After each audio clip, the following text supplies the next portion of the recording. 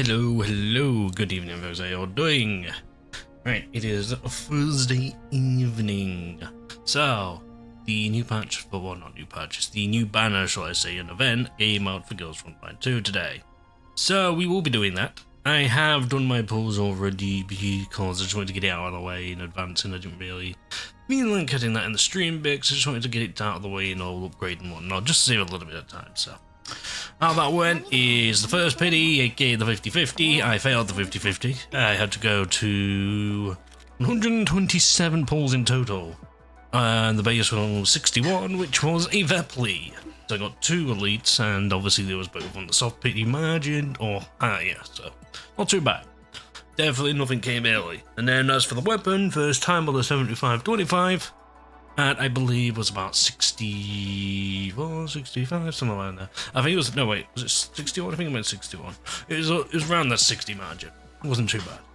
So, that's fine, I had enough polls for all that. Just having it about 10 left when I was done with it all. Got it all built up and ready to go. Did the, what's it called? The thing for this week. Like resets every 2 weeks. This thing, expansion drills, that was my fun. I went through all these and then 10 was actually kind of challenging, which is surprising. Because of the new one, which is Blue Spear, and she had quite a bit of health. I recall that I had to use both the healer and Sumi, well, Centaurity and Sumi with the usual DPS to get through that in the end. Because otherwise I wouldn't have been able to tank enough damage, so safety first and all that. But it worked out, so.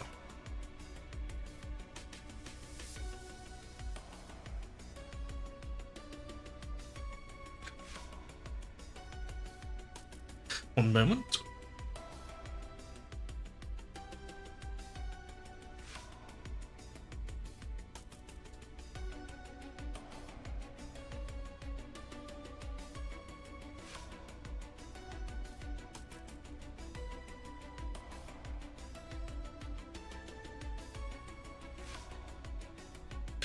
Almost there.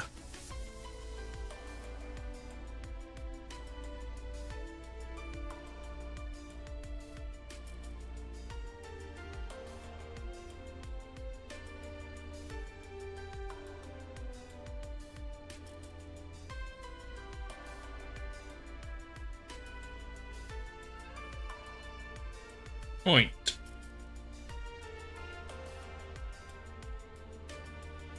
So then, let me just check one last other thing. But yeah, basically, so Centaurity is a bit of a healer, and you would probably find it quite useful for things like Gunsmoke and that if you're having any issues currently surviving in those fights. I know that I have been, in terms of like the third team, which is normally Shakri and some of my snipers, so it's actually kind of nice to have a little bit of a workaround for that going forward. Hopefully, a-okay. There we go. So, let us do the cafe event. I do have coffees running already. I think you get the beans every day. I don't know fully though. It's probably easier for someone click that. Silly me. Anyway. So we sold 30 of them, we've got our 200 stickers, and I can move the feedback wall and sort this out a little bit, so just bear with me as I adjust things accordingly. Bonk bonk. Yeah, I know how to consolidate a game. You don't need to teach me basics. Bonk bonk bonk. Perfect.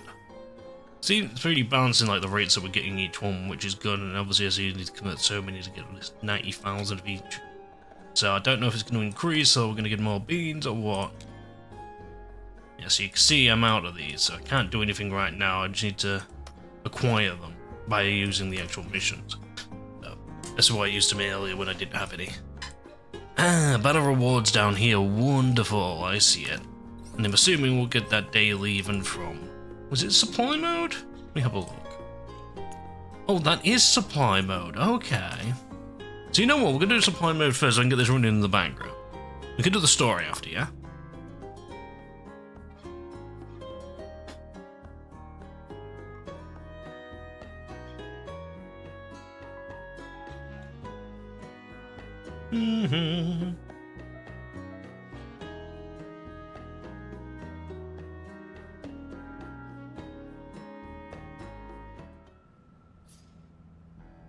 Okay, so let's see. We're getting presets. I'm gonna pick my own. I can pick my own. Very nice. So I'm gonna take my typical, which is this particular combo because it works well for defense, well, survival and quick damage. Especially with Macchiato's ability to like, kill 3 units with the Overwatch thing.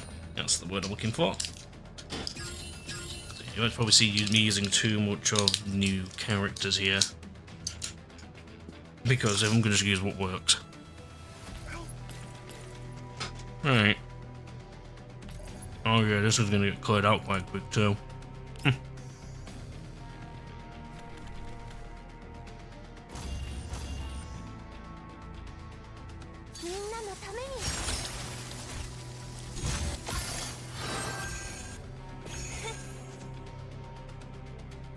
Right then. To be honest, I feel like I should have really had the Jade's other skill, Occasion. Because then at least you can hit through other mobs. It doesn't matter though. We'll just speed it up a bit, so. So I just put you on defensive there, because you'll take out 3 anyways. Those 3 should all hit. If I just have you clean out over here. And then I'll leave 1 for next turn. Down goes Mr. Roboto.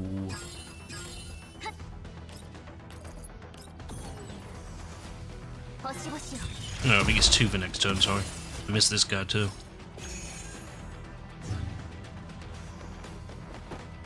Victim number 1.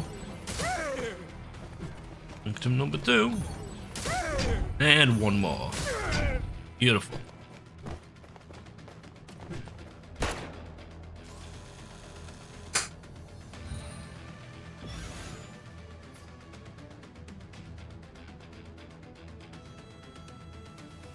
Right, turn 2, so let's get rid of you.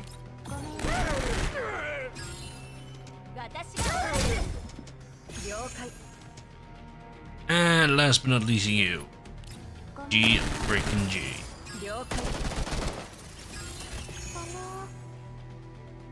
Oh wait, there's a couple more that's spawning next turn, 3 more. Well, that's fine. Because this is the easiest stuff, is the level 30 stuff, so. More interested in the end stuff and the challenges, mostly the challenges though. Maybe they get to like 60-65 on this event. Bit more like the... what's it called? Integrated strategies? God, I forget the name of that 2-week thing every time. Yeah, it'd be like that, it'd be good. And pretty much done, yeah, just finish that last one off. Any of them will do the job really. Boom, boom, boom. Probably gonna auto it, but I don't tend to do auto. Ever.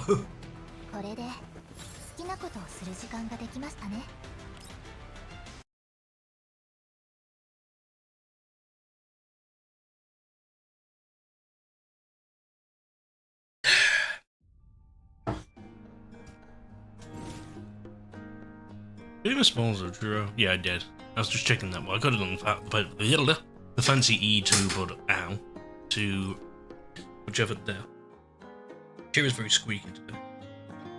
Not on the way to play friendly, I don't think.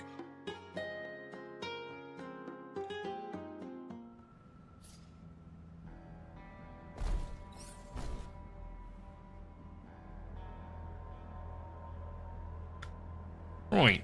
We have those that we need to keep alive. Well, good news is, so we just use the shield and...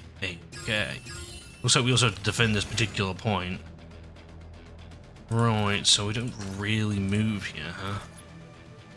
Good to know. Is there a spot where I can hit all of these? No. Okay.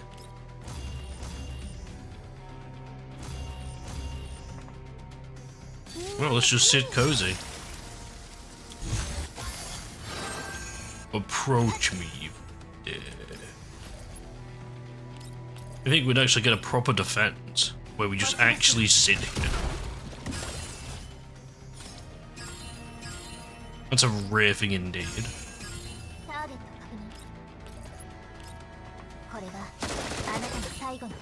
And he go.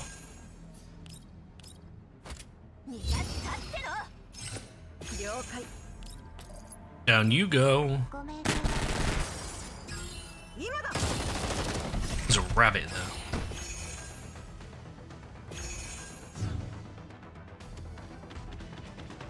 there. Dead. Next. Also dead. Next. Also dead.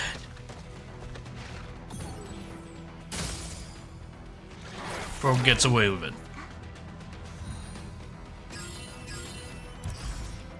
Two more rabbits, huh? Very well, game.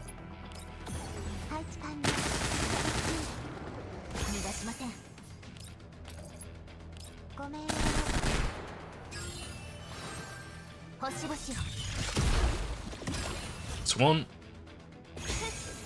Can I hit that from here?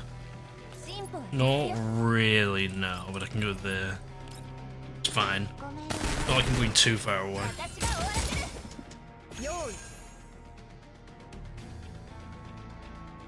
Done.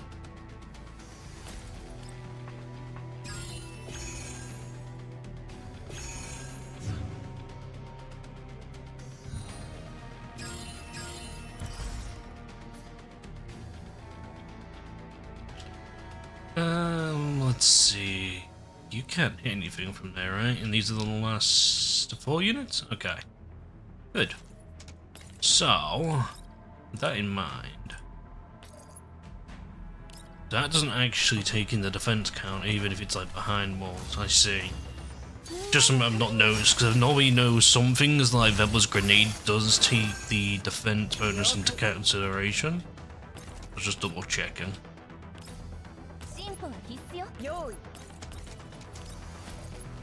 Okay, okay. Probably should have blasted that with regular shots, I'm assuming, to be honest. Probably a wasted turn there, doesn't matter though.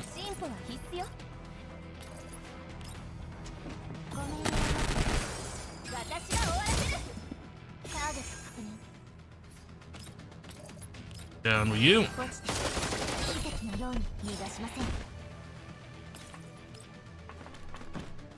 And you shouldn't be able to get to that.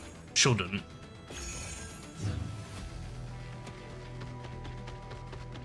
Cool.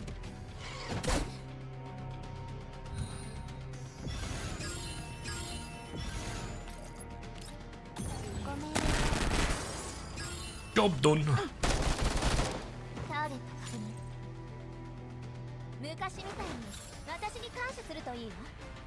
So what's the next one then?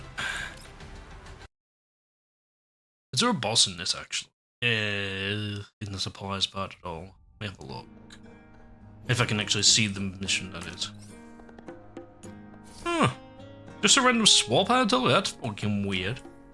Alright then.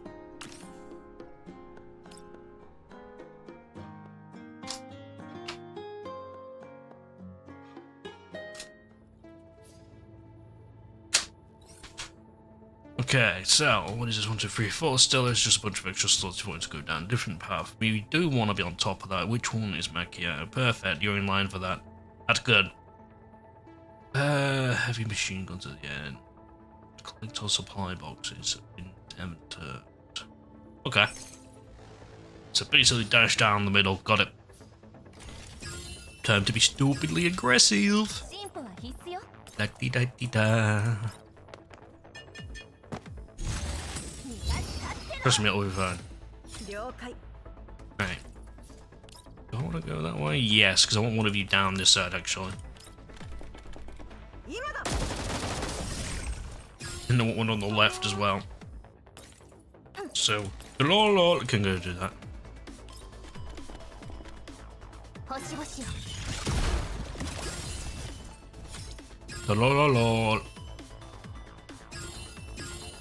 Right.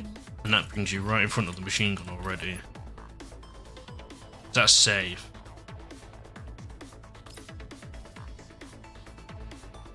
Yes.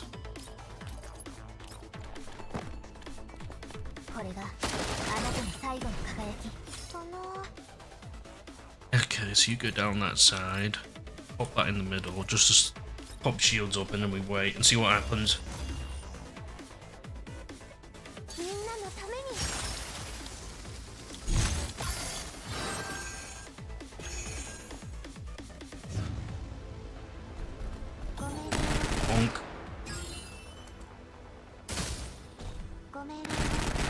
Yeah, I thought that would hit the turret from there. Nice. See, that was what I was relying on, was whether or not that turret was in range.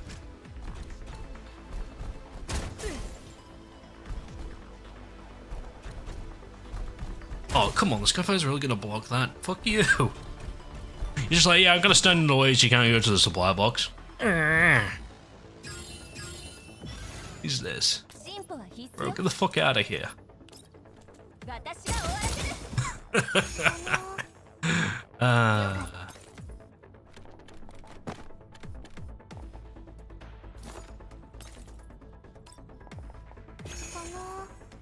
Alright.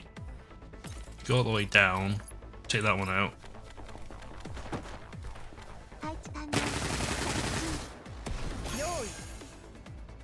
You just go over here, take that out.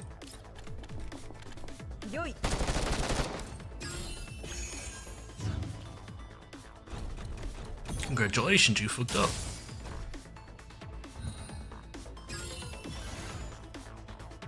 Supposed to get those one. Hang. Oh shit! Right. Don't sleep on them.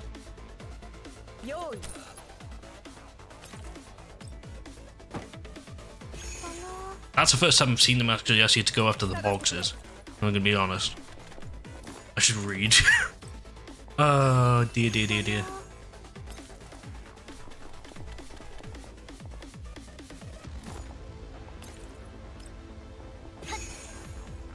Be fine, anyways.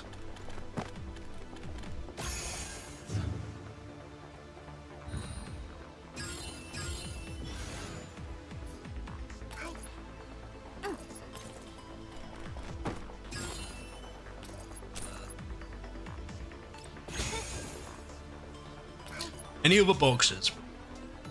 Before I do stupid. No? Okay, good. GG.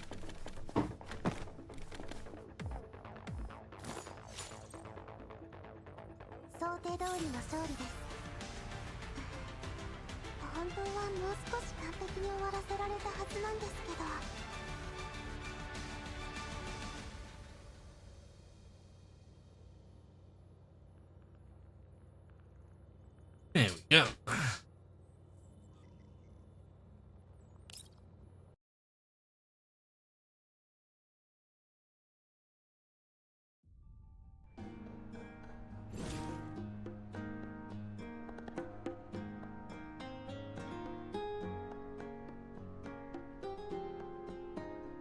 Right, so that's out of supply tickets. I've got these two left, but I can't do them until I get more supply tickets. So, we need to do story now, which we will start reading. I don't think this will be too long. It looks like we've got 5 parts. But oh no, wait, actually, never mind. That's not 5. It's 9. I can't apparently read that either today. Cool. So, let me just check. What's the difficulty of that? 42. That's not too bad. Anyway. Right, so let's start reading this. I like the design for this, by the way. This is the first time I think they've used a more different style for the missions in the campaign. Normally, it's just the regular rectangular sort of strip things. So, I like it. Even like the spinning disc and stuff. A lot of nice detail to that. So, yeah.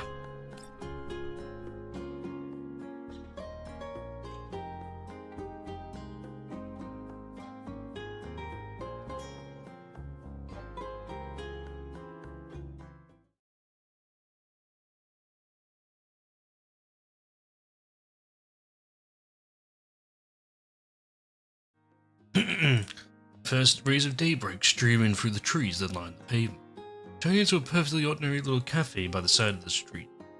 Dressed like a shop attendant's hard at work, just clean little planters making snacks and changing out the coffee beans. She still works through the tasks that have been completed before the cafe can open for business. Perhaps it's because her new look card is occupied by these routine tasks, but she doesn't seem to notice the footsteps approaching her. Good morning. And I'm assuming this is meant to be fairly different from the other one we had, where it was focused a bit more on, was it Chagrin Macchiato?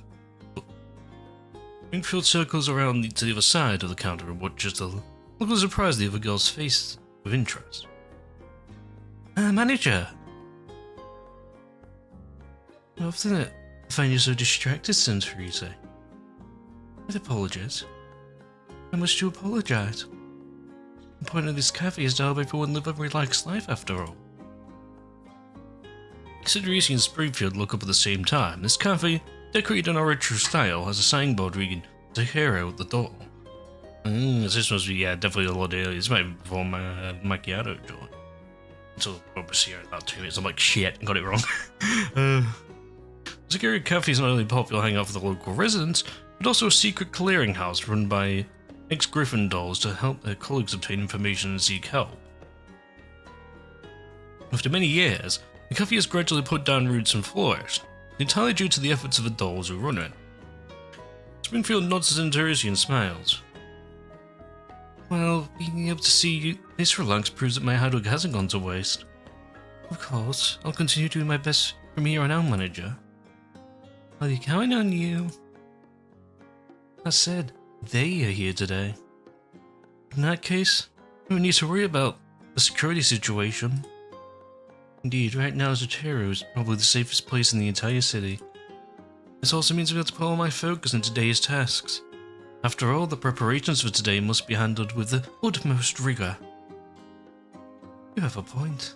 Let me help you too. Mercy nods. Springfield steps behind a nearby cabinet and quickly dons an apron before helping to portion out the desserts Santorisi's made before placing them onto the cold cakes. Seemingly spotting something of note, Springfield pauses as she tops off the milk in the coffee machine, and she leans in close and takes a sniff of the grinder hopper. Oh my, are the beans in the machine from your private reserve of black ivory coffee? These things are too precious for most merchants to sell, even in the satellite city. As I recall, you saved up many collapsed pieces to buy them. You gonna use them all today? Hearing Springfield's shriek, Santorisi's face flushes a faint pink. Yes, I would like to make the best possible coffee I can today. Santorisi returns the calendar on the counter to a new page with a thoughtful look on the page. They did the day-by-day version rather than with my month. Okay. Each box on the calendar is filled with entries for events in different styles of highlights, such as meet with a coffee bean supplier, trim the lawn, 100 Zucchero live, and so on. Meanwhile, today's box has only one word on it. Reserved. About that. Have you wrapped the gift for our customer yet? Of course. I've modified and catering special ways just so our customer will feel the full extent of the surprise you prepared. Well done, Santorisi, you've covered all the bases. I guess I don't know how the cafe would manage without you. Pardon me. All this is just standard procedure. Ah yes, the cookies are almost done. Would you like to try them, manager? Oh no, what's the sense of taste for dolls? Like, I don't know this well. It's one of those things that obviously I haven't done with GFL1. Are probably the right games in general for this. I think not. I have some other work I need to wrap up. This is up to you. I'll take care of it for you. Tracy doesn't say anything else, taking her aside to lead Springfield through, as they've rehearsed this movement countless times before. Springfield opens the doors of the kitchen and pushes the cake flour on the shelf to one side before moving the syrup on the topmost shelf into another cabinet. After tidying the place up, she moves the cabinet aside, revealing a patch of wall whose colours are brighter on the account not being exposed to the sun as much as its surrounding. Finally, she knocks twice on the wall. The wall section creaks, and suddenly splits open among a hidden seam, revealing a secret passage just large enough for a single person to pass through. In the darkness, Springfield expertly feels her way along the wall and finds a switch on it. Light comes on, illuminates the interior. A huge display monitor dominates the cramped room and turns on with the lights, displaying several areas being monitored by security cameras. So this is like their little secret spot that they do a lot of their managerial type stuff. Okay, that's cool. So it's like I like that. I like that. Springfield scans images on the screen and presses the intercom button below it. Right on time, Manager Springfield. I've managed to hire several very capable staffers recently, so I'm much less busy now.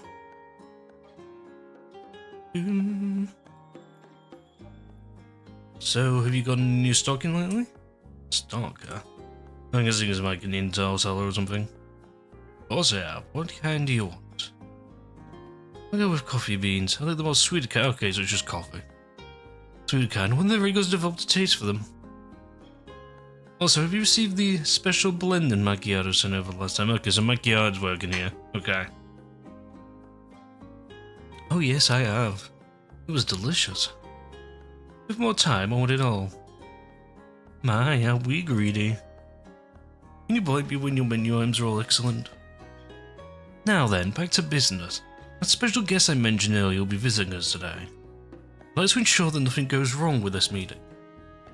As a supplier, can you provide the... Oh, it's fucking cold. Of course it is. Coffee beans today. God damn it. Oh, looks like your guest yours is quite the VIP. Yes, he's our most valuable client after all. I see. But here I thought you were joking when you mentioned it last time. You're a kid, huh? Let's take my work seriously. Sorry, that wasn't what I meant. If you insist, I do have some extra coffee beans that I can supply to the manager. However, there'll be an extra charge for the rush order like this one. Of course, we'll set our bill with you per standard procedure. Springfield soon receives a message. If she reads it, it automatically deletes itself. My, this does help a lot. Beep, bloop, bloop. She's about to continue. An internal call suddenly comes over a communicator. Pardon me. It seems you have a bit of a situation in the cafe. Continue this later then. Everybody hands up and Springfield answers the call. She immediately has a familiar voice. Macchiato.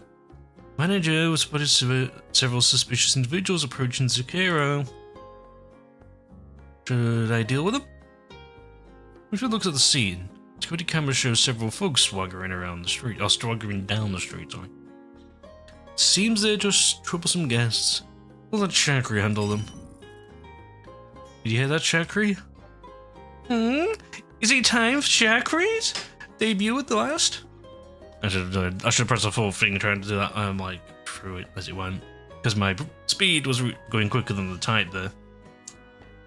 Seems like some troublesome guests in the northwest of the cafe. Please take care of them. Will do! Chakri will give each and every one of them a perfect show. Building roughly 1 kilometer away from the Zucchero cafe, Macchiato is lying prone behind a set of guardrails on a balcony, concealed by a camouflage cape. Hearing the voice for a communicator, finally shifts her gaze away from the optical scope for a moment. She watches the door in the distance, sauntering off with exaggerated dance-high steps. Macchiato grumbles to herself. Honestly, can we really count on her? She's a civilian doll primarily intended for the entertainment industry. This young miss has been fitted with a really advanced fire control component. Usually she's the one who handles troublesome guests like these when you're not around. It was now reading over Macchiato's face as she continues studying Chakri through a scope. Clearly she's not convinced by Springfield's words. With the suspicious individuals each fade from Macchiato's view over the course of the next few minutes. Looks like they were simply lying about. Fortunately they didn't pose a real threat. Chakri, how are things now? One moment, manager, this is the last of them. Finger's voice comes over the transmission. Hey, I need from the bar on the underground shopping street. You paid your protection money for the month. Not you. Wait a minute, you a doll? Stay back. Run away! Run away! The sounds of a flesh being bludgeoned fills the channel. See? She's good at this. Yes, tricking the enemy with a deceptive appearance must be part of how she gets the job done. What's this? Is that jealousy I hear, Macchiato? Oh no. We're jealous of a spoiled little brat anyway. Oh, I know someone is gonna like that line. Anyway. besides, all I need is a goodie in my hand. And that's a wrap. I go in and goes into the transmission, striking a pose before proudly declaring the work is done. Manager, I finished my mission without a hitch. Chakra, what's that behind you? Immediately, now slowly reaches out from a dumpster behind Chakra. He goes to bang and delivers a lightning fast kick that sends the airbag into the dumpster. Haha, it's nothing at all. You just threw them in the trash. You at least dumped them in front of the nearest police box. Oh no, my makeup's running. Let's go touch myself up. You have the stage now, Miss Macchiato. Huh? Hey, wait! Can't believe she would have spouted out a bunch of cribbling words off just like that. Called her back. You should come back too, Macchiato. Yeah, easy. Maybe I should keep watching until he sets foot into the cafe. At least we'll keep an eye on things for today, and besides, I'm sure you don't want to be stuck alone on a roof when he shows up, right? Fine, I got it. I'm in now, okay? She doesn't know it's going on her face. Mikey was already getting into work on a final task. First, she opens the terminal and refreshes the data link. Scenes on cameras monitoring the street around the Zucchero flash for a mind.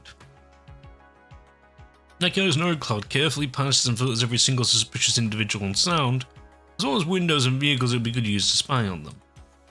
The 4-team check reveals no suspicious conditions. The surrounding streets are saved. To reach that conclusion, Macchiato stands up and looks down from the highest ground in the city. As a professional sniper, she knows to lay out this place like the back of her hand. This is a satellite sitting in the green zone. She can have a bullet in a position in the skull within half a second of any threat from exposing himself, should the situation call for it. Considering what kind of occasion this day is, she does not want any unexpected interruptions. To verify the situation, Macchiato disconnects the data cable that's plugged into the floor port before returning an exquisite rifle into its violin case and leaping off the side of the building.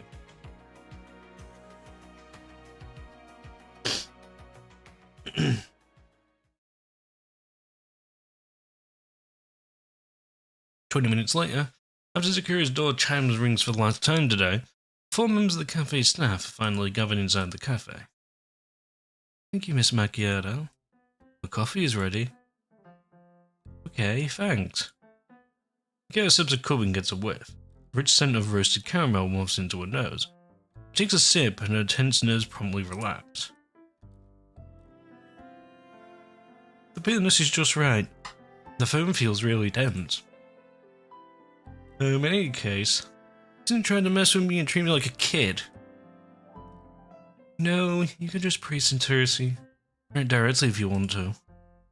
You're expressing praise right now, Miss Macchiato.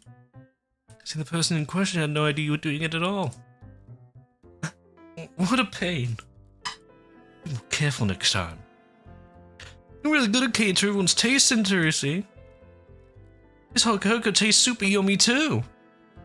As I thought, rather than icky bitty coffee, sweet cocoa really does suit the super cute Chakri best. It's really easy to fool. You're praising Miss Chakri for being cute. What? Of course not. Looks like apart from lessons on cafe work, Centursi else needs to study even speaking Macchiato's language too. I'll do my best. Why are you like so serious about this anyway? Oh, look, Miss Macchiato's ears are red again. Perhaps she's trying to change the subject, or perhaps she really is bothered by something. Again, turns to look outside the window as she noidly drums her fingers on the table. Speaking of which, is no guest here yet? The dolls look outside. Lots of people mill back and forth on the street, but the person I'm hoping to see hasn't shown up yet. The cookies will get cold if he doesn't arrive soon. Time ticks by. As the sun rises, the anticipation of the girl's heart soon become worry. If something happens to him on his way here? I want to speculate on the reasons for it, however, the guest has always been a very punctual person. Ring, ring, ring, ring. Cafe telephone rings in silence. Springfield heads over to the car and picks it up immediately. As though she's been waiting for it all this time, Traces to weird, she mimes a shushing gesture to all the members of the cafe. Hello, this is the Zucchero Cafe. Would you like a reservation or a home delivery order? Oh, is this the password system you arranged with him? The voice in the other end of that line is not the voice he longed for. Springfield immediately turns to put her back to the counter because the other three dolls meaningful looks. You're... Oh my god, he comes down the line again.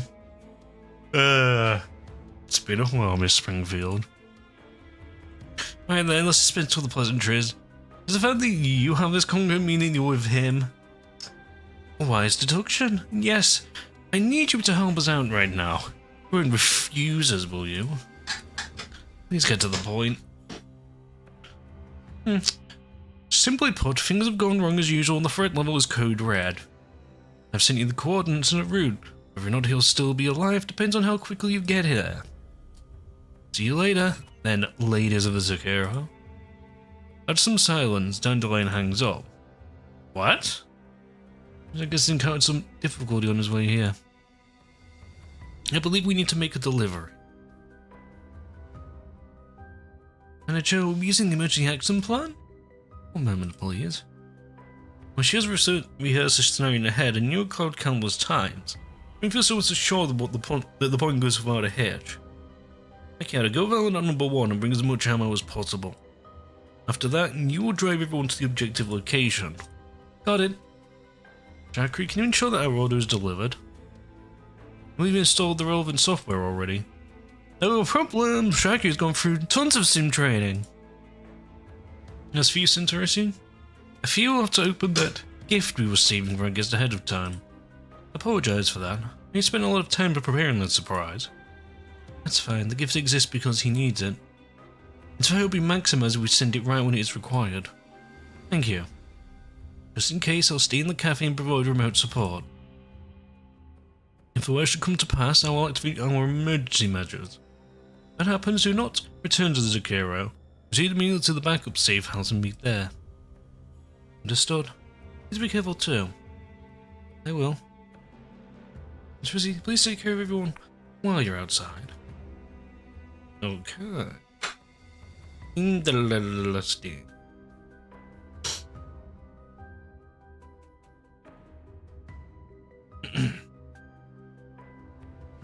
Make sure I keep everyone safe. Let me just take a drink a minute.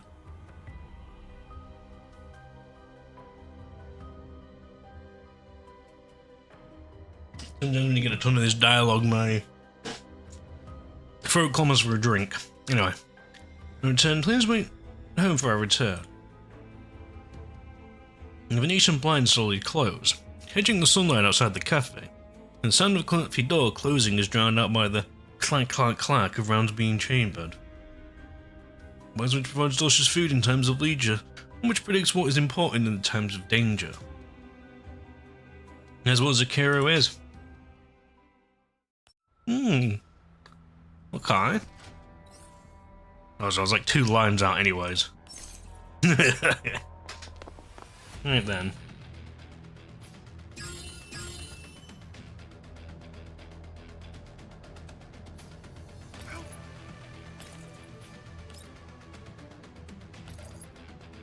This being story mode.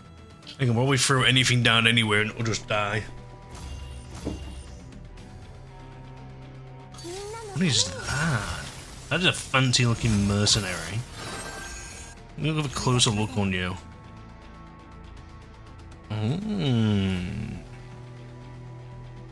That's cool. Looks like they got like a shadow or something at the back. Big military back. Interesting. Anyway.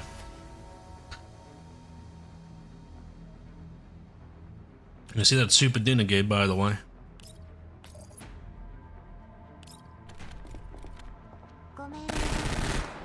So where am I supposed to go here? Am I supposed to kill stuff, or am I supposed to like flee? What is it asking here? Just eliminate all 4 units. That's weird considering how big this map is. Alright.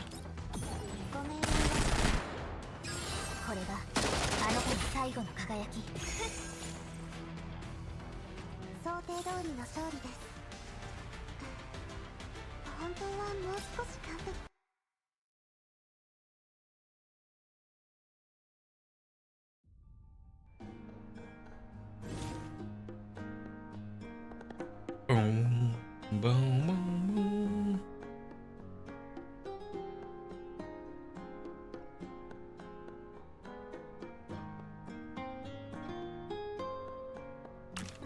Next.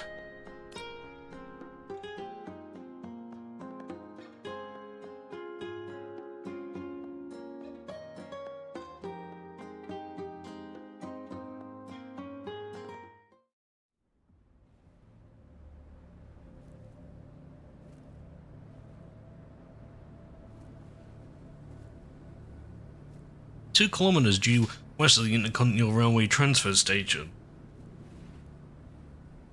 Like all IFVs driving out from the mist, the autocannons in the tent sweeping left and right, searching for enemies. There's a large pit in front of these IFVs. There's their infantry fighting vehicles. For anyone who isn't sure of the abbreviation, one comes to a hole about 50 meters away from the pit. To ensure the situation is safe, the turret hatch slams to the ground. Like armored troops cautiously dismount, turning on the powerful flashlights mounted on their weapons and illuminating the vast, seemingly bottomless pit before them. The sky starts to drizzle and the soldiers brace turn to yellow, but the soldiers ignore the rising particle density. As the squad disperses and takes formation, a red-haired woman emerges from the vehicle. Looks past the troopers and up to the pit. The troopers act like they don't see her. Their guns raised, they continue watching their surroundings for danger. Excuse me. She raises a cigarette to her mouth and lights it before looking disdainfully into the pin and taking a puff. Rain unfortunately puts the cigarette out. The woman scowls. Tosses the cigarette to the ground before forcefully stomping it out. I'd sign my ass. What's that? Mangi. Never heard of it. It looks like it's a particular group though. I'm looking at the signs and symbols and I can see the the eagle palette thing there, which I believe is related to the RNC. I don't know which division. It looks like it could be the air division looking at stuff, but I don't know. It's just the same shit, different day. Find several more IMVs drive up to the pit. Black armored troops quickly dismount and spread out to scan their surroundings. Soon they fill up the space in front of the pit. Imagine the black armored troops proclaim you're from Mangi security, but their equipment and attitudes are markedly different from the average PMC grunt. The woman changes the channel on the radio and begins giving orders. Everyone, listen up. This is a hazard, level 3 assignment. Charlie Delta of Foxtrot Greens, head underground and carry out plan C27. Bravo Naked teams watch the perimeter, Alpha team stand by. Now, as for our ROE... Takes out another cigarette and lights it. Taking a puff, he pauses for a moment, and the woman slowly exhales a cloud of smoke before giving her orders. Interesting. I don't recognize her from somewhere particular. She's probably either in GFL1 or this might just be a new character in general. But I don't have the inkling off the top of my head. Kill everything that moves. While armored troops are silent, I'm ingest them in 3 teams immediately pivot and head into the pit. The other 2 begin establishing a defense line around them. I'm continue smoking a cigarette. The soldier behind her waits until she's done, before walking up and asking her a question. Jude and Latine, why are we deploying 6 combat teams on a single level 3 assignment? Because the brand's paid to deploy 6 combat teams. Even so, don't you think 6 teams is a little much? Does the Black Op this time around really bother the brass that much? Just look. Points to the terminal in the hand. Shows a view from a trooper's helmet camera system. She grimaces in disgust. She looks at the signal on the wall. She covers it up by lighting another cigarette. Berate us again. The leader shakes her head. They've been way too active recently. It's been making us look bad too.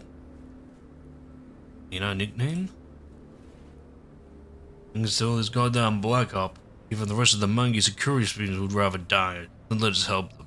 I mean, have you even heard the nickname they gave us? Omen. Huh. Don't like it? The best of the Mangi security. It should be something like the Shining Edge, not Omen or whatever. Shining Edge. I'm starting to laugh out loud, and cuts off a laughter by sticking a cigarette in her mouth after taking a puff, and by breathing under control again, begins to speak. English speaking, I actually like that name. Nobody here is gonna have any illusions about what we're gonna do next. Points to the squad leader's head. Say, Kenny, you became a security contractor, did you actually think you'd be keeping anything safe? Of course not. Did you know, I really hate it when people are expecting something of me and end up depressed when their expectations fall short. Keep hearing crap during missions like, aren't you here to save us, or how can you do this, or whenever I do it, or whenever I do, it makes me think I'm just like a parrot in a cage. A parrot? Because everyone thinks you should be saying what they expect you to say. Nothing else registers as proper words to them, it's just noise like a rooster going honk honk or something. He is momentarily lost for how to respond. Just then a voice comes in over the radio. The two of them in their chit-chat to the terminal. Journal Teen was on the target area preparing to enter. Switch off the security cameras but leave one patch directly into your comm channel. Not record any imagery from this mission. Roger. Have Delta block off the entrance. Vulture will cover you. Use up all your explosives. Roger. Time for work. Ingrid tosses the cigarette butt aside and heads for IFV, Kenny trailing after her. To get inside, the monitors inside the vehicle show the positions of the combat team members who have entered the tunnels and the view from their body camera. On the screen, the black armored troops are moving across the elevated platform toward a huge smashed gate, into the room beyond, covering each other in leapfrog fashion. The room contains several dozen huge culture tanks with human body parts, minish with plant tendrils floating in the culture solutions. Power source in the middle glows dimly. We found multiple samples. The power has been shut off. It might be a contact room. Stay away from those tanks. Inform all of the teams that the Semit's hazard level has been upgraded to 2. Understood? Want to know right away. Looks like they have ritual sayers down there. So often there's one so close to a green zone. This is getting wilder and wilder. The ethics card your judgment. Take money to solve problems. We're just govers for a small independent PMC. Take Bravo off sentry duty. I'm going down and support the others. Got it. I'll contact them. He gears his radio and gives orders to the combat team on the perimeter. Canteen's eyes are focused on the screen. Images from the camera continue moving as the troops take plastic explosive out of their backpacks, and they plant in various corners of the room. No life forms sitting nearby, charge them instead, awaiting further instructions. Proceed for... There's a shout from behind, and the image shakes violently. The viewpoint... fuck, I clicked too early. The viewpoint quickly turns to the rear, where a troop in the back is being impelled through the forearm by a formerly plant stem from one of the culture tanks. Trooper tries to escape, but the stem burrows deeper into the flesh. Purple liquid oozes out of the stemmed area. Trooper's arm immediately swells up. The man beside him draws a knife from his waist and promptly chops off the wounded man's forearm. The stabbed soldier was in agony, staggering back from the pain and shock. His teammate pulls out a medkit and administers a symptom painkillers. Camera view shifts to a plant, burrowing deeper into the severed arm. Michael and Miss sprays in from off camera. No combat has occurred, one man has been injured. Suppressing with liquid nitrogen.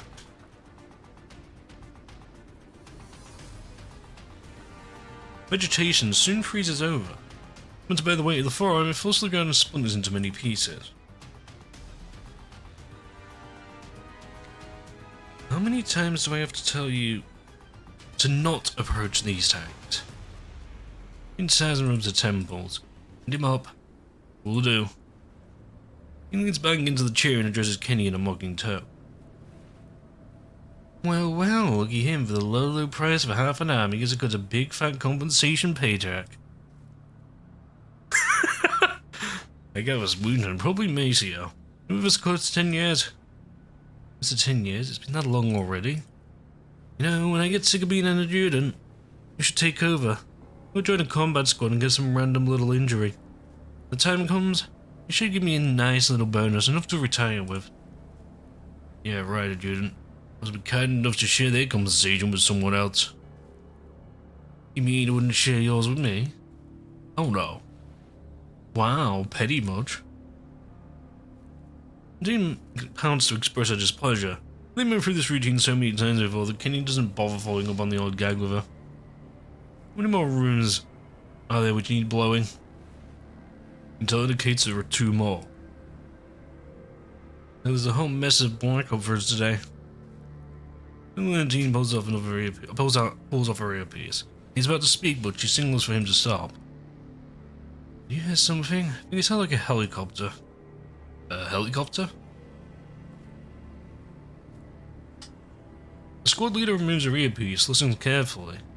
Oh, he's sorry. And then shakes his head. Not a thing. What happened? Intel didn't mention anything about the aircraft passing nearby, right? To me, it's perfectly normal for people to use aircraft without filing for mission in an uncovered region like this. When Teen frowns and puts her earpiece back on, she continued speaking in an unhappy tone. I have a bad feeling about this. In Line Z, we got a translation from Bravo. They found an elevator that wasn't mentioned in the intel. There's a large thermal signature coming from the chamber below the elevator. I'm patching a video feed from over there. 2 of them turn back to the screen, it flashes and then the perspective changes. This time they was looking into the pig with a thermal image. Give me the size and composition of the thermal signature. 1 moment, please. Scan complete. I'm picking up at least 40 life forms in a massive thermal source. Massing at least 5 units or more. 5 units. It's a Belgium then. So they summoned us even before the ritual was complete. That doesn't happen often. Sound of gunshots comes over the transmission, seen from a long distance away. Hey, gunshots, all teams stay alert. Who are you engaging? Hang on, there's nobody. None of the teams have engaged anyone. Something must have happened underground. Delta, finish finding the explosives. The rest of you head deeper into the pit. Assessment hazard level is now 1. All personnel prepared to engage a Belgium. Understood. And so simple enough, there was an added hint of nervousness in the man's voice. They're calling this a hazard level 3 mission even though there's a Belgium present? Wonder why they shut out so much, right? Looks like you got your answer. Still, even if the Fabian group is in charge of things, the Belgium so close to the green zone is going too far. Forget it. This is any of our business. How Alpha prefer themselves will be... Suddenly a bullet strike the exterior arm plate of the vehicles. What about an emergency transmission over the radio? This is Echo. Engage unknown dolls are attempting to enter the underground chamber. Dolls? How many? We're able to estimate they have a sniper. 2 of our guys have been hit. They're pinned down. Oh, we're pinned down. God damn it, can you get the AFV over and give them fire support? Why now of all times? 902 running free. What the hell are you doing? Why ain't you returning fire? What? Your optics were destroyed? Shower of useless assholes. Must I do everything myself? Kenny climbs onto the gunner's seat and prepares to manually control the auto cannon for the attack. However, there is a sound of crisp impact from outside the vehicle, and the gunner's monitor in front of him promptly bursts into a sea of static. What? Don't waste your time. We aren't going to be extraordinary dolls. Alpha, man up, moving in to assist.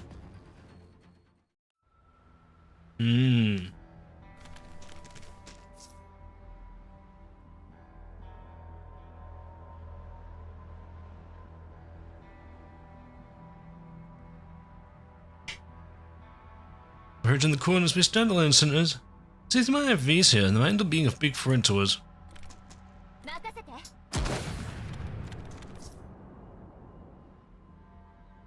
I've destroyed their optics. I shouldn't be able to do anything for the time being. Got it. Ready to break in? Yeah, give me a 30 seconds to meet up position ASAP. Christine said to keep the engines running, but I'd head out any time. Eh? So I don't get a chance to shine? Unless you want some 25 ventilation in your frame. Oh, okay then, but don't take your time.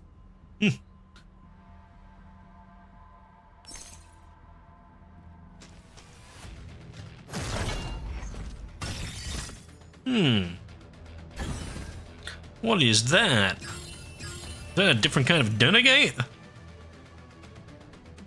Mecha Hound? The fuck? Can I get a description on that? There we go. 116. Wolf. Loyal Guardian. Okay, that's kind of cool. Just 2 units, huh?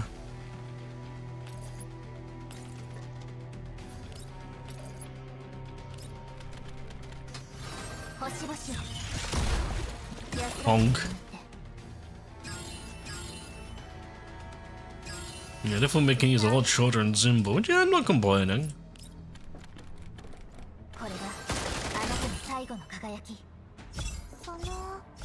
Now, you.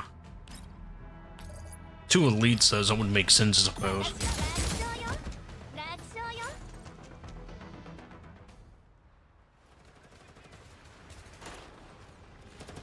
You can't hold them, Juden. These dolls made on the ground. That fighting style. Such capable T-dolls. This is Bravo. Big control unknown T-dolls. You got a lot of firepower on the side requesting backup. There are T-dolls on the ground as well. Looks like things are becoming more and more interesting. Interesting. You 3 built behind to tend to the wounded. Everyone else follow me. We're going after those dolls. Got it.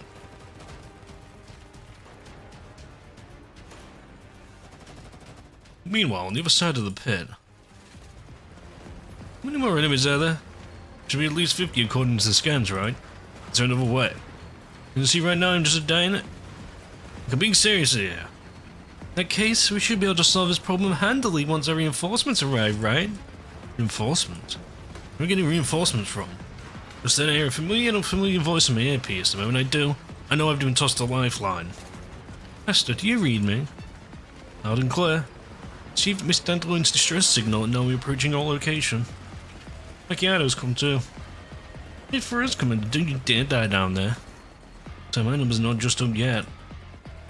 Headline, give me Centauris's location. Already sent. His weight of fire is massive. The sooner we're out of here, the better. To see we don't know if more enemy reinforcements will show up. I dance through the signal icons on my terminal. Understanding the others are approaching fast. In their position, I can count on them to help me pinch the enemy. However, we need to take Helena back from the Belgium first. Look around, I understand the enemy of everything she's got.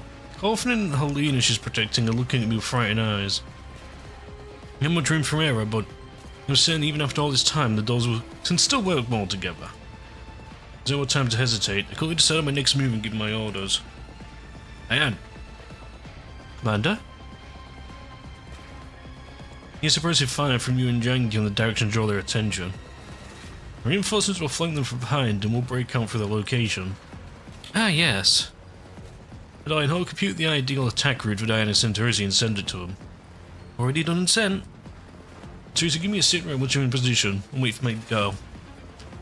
Yes, Master, each is 1 minute. And keep laying down the fire when I give the word. We'll make a break for a more open area and draw the enemy's attention. You and your big sis put on a good show to distract them? No problem, just leave it to me. That's all I need to hear. And who might this be? Miss Zahu. She's a new friend of ours. Got it. What about this? You look pretty agile, so you can help bring Helena back to us? I'll have Dandelion disable Helena's defense systems. Let's say Jingy's commander for you. Already giving orders without hesitation, even though this is the first time we've met. Hey, if you can't handle it, I can do it instead. Once again, should I head out now? I do want to help out, wait for my signal. Look up at the Helena still floating in the air. She's watching us struggle with the look of amusement on her face. Paying no further attention, look down at the Helena in front of me. Helena 2, right? Yeah? You wanna live? I can't die yet. The determination arises and I return to Colvin. Protect her. She's also Helena. Okay. Colvin reaches down to spot the Helena beside her and looks up at the airborne Helena. So our Helena. That should be fine. So I turn to look at the hovering Dandegate. Dandegate! They've changed the name now. You can do it too, right, Dandelion? As you wish. After I give my orders, those all look at me. I take my deep breath and wait for the transmission to come in. I still reach our tab position, waiting for your command. Ready, everyone, go! You see Macchiato slowly drop into the elevated platform at the bottom of the shaft. Like armored enemies are focused on firing in the other direction. Instantly open fire, cutting the black armored troops down before they even know what's going on. They'll soon take the position the enemy once occupied and begin providing us with cover fire. Dandelion flies up to Helena, who seems unhappy. Spherical defense systems begin to glow, but Dandelion seizes control of them before they can finish charging up. Nap time for bad kids. Before she could finish, the three spears glow and then revert to their box form, which encloses Helena. Oh, you go now. God, I throws out a grappling and immediately springs towards high ground while Diang and Jiangyu rush towards Centaurisi. Run! Everyone breaks into a mad dash. Centaurisi and Maggie pinning them down. The enemy's volume of fire is significantly reduced. Running the group's head while Coffin and Helene follow close behind me, and Jinyu bring up the rear. As we approach Centaurisi, I notice the flickering flashlights in a tunnel off to our side. Master, incoming enemy reinforcements. In a blind spot, I can't hit him. Go for the commander! Diang and Jinyu immediately rush to the head of the group and turn to face the enemy reinforcements. He presses on my sword to get her head down while she and Dan block the bullets from the side. The two does fighting retreat away from the enemy. Dazzling flashes like eruptors, bullets splinter and fragment against their frames. They grit their teeth and continue returning fire. Looking up, I see Zhang has taken the Helena box out of the air and she's using the grappling line to rake the enemy with fire one-handed. She swings through the air, briefly throwing them back. Go now! As the enemy fire falters, we begin another sprint towards Centaurisi's location. That makes a hard landing push beside us and the Dandegate follows closely behind her. Centaurisi uses this. It picks up a smoke grenade from one of the black armored corpses and tosses it to Centaurisi. Two of them prime their smoke grenades and throw them out. Two smoke grenades hit the ground and clouds of white smoke obscure it. Everyone gets behind cover. Perhaps it's because he can't see us anymore, but the enemy gunfire suddenly stops. Lucy, WA2000, thank you so much for your support. I'm called Macchiato now. It was not a Miss 95 and 97, are you alright? We're fine, our frames are still functional. We should leave ASAP. Look at the dolls. And shoulder and head damaged. Bring us two big holes for a fight. And Teresi and Maggio held them onto the platform elevator. Confident holds a panting Helena to me the way forward, while Zhao struggles with dragging a heavy box on her back. Running this elevator too, it groans and rumbles before slowly grinding into movement. Dolls keep their movements pointed the way we came, no enemies follow us. The thunderous gunfire of the surroundings has now just suddenly vanished. The surroundings are quiet except for the noise of the elevator. For some reason I don't feel the joy of narrowly escaping death. In the country, a sense of foreboding fills my mind. Chakra, the enemy's position we ended from. Alright now. You sure this is important? Chakra's been watching through a telescope all this time. Alright then, start the ignition. I'll be there in 5 minutes. Have you go outside? Yeah, it's supposed to be a surprise gift. A gift? But... Macchiato, bad news! Seen tons of IFVs headed towards your location. How many? 1, 2, 3, 4, 5 of them! Isn't it all 5 IFVs we saw just now? What should Shakri do? Prepare to engage. When the IFVs trying to intercept us. Shouldn't let us go that easy. Let's drive a plan.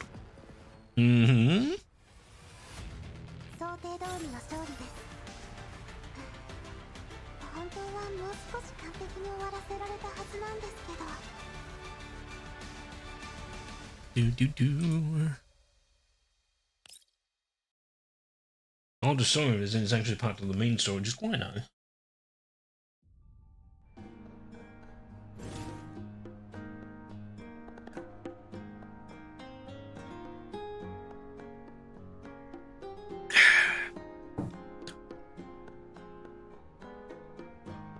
Boom, boom, boom, boom. Boom, boom, boom.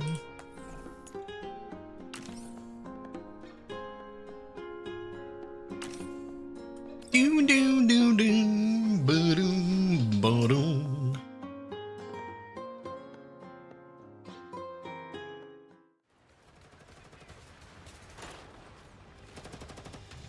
You're in the lead scene, look out. Every woman is caught off guard by the green guard doll smoothly jumping across her path and forgets to duck. Penny attacks the teen to the ground and the bullets would have hit her in a square in the chest. Instead, they would have hit her square in the chest, instead slammed into the man's back plate. Another troopers immediately stop shooting and drag the two of them to safety. The woman gets still feeding, immediately checks on the squad leader's wounds. Can he heal alright? Well, if I know.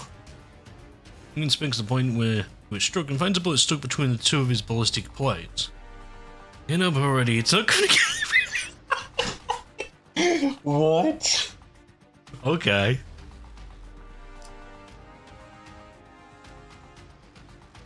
Woman kicks the squad leader. After realizing he wasn't injured after all, when he scrambles to his feet, the team pays him no further heed. Instead, she peers out from behind the cover. The smoke cloud is fully spread out, she can't see anything. Gentlemen, what side of the tank shall we pursue? Need casualties report. Got 12 KIA and 25 WIA. Losses are serious. What damn motherfuckers? After them, I want them all to burn to hell. Countdown to Jordan for the hugest advantage fighting dolls at this range. Tss. Valentine trembles with rage. She pulls out a cigarette and takes a deep drag from it to calm herself down. In a period of contemplation, reason went down her emotions. Bravo, evacuate the wounded. Everyone else from the other teams can still move. Form the squad and follow me. Waiting until the service to wipe them out. And to get the underground levels, blow all the charges. Yes, ma'am. And everyone from Echo who is still alive drive the AFVs over to block off the exit those dolls are using. Stop them no matter what. You means having to physically hit them with your cannon barrels. We'll contact them right away. Second loss is sustained if Fang exceeded anything else she's expected. And it's very hard for her not to imagine what would happen after looking at the corpse of the Boojum in the deep pit, and the woman in black outside it. What the hell am I even fighting for? Lindsay mutters for herself, a mix of emotions in her heart. They casts aside a cigarette butt and vanishes into the darkness of the tunnels with the rest of her men.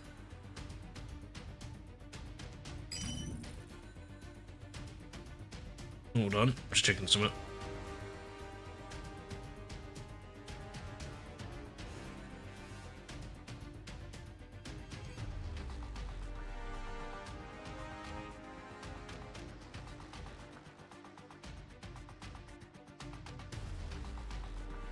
Yep.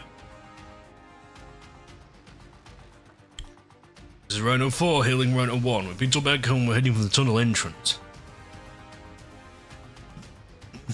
Few remaining black armored troopers file into the AFVs. Their rear hatches close up when their engines roar loudly. On copies, we're rolling right behind you, ready to give you any time. Wait, no, there might be more. Anyway. Two AFVs stop at the entrance to the tunnel. It is wide enough that you can drive into it side by side.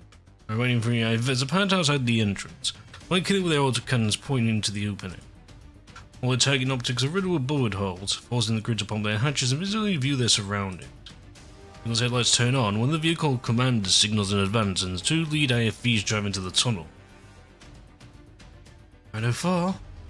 While the infantry scout the surroundings, will the self get flanked and ambushed? All copies are on high alert. Like I'm in main emergent vehicles. Once out of the ready, say I the area around them. 19.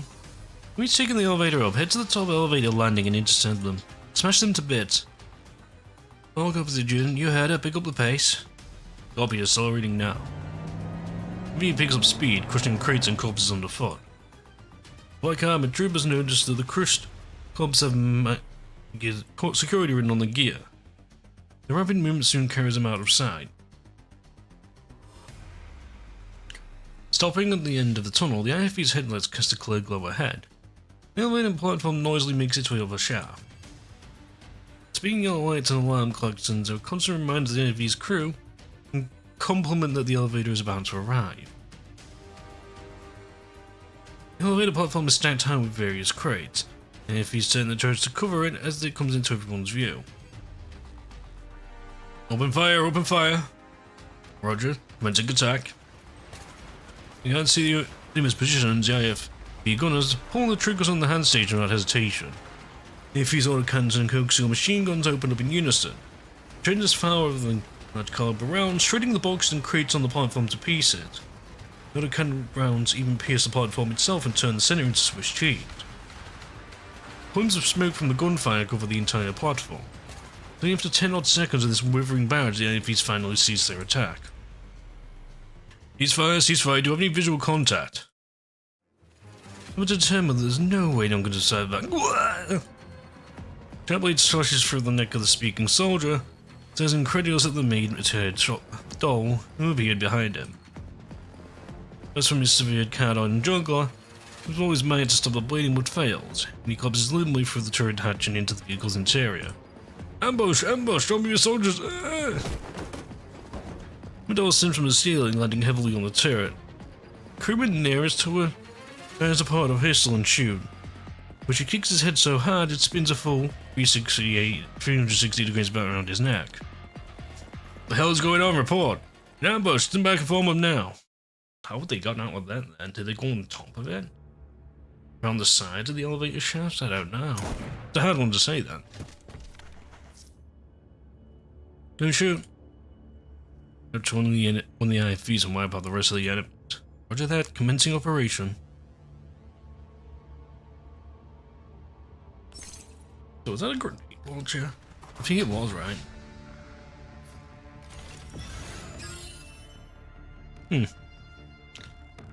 Defeat 5 enemy units. Okay, sounds good to me.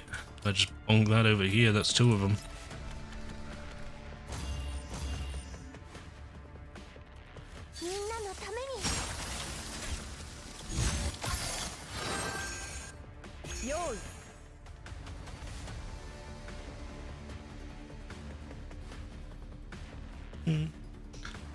Bana bana bam bana bam bam bam. Bana da da da da da da. I want to try and hit that elite as hard as possible. Preferably. I can get to a good spawn for that, which I can't. This'll do though. Nice. Early shots.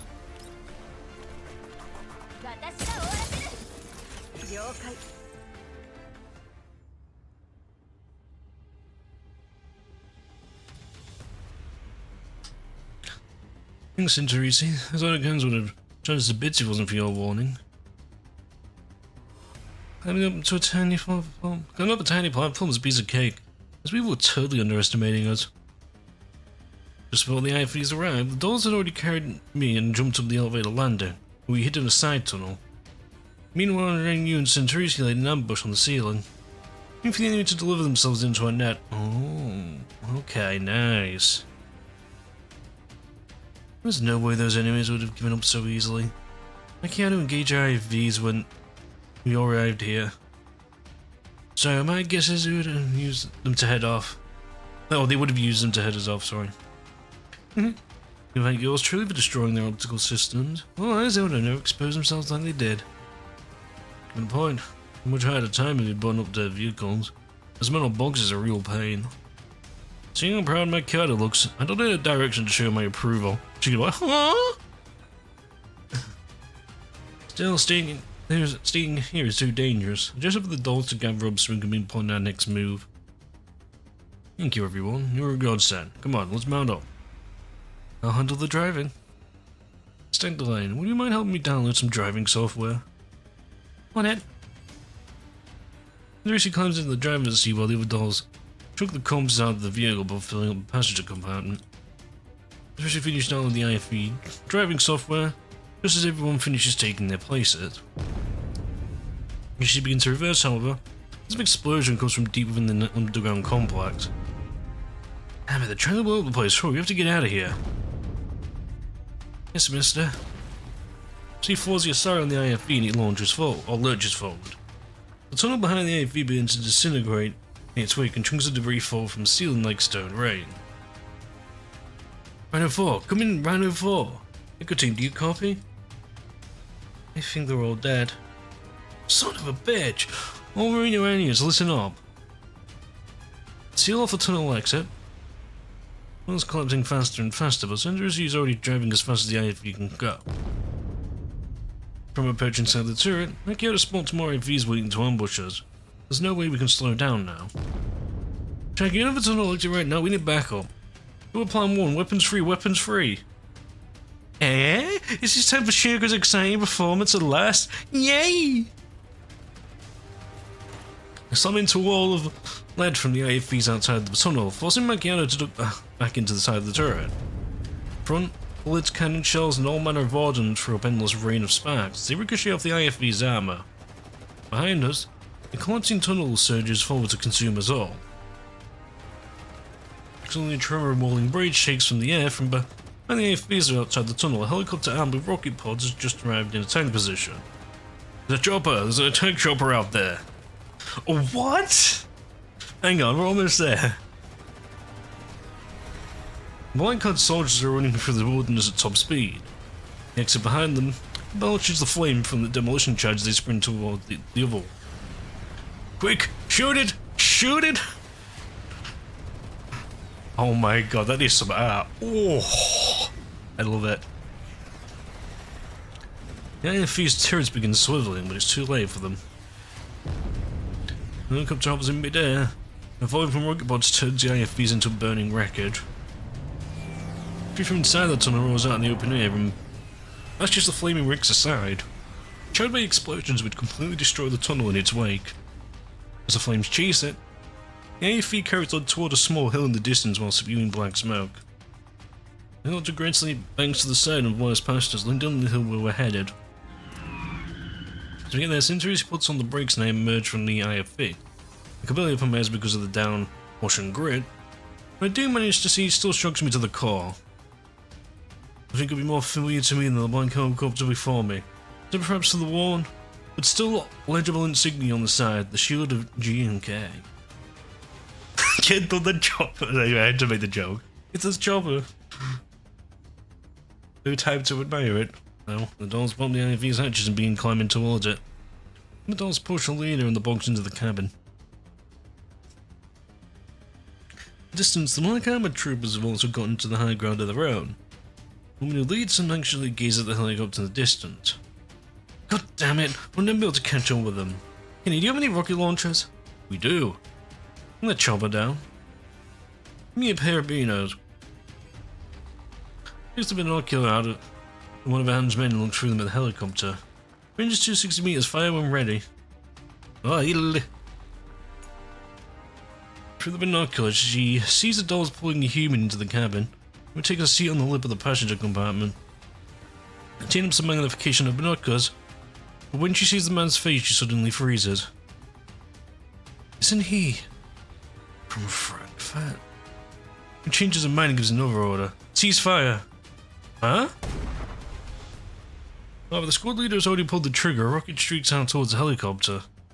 It immediately pulls up, trying to bank out the path of the rocket. A section of its course and that the missile has sealed the fate of the group on that helicopter. Firing. New shots ring out, piercing the rocket and throwing it off course where it explodes in midair. What the hell?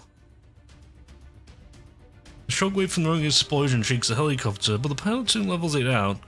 Continues picking up speed, trying to get out of this godforsaken hellhole. If all hostiles nearby, find them. No pursuing range, should I keep going? Scanning Banks orders to his men. Faces another rocket launcher, awaiting Lentine's response. Wait, stick over and wait for further instructions. You're in the order that Black Harbor troops will either remain still and make no further movement. This helicopter picks up speed and fades from sight. Meanwhile, the hidden shooters do not reveal themselves. They were just covering the escape then. 2 gunshots. 2 people. He shoves the binoculars back into Kenny's hands and takes out a cigarette and lights it. So every Men in Black remains silent, as they're waiting for Lentine's next order. A moment later, she throws the cigarette aside without as much taking a drag on it, and turns to address Kenny. Contact HQ and tell them that the mission is complete. Inform personnel and have them pay out the maximum compensation to our fallen men. Kenny nods.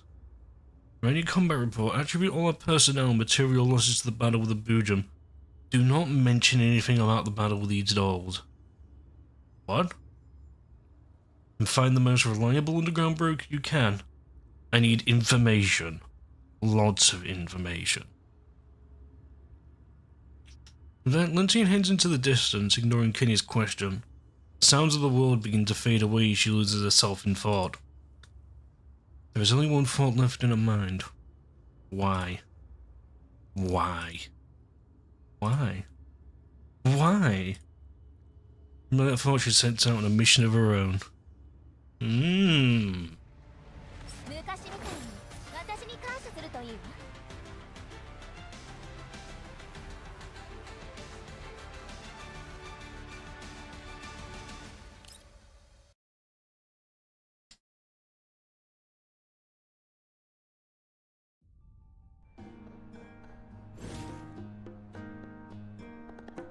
Interesting. Okay. What they're cooking. So we're a third of the way through. It's definitely quite a lot of reading for this one, I don't mind that. Getting there though. This is still locked. I guess we can't do that yet anyways, right? We can make a full 99 of these. I'm gonna make it 90. How many do I have to do to rank up, huh? No idea. Okay. Just make the 90. That's fine. And it goes all the way to 99 anyways, at max. I do wonder how you level this. Curious. First things first, I'm gonna get the obvious stuff here that I need most, which is the keys.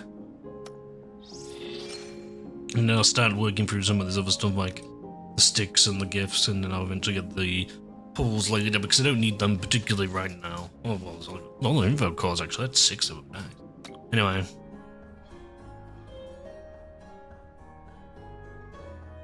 Excuse me.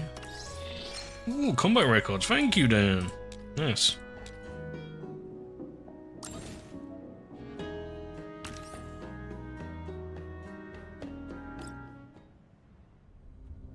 The helicopter rises through the clouds and reaches its cruising height. Inside the cabin and close the door. Upon the active noise cancelling system installed in all Griffin helicopters engages, it excludes all outside noise. Silent surroundings make me realize I've left the combat zone. Suddenly I realize that my hands are trembling. I feel it slowly rising up to my in my arms, Onto my fist, do my best to stabilize my heart rate. And then I begin considering my current situation. Based on what I saw just now, the moment the Paredos, those PMZ troops, and that other Helena are all very unnatural. I wonder if it's Dandelion trying to pull. Or is she trying to steer all this? Look at the flying dinner gate. Or dandy gate, damn it. You have to get used to that. Think about how to get a straight answer out of her. That missile headed as clearly did not explode for no reason. Its trajectory in the position where it exploded, someone must have shot it down. In other words, someone secretly saved us, but who could have done that? I ponder the question. I can't come up with anything. Since I have no evidence or proof to support it, all I could do is set it aside for now. So where should we go next? I'll send Teresi and Macchiato later. I'm sure they have plans of their own. Should I continue this transport mission? Look at the box in the other Helena, and it looks just like the one I know, but acts completely different. Once we get to a safe place, I'm gonna have a good long chat about what happened before we got to her. Let's be period of contemplation. Look around the inside of the cabin. This is a standard issue Griffin transport helicopter. Judging by its stability in flight and normal operation of its noise cancellation, this chopper has most likely been maintained at active duty spec from 10 years ago. The things are a little old, they're all pretty much standard issue from back then. Even the first aid kit is this insane place. I care to head over to the co-pilot seat and talk to the doll I've never seen before by our flight path. And Tracy takes the first aid kit from under the seat and begins treating the wounds of the dolls who were damaged in the battle just now. The dolls begin exchanging their names and rejoice over surviving that battle just now. I'll get confident. He's trying to strike up a conversation with the other Helena, but the lad does not respond in any way, and they're looking down at the box. It looks uneasy, but I can tell she's trying to rein in her emotions. She's been secretly observing everyone since we got in the hospital and hospital in the helicopter, and thinking about something. Yeah, what category am I in? Hang on. I know I'm fine. I was just thinking about something else. The box has been secured to the cabin floor. Sally looks worriedly at it and then looks up at the hovering dandy gate. Say, this box isn't going to suddenly change back to its sphere form, right? In a second.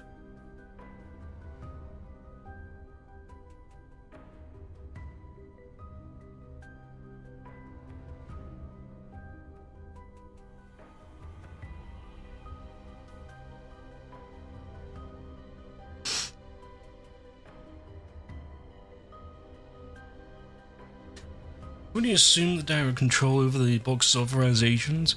As said, Pokemon might be able to take back control, who knows?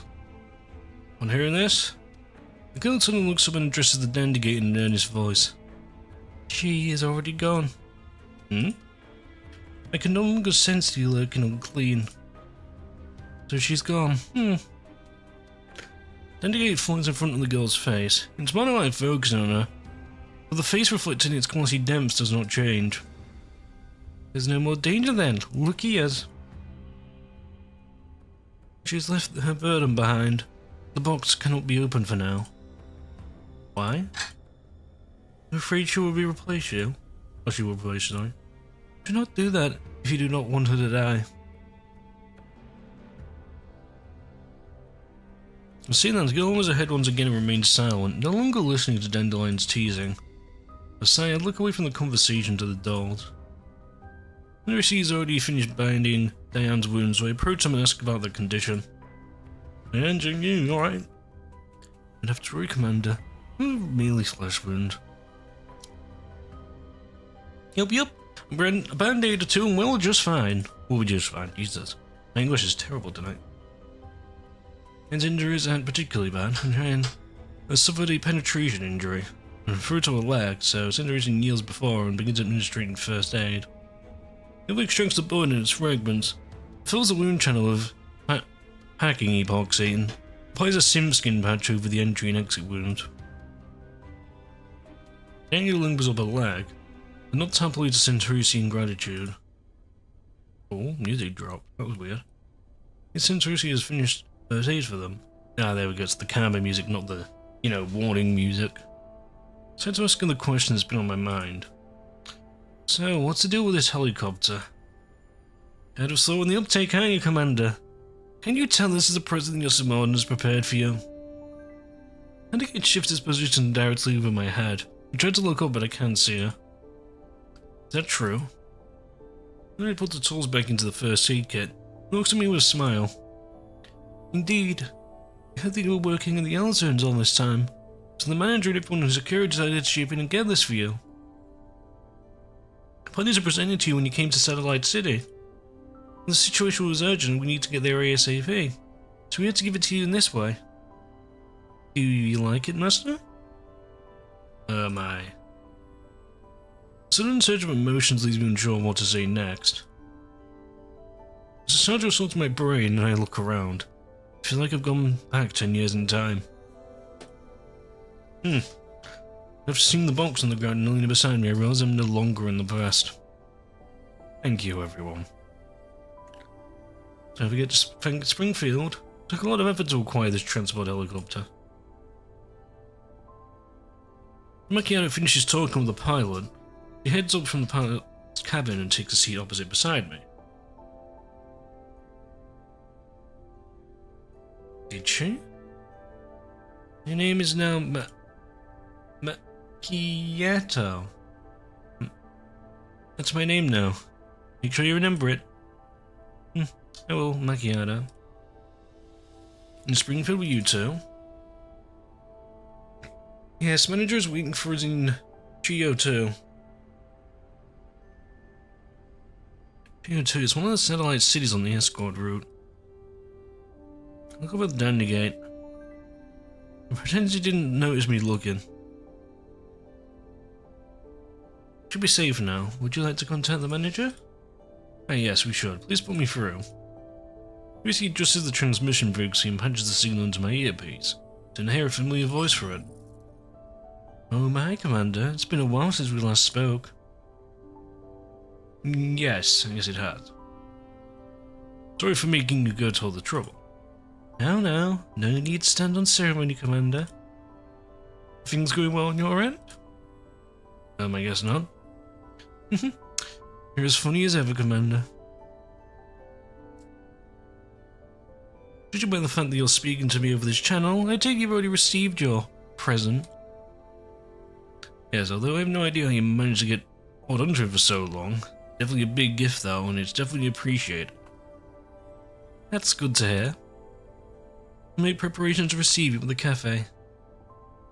Cafe, I see. Speaking of which, I brought a rather complicated bunch of guests with me. It'll be convenient for you.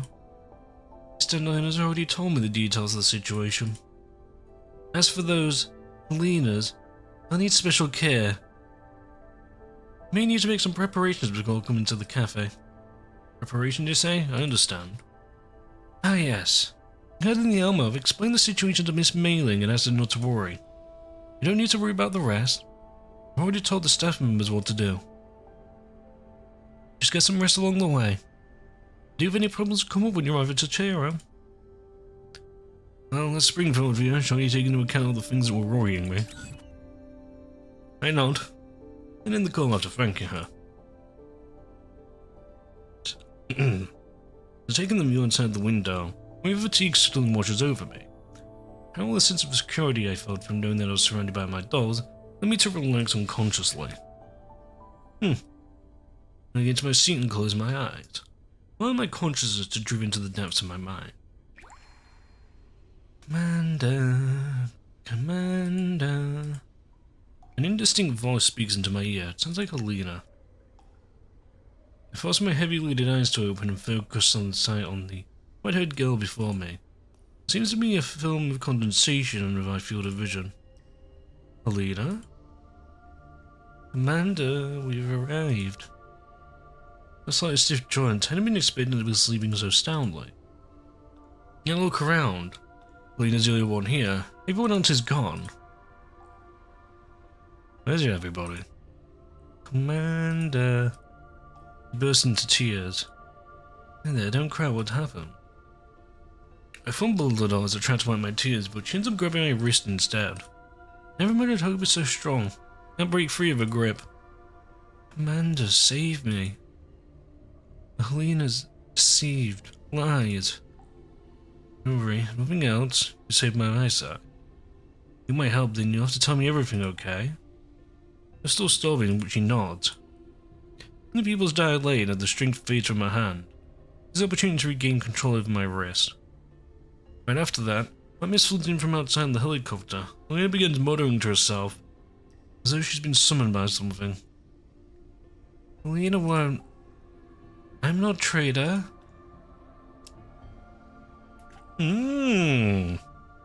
Before she can finish, she turns and reaches into the mist. I might at least follow her.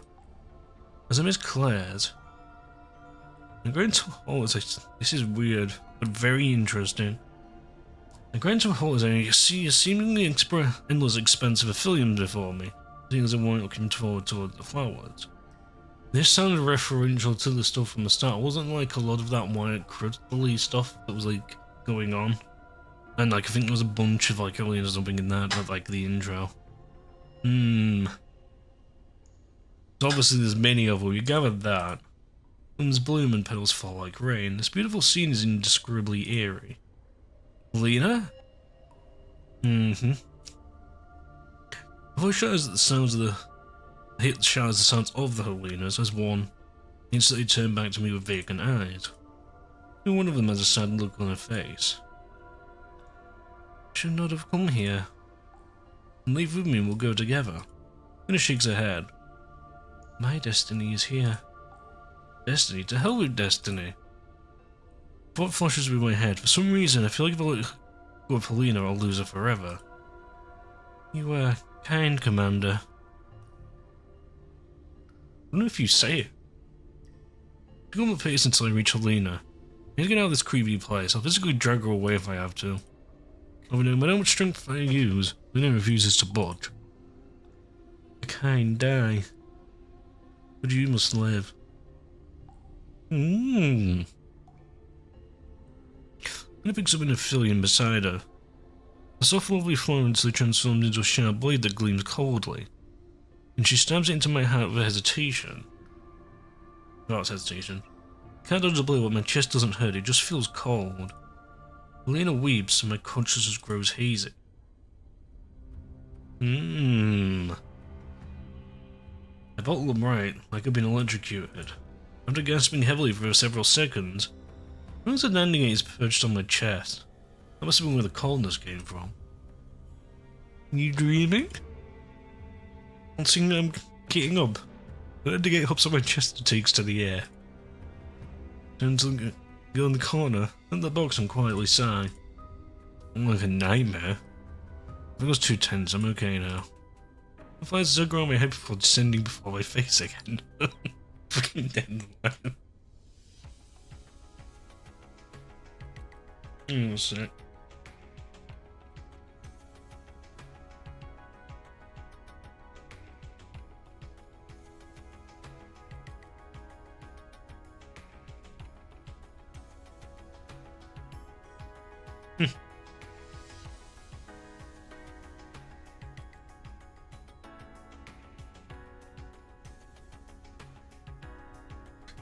Right, and there's getting ready about to land.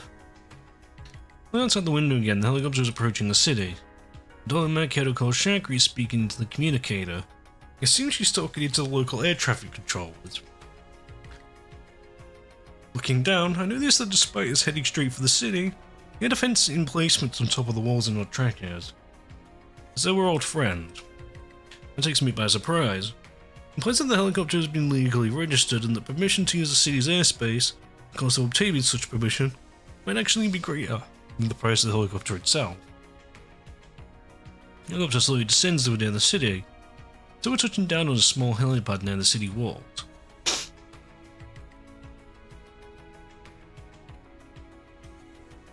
Stepping out of the helicopter, massive quarantine walls fill the line on my side. As I look around, I notice all the nearby security cameras are facing elsewhere. Several men in police uniforms approach us. Macchiato moves up to meet them and stuffs several black cards into their hands. Men nod before heading toward the helicopter. They walk past us as though we were invisible and enter the helicopter. Then the helicopter lifts off and flies elsewhere. Come with me, Commander. Miss Diane, Miss Shangu, Miss Yahoo. Chakri will take you to the Zucchero Cafe. It's a safe place where you can rest for a while. Commander? A rest, I'll come by afterwards. Ed nods and the trio of dolls into a passage with Chakri. Meanwhile, Macchiato enters a password into the nearby door before beckoning me over. Entering with her followed my confidant, who is holding Alina's hand, so she is at the rear of the group carrying the box on her back. After passing through a rundown maintenance passage and taking the cargo into the underground area, we arrive at a small storage unit. There's a 6-seater light truck inside it. Mount up in silence and drive it out to the storage unit. As we emerge from the underground area, the sunlight into my face. It's sunset now. The trunk slowly climbs into a long spiral from the sublevels of the Starlight City towards a higher elevation. We go deeper into the city, more and more lights come on. It seems we are celebrating some sort of festival. Lena's eyes are drawn to the lights of the city. He seems to be trying to greedily devour them all in her gaze.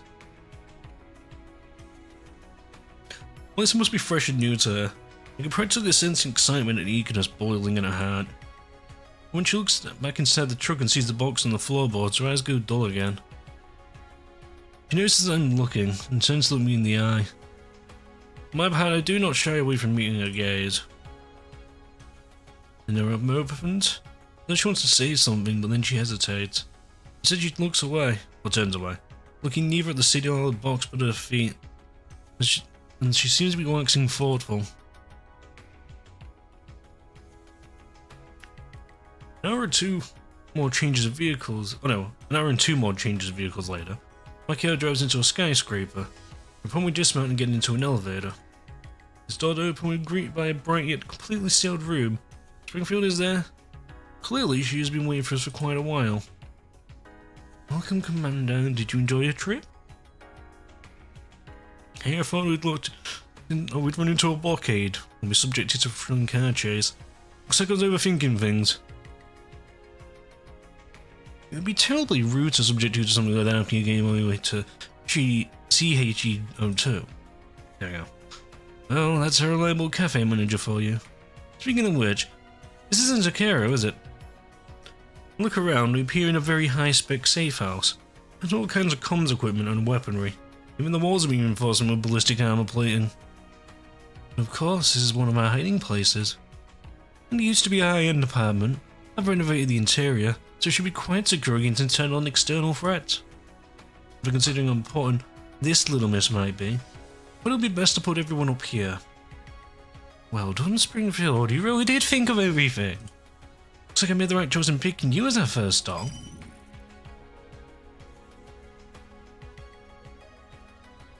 The landing gate comes to a halt in front of Springfield and projects Dandelion's face. Why, if it isn't Miss Dandelion, I thought you'd be coming in person, but this body of yours? Oh, you know how it is. Commander couldn't spare me a proper frame, but wanted me to risk my life while slaving away for him, so I had no choice but to make do with a dandy gate for now. Oh, this dandy gate. Oh yeah, that's enough nonsense out of you. So the same old Miss Dandelion, it seems. Miss Dandy. Read. Dandelion, dandy gate, dinner gate, everything is not out dandy. Oh my god. Ah, dear.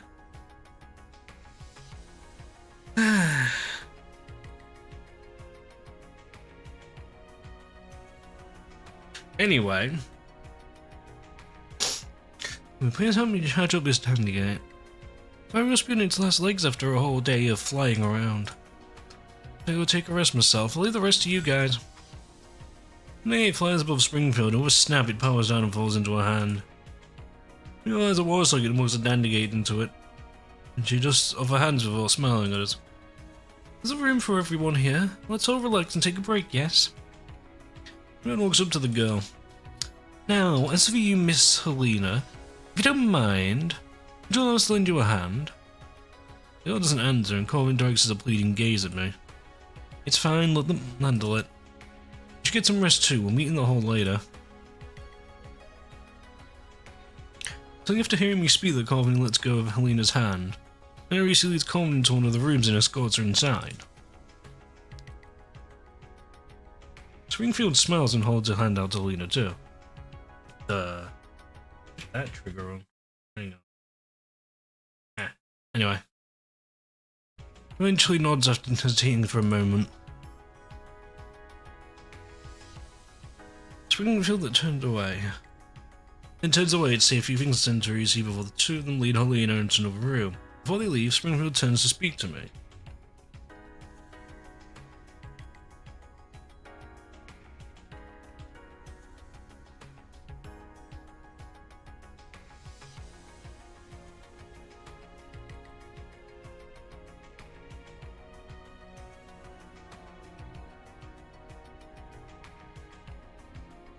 Hold on a sec.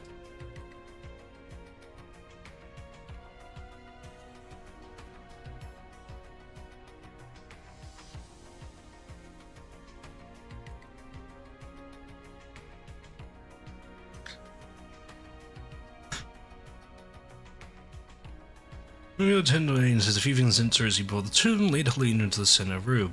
Before they leave, Springfield turns to speak to me. Commander, you should go rest up. I'll contact you once we clean her up. Right.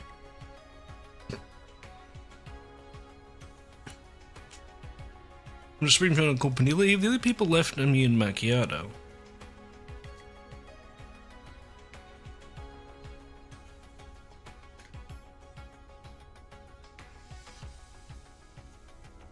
Maybe take you to your room. Please do. Macchiato leads me forward, and stops in front of a door. I open it and see a guest room within it. It's not too big, but it's luxuriously appointed, and there's a shower and bathroom inside. It's a really fancy place. I guess that's a high-end apartment for you. What about is way better than this? Huh? You've got a place of your own? Of course. Look, Commander, and I'm just saying if... It's nothing. Good babe, you smell like a... Uh-oh, sneaky! Oh. Too easy. Okay, I'm going now. Into the room, Manga closes the door with a click. Sadly, taking a drink before laying down in the bed. I still feel very tired, sleeping is long incoming. Tossing and turning a few times, I had to clean myself up and into the bathroom for a shower. A clean room and comfortably warm water makes me realize that I haven't been treated this well in a long time. There's also a hot one from the shower head. I've been back on the things that happened before this. One thing's for sure, I don't regret anything that happened. I'm much more refreshed after exiting the shower and drying myself off. Then, it's on with my clothes and back on the bed again to wait for Springfield summoned. Just about to fall asleep again after many minutes. Finally, Springfield's voice from my terminal. Commander, is now a good time? We finished preparations at our end.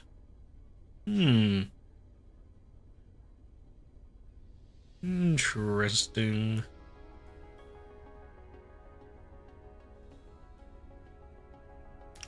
Grab my jacket and head outside. As I do, I see Springfield and the others waiting for me in the main hall. There's Alina sitting on the sofa. The grime and bloodstains from earlier have been cleaned off and she's wearing a fresh set of clothing. Coven is sitting by her side while Springfield is sitting opposite them. Macchiato and Santorisi are watching us from a distance. It's so fucking cute.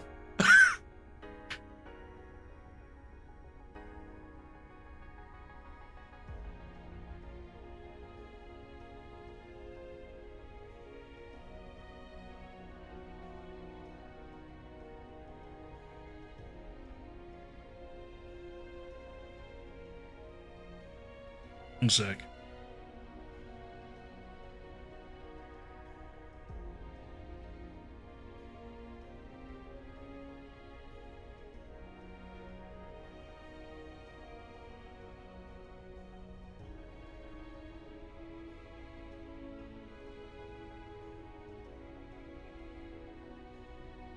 Anyway, once over Springfield and she moves aside with a smile, walk up to Helena and take a seat on the sofa opposite her. Much prettier now. Helena blushes a little, then she answers in a very quiet voice.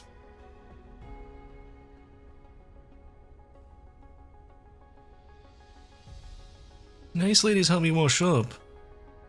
Well, thanks to St. Teresa's hard work. As of the clothing, the only thing we had now, or which was Romillion size, was Chakra's outfit. Maybe you like it. Lovely, she looks like a normal girl now. Normal girl, huh? Rest my elbows on my knees. I lean forward to study Helena for a moment before I begin speaking. I must have a lot of questions about us. I have a lot of questions about you.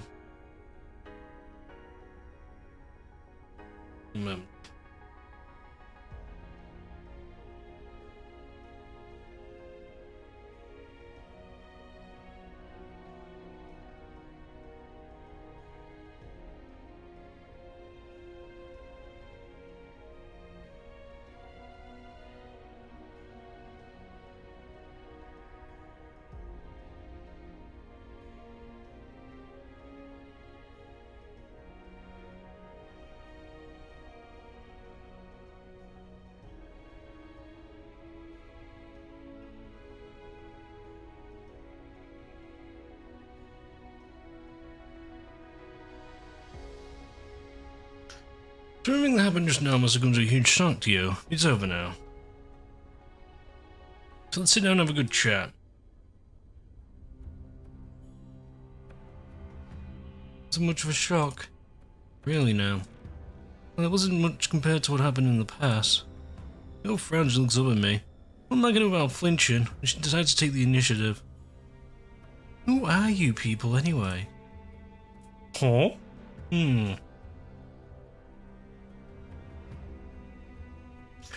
Where should I begin? What? Well, I'm just a bit of the ordinary bounty hunter.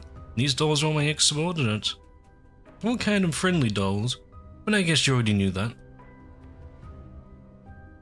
Luna looks at the dolls around her and nods. Yeah, kind of friendly, yes, but that doesn't necessarily mean you're good people. Why did you save me? Why did you bring me here? You must escort Helena to a safe place where you could be cared for and protected. Escort Helena? I tend to look at the box on the ground. Those eyes full of mine. Someone handed that Helena to me. And so we ended up being attacked by all kinds of enemies each day. Magic, Paradise, and now Mangi security. Since you're Helena too, I had no reason to leave you there. Right, so we're trying to figure out what's going on in 4, obviously. Reason? And we fought Paradis and those mercenaries? Paradis has always been our enemy. I've spared them even if I hadn't been tasked to escort Helena. As for those mercenaries, I don't have any particular grudge against them. That said, I had no reason not to shoot back when they shot at me. Yet you can't just trust us. You can't trust us just yet, The woman gives Springfield a look. She steps forward and addresses the girl.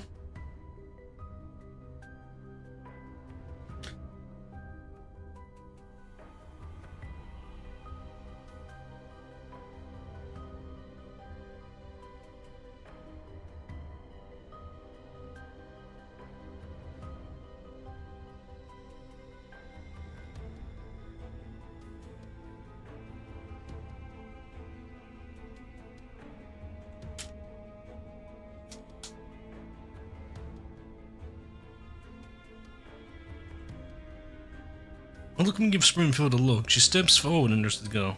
I keep getting the tattoo with them, anyway. Don't worry, this is a safe place.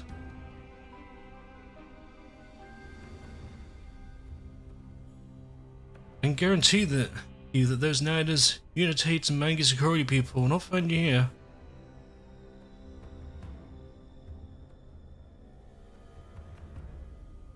They went here for Paradis 10 years ago. So you can feel free to tell us if there's anything on your mind or if you have requests.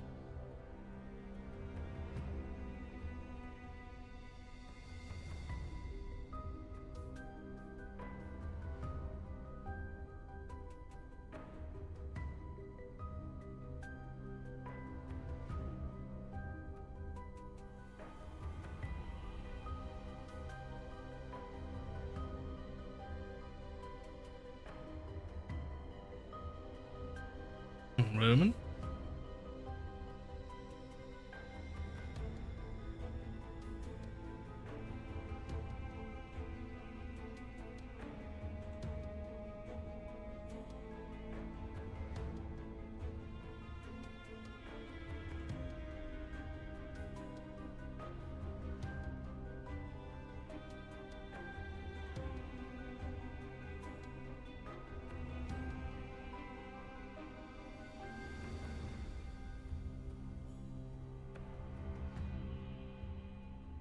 There we go.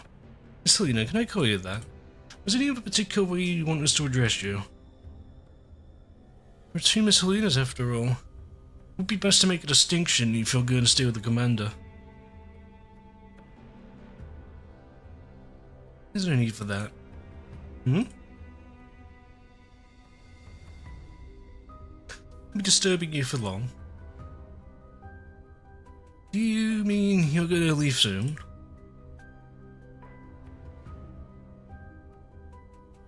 Here we go.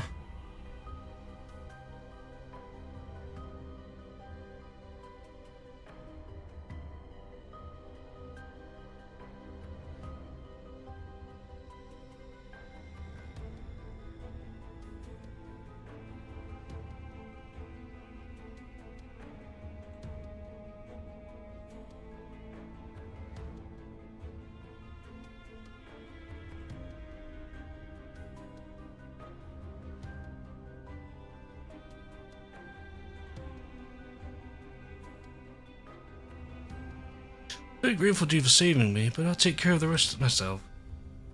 I sigh heavily. It seems this girl isn't as pure and innocent as Helena, but behind that facade of grizzled independence and hints of a naive streak. Scratching my head, a bit of a loss for how to go on from here. Even fighting 10 Mangy security combat teams at once would have been less of a headache from this. I'm just not used to handling kids.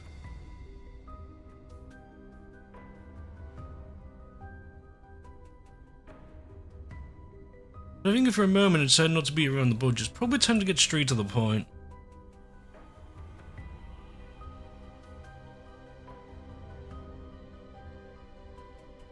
Sorry, I don't know. I know you don't want to remember things like this now, but the things we saw in the underground facility today might be linked to all our past.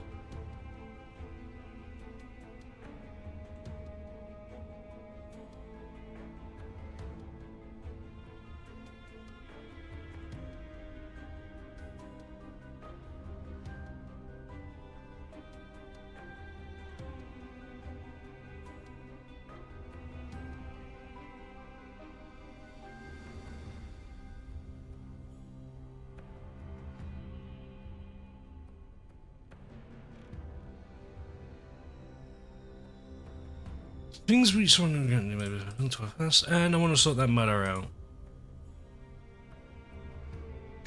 No, we'll cover the truth no matter what.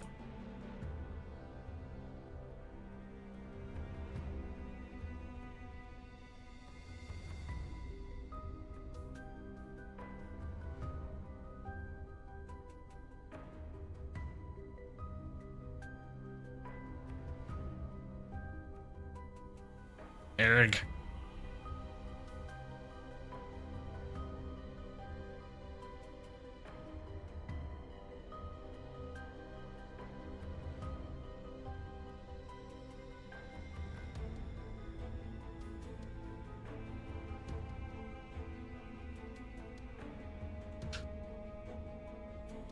Can you tell me everything you know? About what happened down there?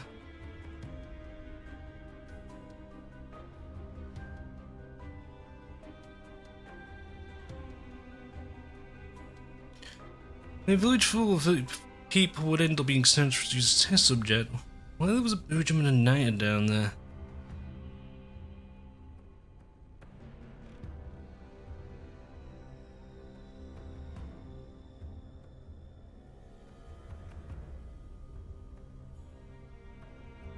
What kind of ceremony were they conducting, and why Helena is to say you exist? I listened silently as they read off a string of questions.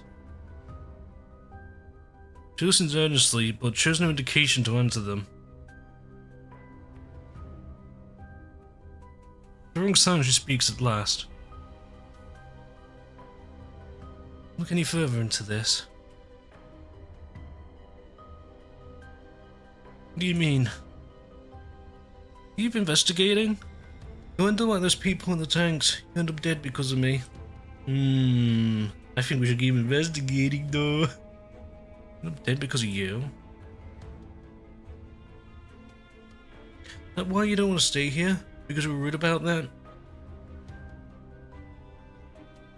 It's full sound again. There's an anguished look on her face.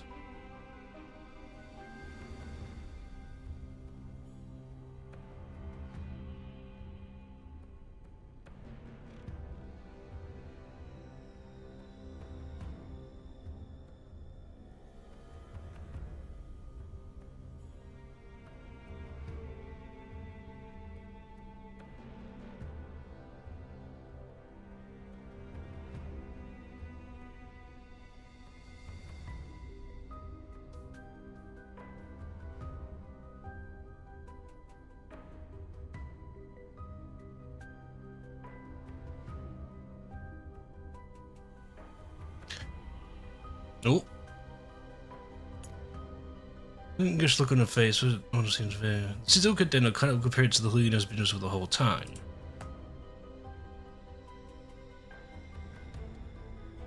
Look alike, but your personalities couldn't be any more different.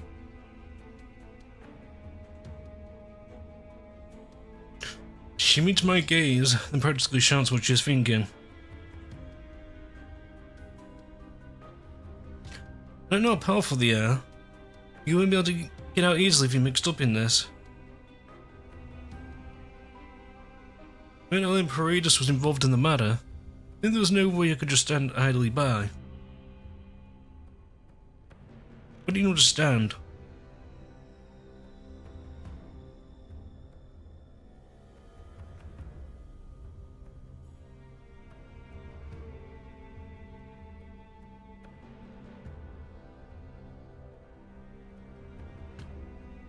You knew I wasn't your Helena back then. Why do you insist on taking me with you? You should have taken your Helena.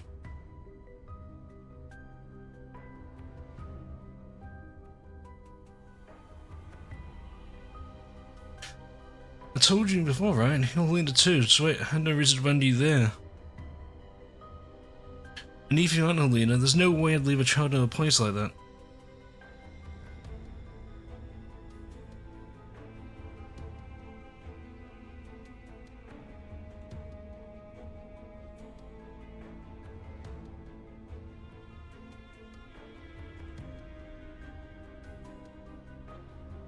I pretended to be a good Samaritan. If things surrounding me are darker than you can imagine, there won't be a good end for you to get involved in it.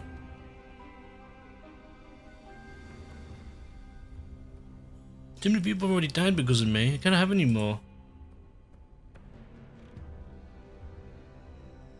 You even understand what I'm saying? Yeah, yes, but we aren't gonna die because of you.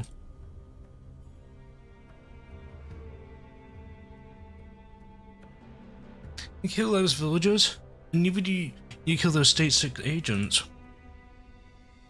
What? The fault that they died. The fault that caught and the people behind them. You showed all the blame for their sins, which letting the true masterminds get away for their crimes. He's right. I mean, it's been said all the times that he stands up. Orphan? What's the paraders? They killed my sister. Just like they killed the people in those tanks.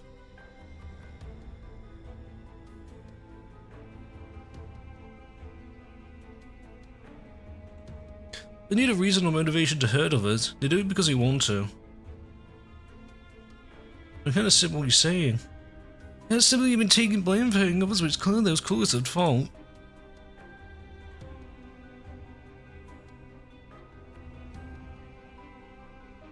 And what happened? I don't even know who I should be hating. But I do want to do something. I want to change something. That's why I've been seeing by Helena's side, no matter which Helena it is. Sister is dead, and she's not coming back. Maybe if I try hard enough, the people who would have suffered like my sister, won't have to be hurt.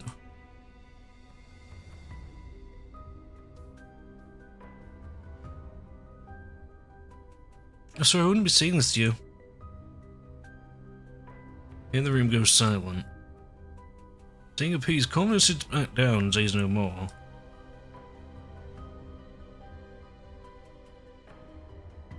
Thank you, Colfin. Look at Lena and I address her in the same kind and firm tones as I can imagine.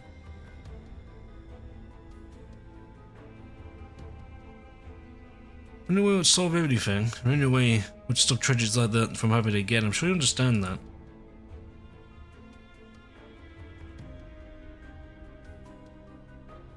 But take everything to yourself. Don't look down on us. You saw we took out that Boojum and those mercenaries, right? Won't cover everything about the Helena incident, considering how the Helena ended up in my hand. I'm pretty sure you know how determined you are to interfere in the matter.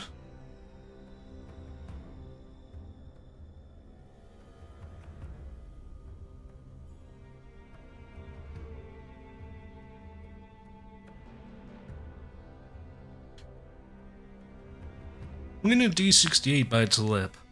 There seems to be a great struggle going on in her heart.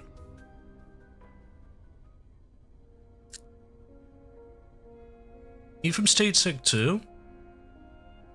Nope. We could do more than they can. Then a D68 thinks for a moment and she speaks at last.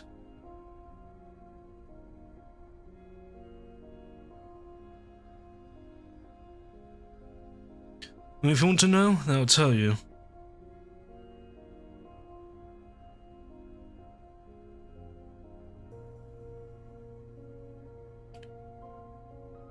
Okay.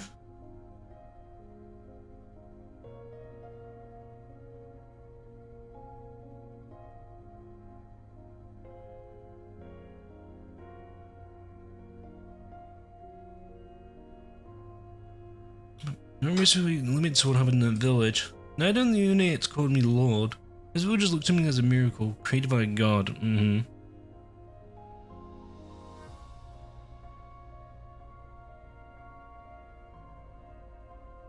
I said I could help everyone find Cavitus, and then lead everyone to freedom from pain and gain eternal life.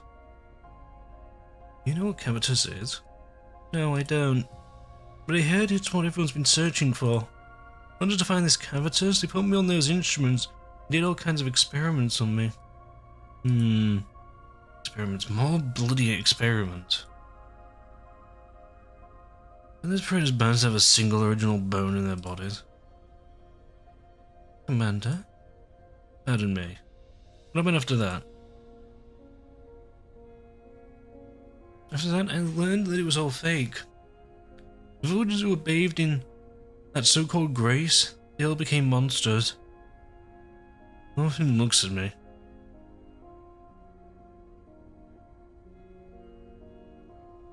So that's why Crifium.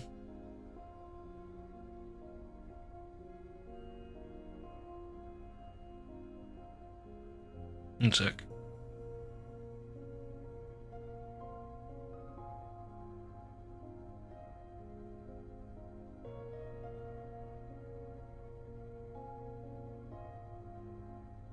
Well, makes sense now. So that's the ceremony they were talking about.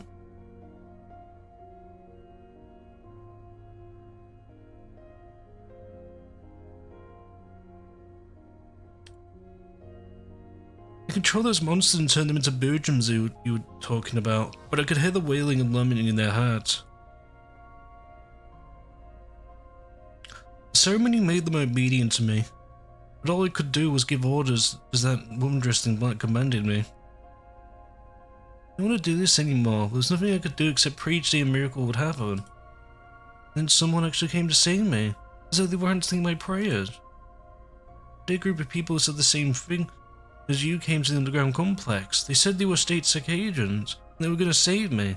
I'm so happy then. They took me out of the tunnels. They told me to wait for the pickup in the village, but in the end they never came. At the time I didn't realise they were probably in those tanks. I had nowhere else to go. My only company was the lingering spirits of the fallen. At that time, all I could do was pray, and then my answers were answered again. Another me descended from the heavens, shining brightly. Well, then I was drawn to you by your prayers. No hesitates for a moment, and then she nods reluctantly. Yeah, I think she heard my call. When these feelings can speak to each other's hearts is something that's come up before. There seems something between the paraders all night research on feeling Jesin. This is referring to, in a similar way, the stuff like with Shreks and that from Reverse Collapse, in where that they can talk through each other telepathically, basically. But I guess it's based on a certain range, and again I guess that's similar to how it does work on RC as well, Shriek. And I'm not sure. Oh yes, there's one more thing. Who exactly is this person who possessed Helena, the conscience who was talking to us? Why do you say she betrayed you? Mine once lived in a sea of flowers. Back then there were many copies of us. But we were killed by that voice. The memories from a sea of flowers told me that she was the first Helena. She did not accept us, wanted to kill us. So she would become the only one of her kind. Once had the chance to escape, but because of her betrayal, we were cast out of the Sea of Flowers. It wasn't because of her. If I had just been more determined back then.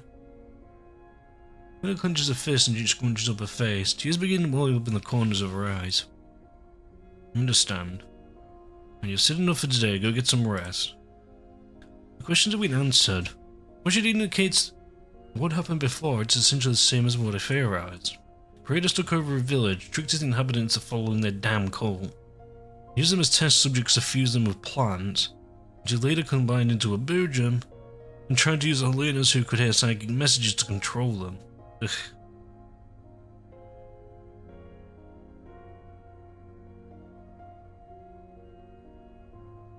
Meanwhile, Night-Nose cultists were responsible for protecting and controlling the Helenas. Mangi security was responsible for ensuring the perimeter was locked down.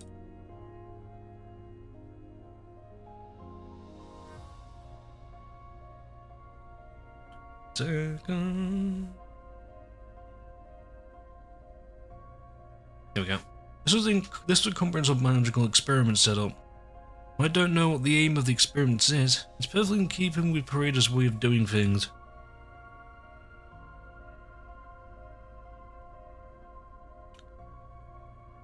Oh, there we go.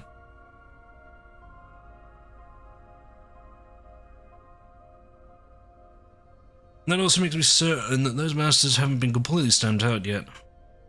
Let's handle the rest. I promise you nobody else will get hurt again. Elfin, stay by his side. Also, you check on the condition of the Helena in the box. Will do, Commander. Greenfield, please take care of them. I wanted to discuss our course of action going forward. Understood, Commander. Please leave it to me. Greenfield nods to me. And then she turns to the sniffing girl. Sniffling. That's not sniffing. Jesus Christ. Helena, you haven't told us you'd like to address you. I think Helena's probably just a code name. I don't think you don't want to be called that forever, right? I wasn't given a name. Then how about you give this lovely little lady a name, Commander? A code like D68 isn't much of a name after all. You want me to do it? In that case... I got my brain and tried to come up with a nice sounding name for the girl before me. What does Melody sound? It's not bad. Guardian of Souls. I'm sure those infected villagers must have believed you could protect them even in the direst of situations. I couldn't do it then, but... She looks up at me. I can understand the meaning behind that name. Please call me that from now on, Commander. It's an audio clip with a resource ID Wolf032. Wolf? Nah, that's not the group I think it is. They've arrived early, or safely. Is it comrades? We're confirmed to be there as well, right? Yes, they were all killed. The deaths were not in vain, thanks to the commander's intervention. It's not as much of a busybody as you're with. Still, that's just how he is. Don't seem to improve. Not for the highly inefficient, though they are effective at times. I understand him. As long as he doesn't interfere with our mission, I won't oppose him. Perhaps that's how humans think. What? Just like she was. Always so pretentious. Very infuriating at times. That's high praise coming from you. But my assessment is that we haven't gone deep enough. Perhaps we need to establish more direct contact.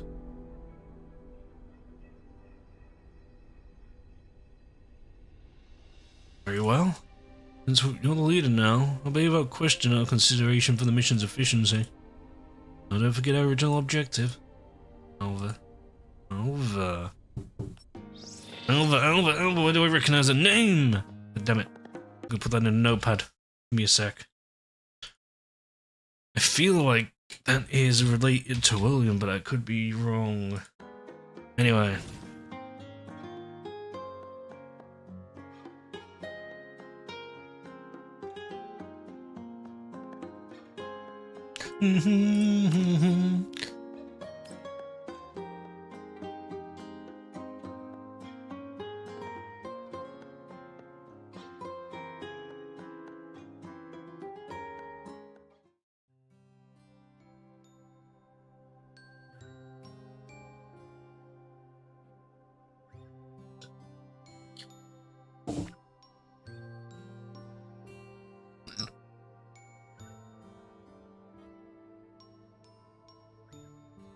Excuse me. Sitting in the corner of the cafe, slowly sampling the coffee Aunt Rosie has just bought me. After returning from a safe house, I had allowed a lovely meal with the dolls. The first one in a long time. Aunt Rosie in Springfield served a sumptuous feast, and the dolls had a long discussion about the past. Springfield told me about how the Zucchero was founded. Dan recalled the adventures of the monsoon as they traveled between the satellite cities. Aunt Rosie did her best to serve everyone, and Django and Zoe were about to put on an impromptu performance for us, only to remember that their instruments and luggage were still at the train station. Springfield helped them contact the local authorities, and then when they learned that the missing items would be shipped over to them, they were so happy that they dragged out Shakira's stage to sing an off-key song. We cleared the tables once we were done eating, or rather they did. I tried to help, but they shooed me away, leaving me no choice but to find a corner to sit down in. As the night wears on, lights in the buildings outside gradually go out. The clamour from outside the windows slowly quietens down. I hold an exquisite mug in both my hands, savouring the warmth and fragrance of the coffee inside it. The sensation was commonplace 10 years ago, but for me now, it was a rare and precious thing.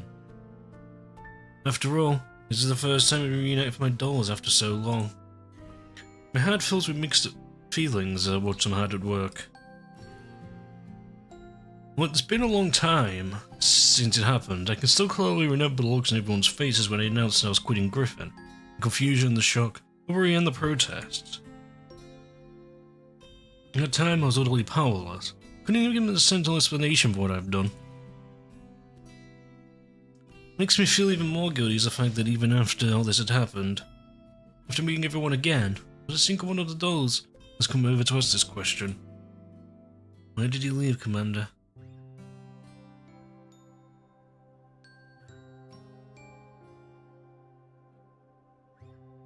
Seems everyone still has some unconditional trust in me, considering how easily accepted the answer I gave.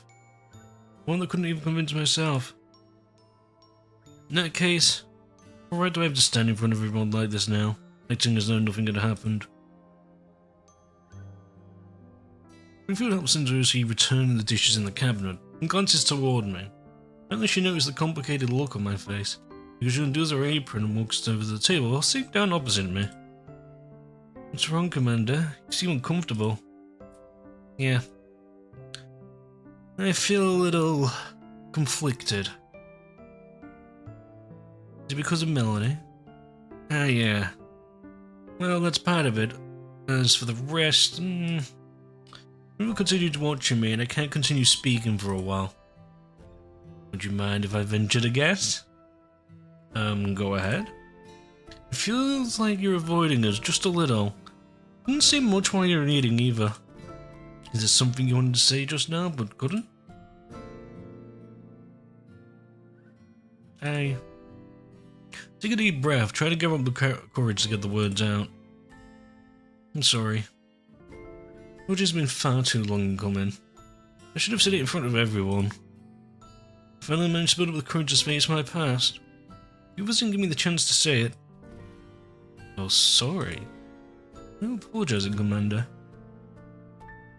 I look at Springfield's smiling face, I realize that she understands everything.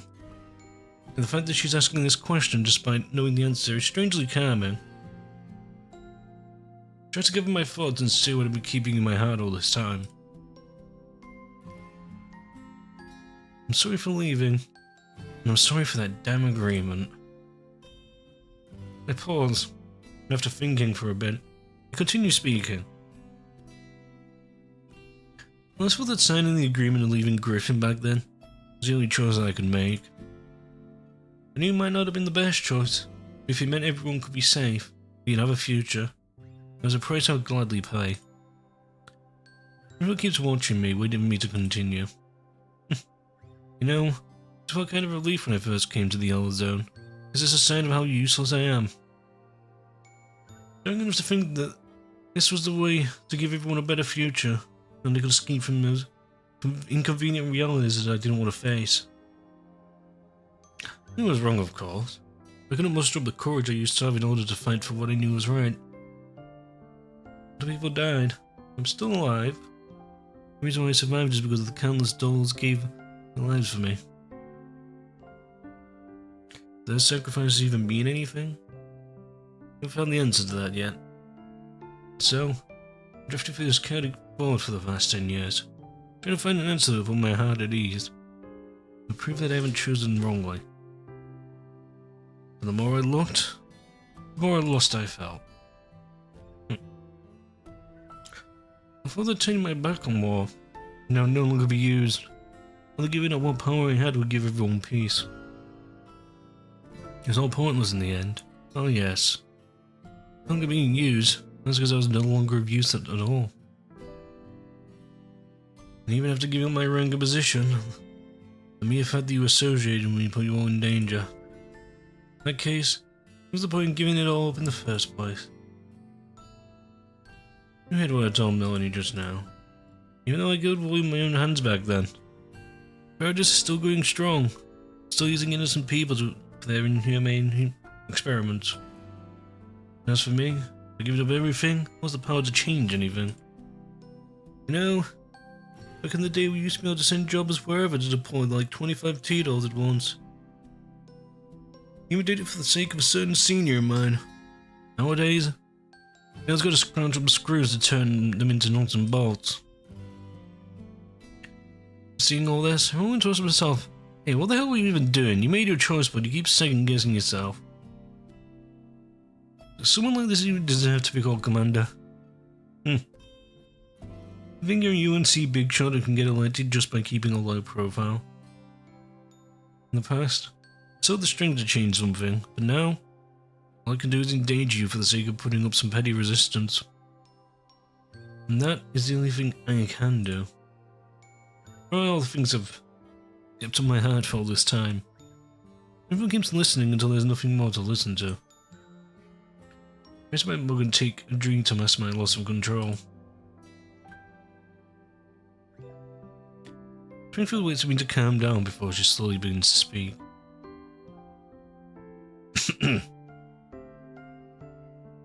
God damn it.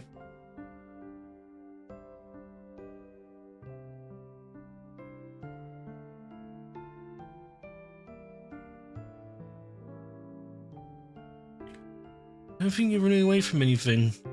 I don't feel like you're using it. You're just punishing yourself. One who left without saying a word. I finally got the courage to look over at Springfield. Her smile is gone, replaced by the stern and serious look that she rarely shows at others. Do you truly believe that you would forget? Yeah, that we would forget you just because you left and were bound by the agreement? That's not what I mean. Is it? You truly not think that way? Be careful about your answer, it means a lot to me. Because I didn't think you'd forget me. And seeing the look on my face, Springfield smiles again. Thank goodness, I felt the same way too. Pardon me, Commander, it seems I was a little impolite. That said, I'm the only one feeling lost during our 10 years apart. But even if we felt lost, we'll try our best to keep living our lives.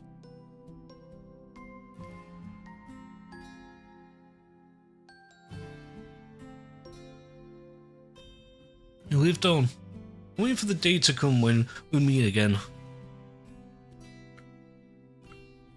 Springfield twirls the tips of her hair around her fingers, as though she is thinking about how to put her thoughts into words. It's true that a lot of dolls left Griffin. As a result, we've lost contact with a lot of our friends. But why do you think you're powerless now? That's because... Is it because you think we were not listening to your orders anymore now that we're no longer your subordinates? Real words cut deep. At the same time, they also go to the heart of the matter. What right do I have to expect them to risk themselves for my personal goals? Indeed, I do have to demand that they get hurt in order to protect me. Commander, you know what happened in the Griffin base the day after you said goodbye to us? What happened? Nothing happened at all. We still gathered together, we trained together, and stimulated battles together, and we uploaded our data together.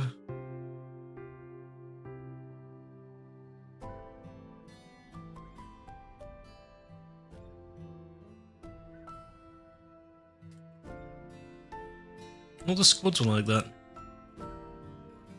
Back then, you were no longer a commander in name, but we continued living the same way we did when you were in the base, as though you never left.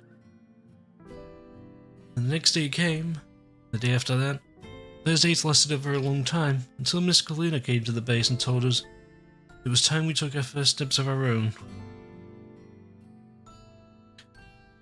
She said that this was what we would have wanted, so we did it.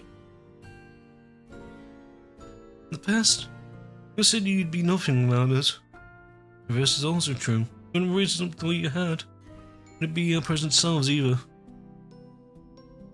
To you, you're all special, unique individuals. In our hearts, you are the same. You are the same, no, not. Yeah. This is the bond that we share with you and you alone. That bond has nothing to do with rank or position. Nothing can ever replace it. The reason why we could become Springfield or St. Josie or Macchiato, it's all because you were there. Now, even without me, you'd. Real cheeks I had. You heard the phrase, every man has two deaths.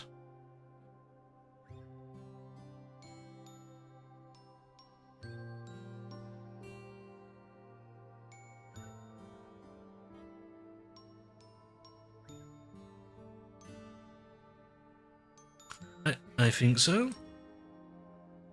We died for the first time when their vital functions cease.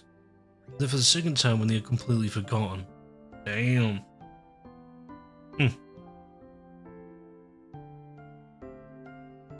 It's not like that for the dolls. As it goes on with me because they can never truly die. That also implies that you're never truly alive either. The only time we come close to living is when we leave memories in the hearts of others. And this life becomes stronger and deeper the more irreplaceable those memories are.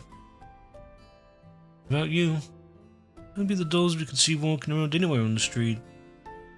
Filed under broad categories like cleaning type, combat type, entertainment type, easily replaced and forgotten. The changing of generations. If it's the most important thing in the world, the one thing that makes us truly alive in this world, unique memories that we share.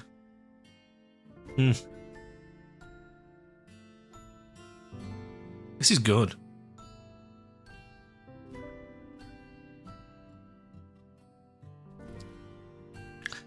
I don't know making myself clear enough, but I hope you understand what I'm trying to say, Commander. Make yourself very clear. Let me understand a lot of things too. Fuck.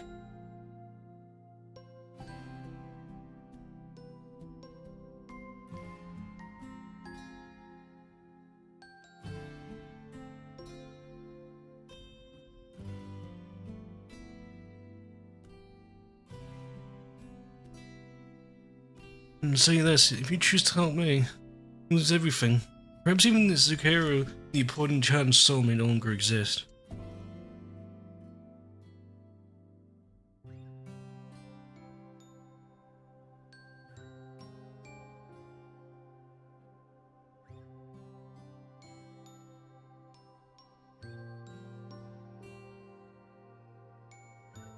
One second.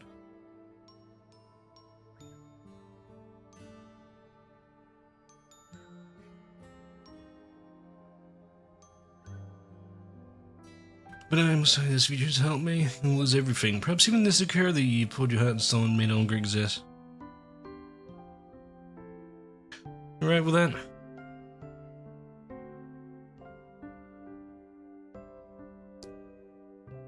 I think that agreement was a trial of sorts. This is the challenge as in you, a way to test our determination to change the future.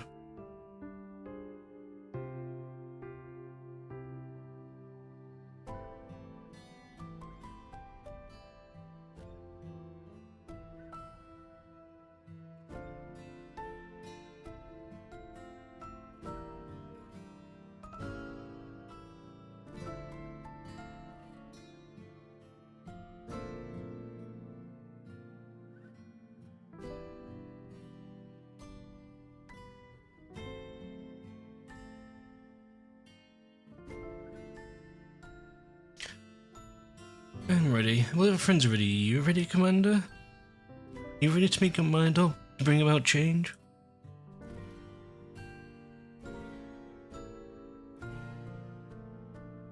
I reflect on everything I've experienced until now. The Shadow Parader still looms over the world like storm clouds. And the big shots think that this land is, just a sandbox they could tour over their leisure, moving their pawns as they please.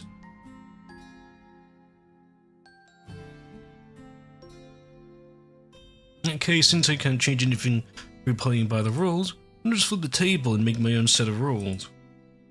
Yeah.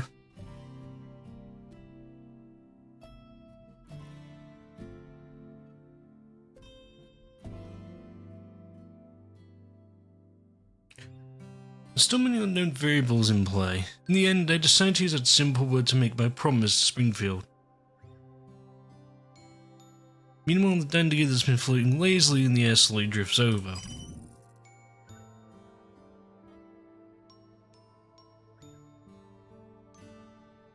My oh my, you do have a silver tongue, Miss Springfield. Meanwhile, the commander writes off all my attempts at persuasion of making fun of him. Whatever shall I do?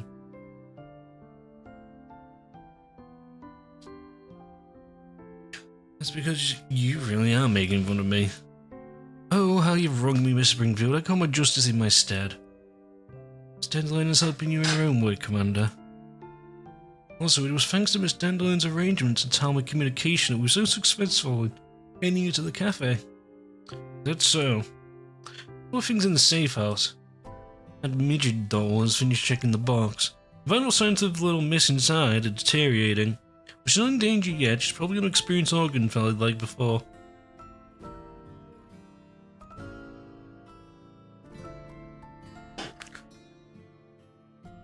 And McLean will be able to treat her after we reach Lviv.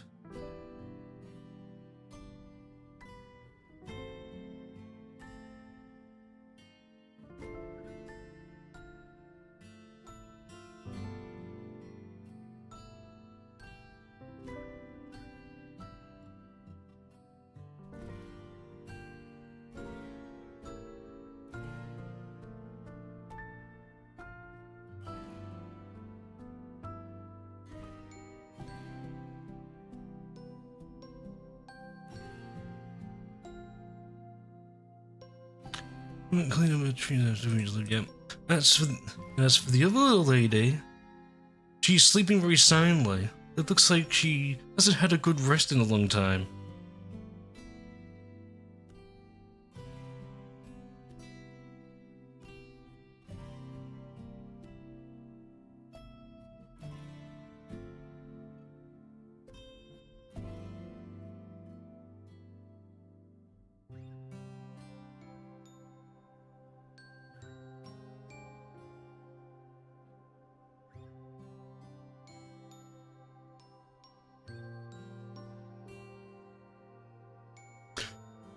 Makiona's watching over her. It's strange how willing she is to stay in the safe house and not attend the party.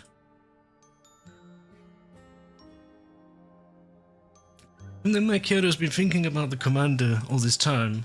I guess she got embarrassed about meeting him in the flesh.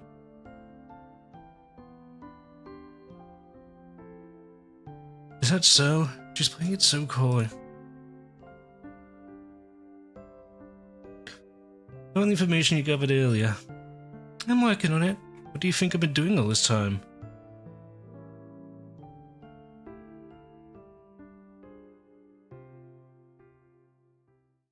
There's a lot of corporate data in there which needs to be sorted through. I'll let you know when I can find a lead.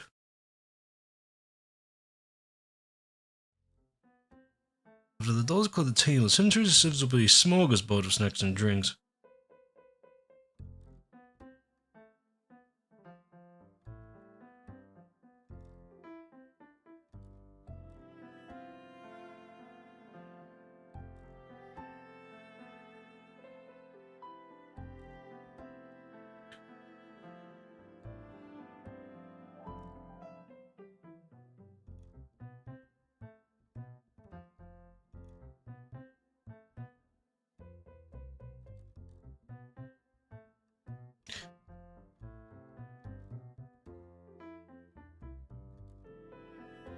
As everyone's urging, I dragged before the dining table once again.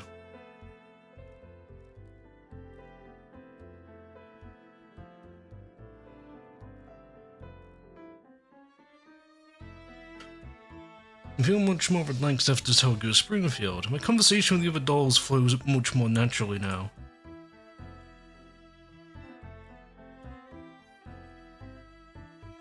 Zucchero's warm welcome is most definitely a treat for the dolls' gustatory modules. It seems no matter where he may be, Springfield's cafe is always to help people forget their troubles and misery.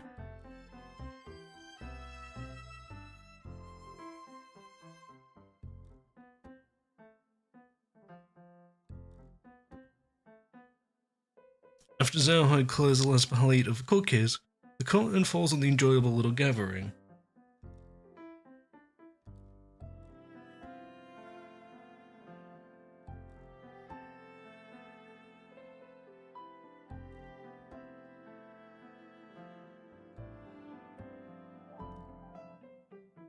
Zhao, would you like another glass of chocolate milk?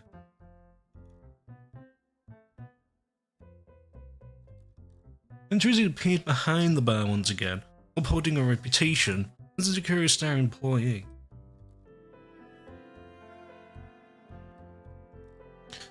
No thank you, I really can't eat anything else. Ugh. New digestive module installed. I don't think I can handle all that food at once. This digestive was sorry for regular food in the first aid kit. I'll get it for you.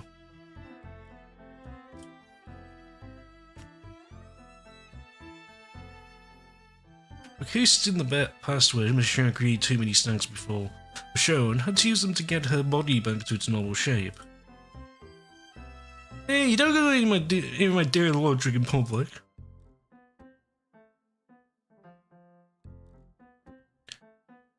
So that's what happened. It's just because Santosi's desserts are too yummy. If you like them, feel free to visit us any time, Mrs. Alley. In fact, if you end up becoming our house band and put on the event, you can even taste us the desserts that we're still developing.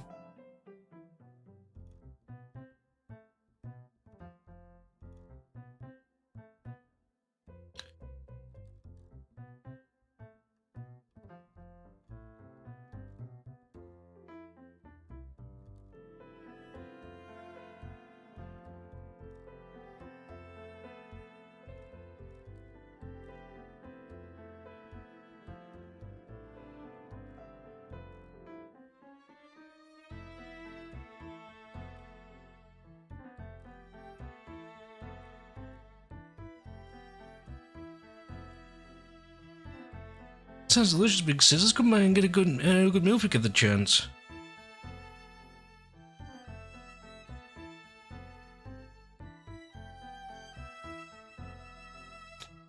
We would be happy to help everybody who doesn't cause problems with the Zucchero.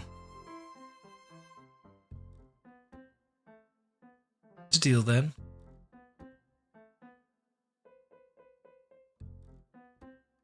Sit on the edge of a counter watching the dolls talk and laugh. Such a nostalgia swells in my heart. It's drifted ever since I left Griffin. Colourful, bright days of my memories have been practically all washed down and replaced by endless missions. Mutated elids in the collapse storm screaming through vast expanses of barren sand. Meanwhile, the storms carried me further and further away from my path. I tend to set foot in the road once more. I can tell which way I should be headed.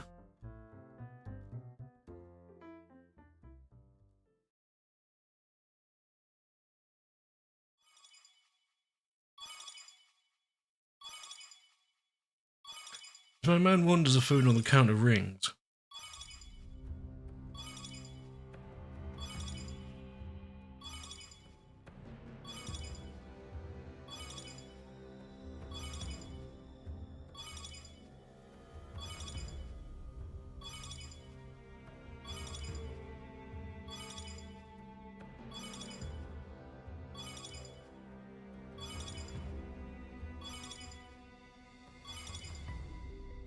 Springfield and Centuria see quickly exchange looks and their faces turn severe.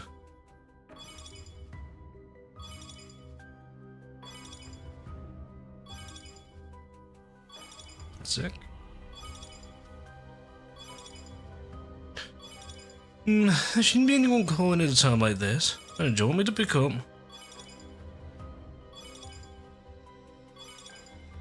Let me do it. Springfield walks over to the counter and picks up the phone.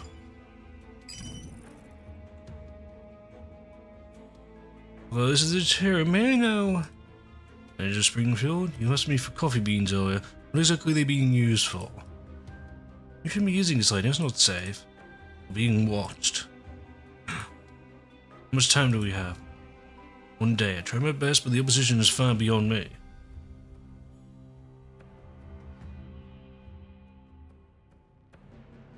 I haven't revealed anything about the shipment to anyone, on account of our past friendship.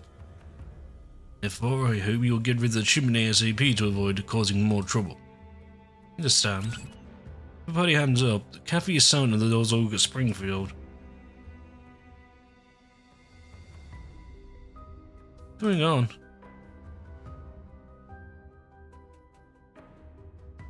Let's look at the location of this cafe. It's one highly placed.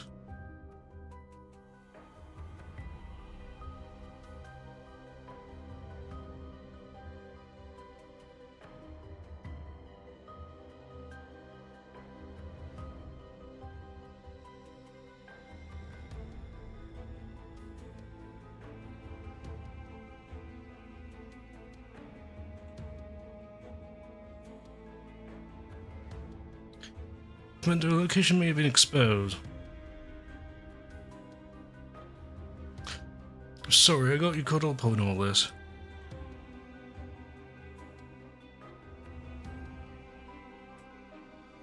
It's not our fault for being strong enough to properly take care of you. Just in case, you should relocate immediately. What time do we have? 1 hour.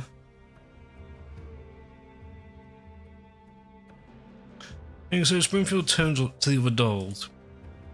I apologize, but as of now, the cafe is entering sleep mode. Sleep mode, do you mean? Springfield nods a face stern.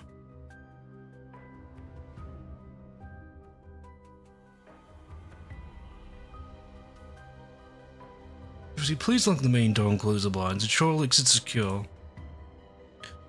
Jack, are you bring the truck over?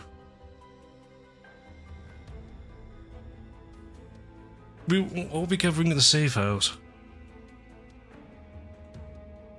What's the plan? Still to get to Lviv. I sent an intelligence broker to negotiate with the city security department. Let's ensure that the surroundings are safe. Sensors will escort out of the city with a travel permit. However, you will need to hide in the cargo compartment of the truck later. There's a crate of coffee beans. I'd say I have much experience with that.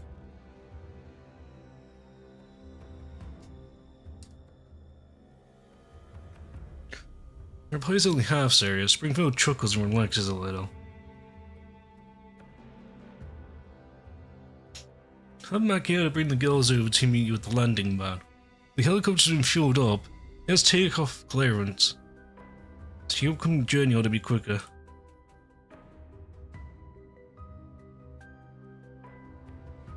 What do you do after that? The crew will be closed for a while to weather the storm. We will shift our intelligence gathering work to a more clandestine location. Once we've ensured everything is safe, I'll contact you through new means.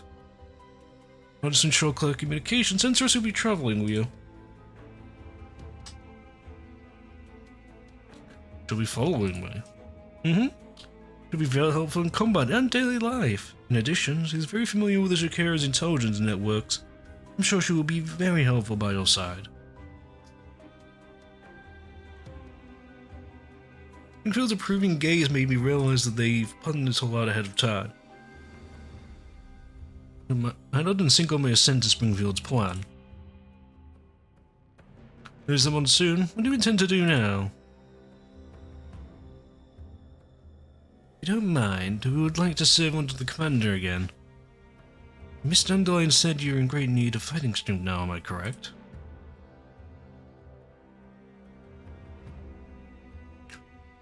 There's no better pick than me if it's fine to be done. Isn't that right, Zoe? Well, it's all you're good at anything but science fighting. As if. Well, then I'll be counting you for all help in the future. As my doubts aside, I nod to the dolls. The dolls responded to being kind. They begin gearing themselves up. The clerk checking all the exits, and Teresa returns to me, outfitted for battle. Pistol and combat knife are hidden under a staffer's uniform, and our apron, a symbol of cleanliness. Heads of spare magazines and grenades. This is a long rectangular case by her feet. There's at least one Stoneberg 36 assault rifle in there. She gives me an earnest look, as though she wants to use her gaze to prove the reliability of Springfield's plan. Please come with me, Master. You'll care for what comes next. I've just ensured the each exit is secure. The truck is parked at Zucchero's back door. You can move out anytime you're ready. What's the matter? Did you call from the Elmo? Would you like to take it? Call from the Elmo? Gross and the others run into trouble while trying to meet up with 404? Sense of foreboding fills my heart and I scramble to pick up. Rosa, what's happening? Panda, we're being followed by unknown enemies. The opposition is closing on the Elmo at high speed. We've already launched a direct attack against us. Making a necessary response, I suspect the opposition might be trying to board the Elmo. We may need your leadership and judgment for the upcoming battle. Known enemies, you say? And their numbers and makeup. I could tell the enemy using 10 plus armoured combat vehicles and at least 80 plus infantry. Armoured vehicles? Could it be Mangy again? I've mainly increased the Elmo's speed. Be distance from the enemy armour and tell me the armour's coordinates and surrounding conditions. Enemy has heavy weapons, so the armour is currently defense mode. Defense mode, So the enemy has activated electronic warfare equipment. He's lost partial radar functionality and cannot download real-time data on the surrounding terrain. That's fine. I know the terrain over there well, I just need the exact coordinates. Rosa quickly sends them over. From memory, if I recall, they're roughly out of the region and give Groza a location. There's a past 10 kilometers northwest of the Elmo with an abandoned town in it.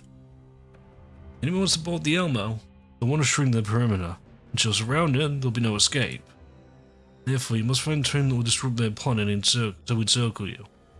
This is a good place for it. In short, get the Elmo over there ASAP.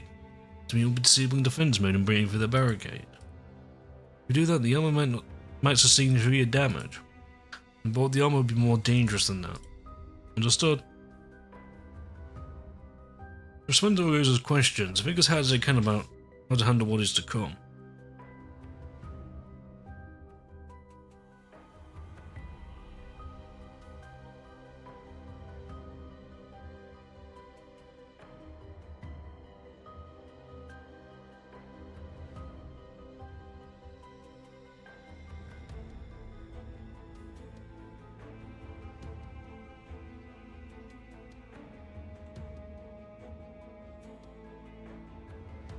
Second.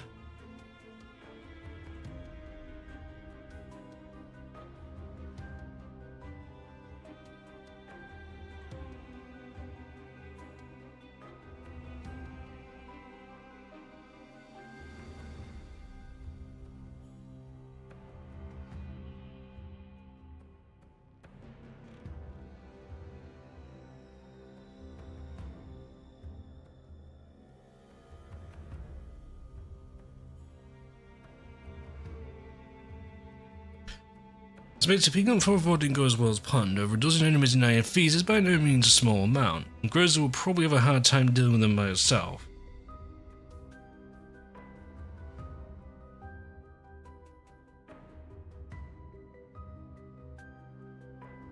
However, the Helena escort mission is only half complete. We aren't too far from lead. If we bring the girls back to the Elmo, escorting them again will probably be much harder, considering the enemy has already been alerted.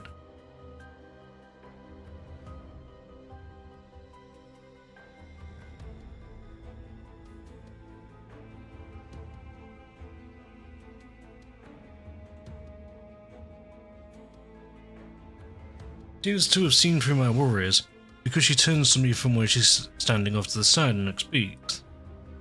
Amanda, please don't allow Macchiato and myself to escort Helena. What?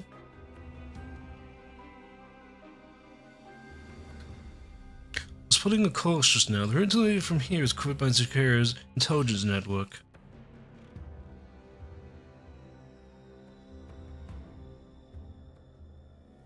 Okay. Need a drink. There we go. I'm also familiar with the inner workers unit coming over railway. So Makio and I can send that box in a clandestine way. I'm sure Miss Dandelion will help me as well, right? Oh, what will I do with you? Suppose I just have to generate flawless fake IDs so you can board the train as VIPs. Please and thank you. You should take the other dolls and Miss Melanie on the helicopter with you. Be safer that way. Molly's going with me too. Right now, there's nobody more suited to protect her than you. Traveling with two leaders will be too risky. Hungary isn't an option either. Everyone leaves. And they won't find anything even if they launch an investigation. And you brought her out of the darkness and into the light. You would take full responsibility for your actions.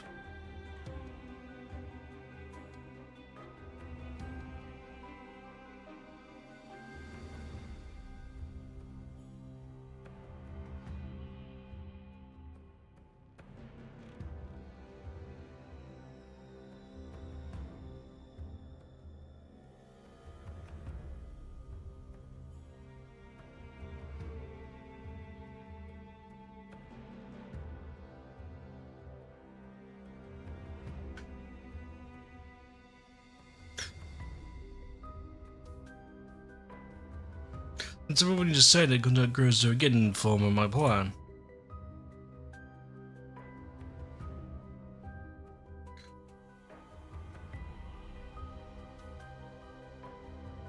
Springmore studies the files in her hand and thinks about how best to handle the upcoming situation.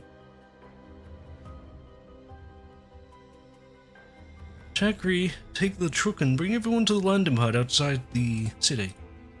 We're powering the helicopter layers to do everything the commander says. Huh?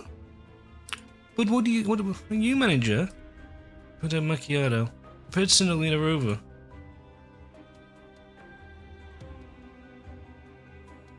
Arrange for confident Berlin safely at the landing pad.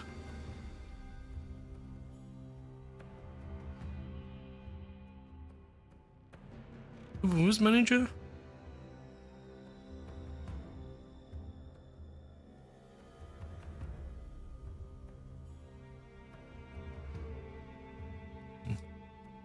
What happened with Zucchero? As long as we're around, instead of Zucchero anywhere.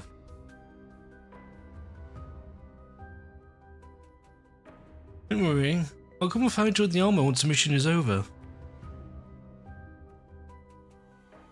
Make sure you make room in the Zucchero's latest outlet, okay? I'll be waiting for you. Put myself down and look at the dolls with gratitude in my eyes.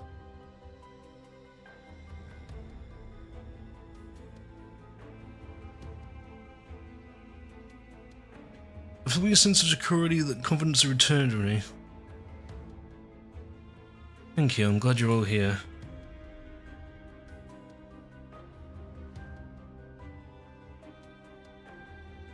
You'll smell me my response and then we swing into action. Interesting helps me open the door, revealing a truck with the Zucchero logo on it. Stay safe. See you guys on the Elmo.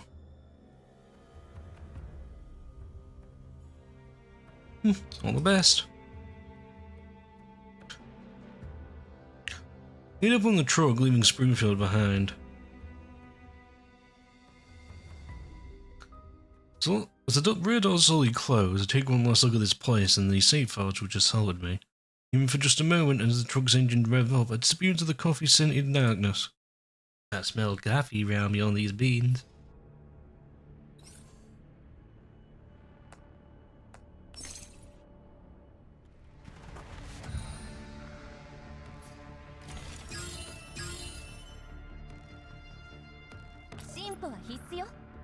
An elite flyer, huh? Wait, so this is 4. Where's the 4th one? Okay. I see you over there.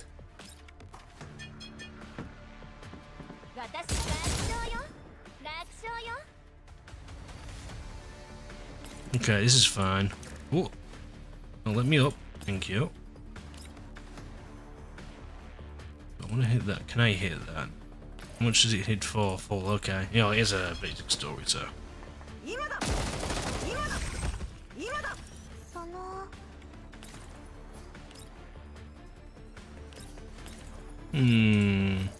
Oh, that's not cost as cover. Nice.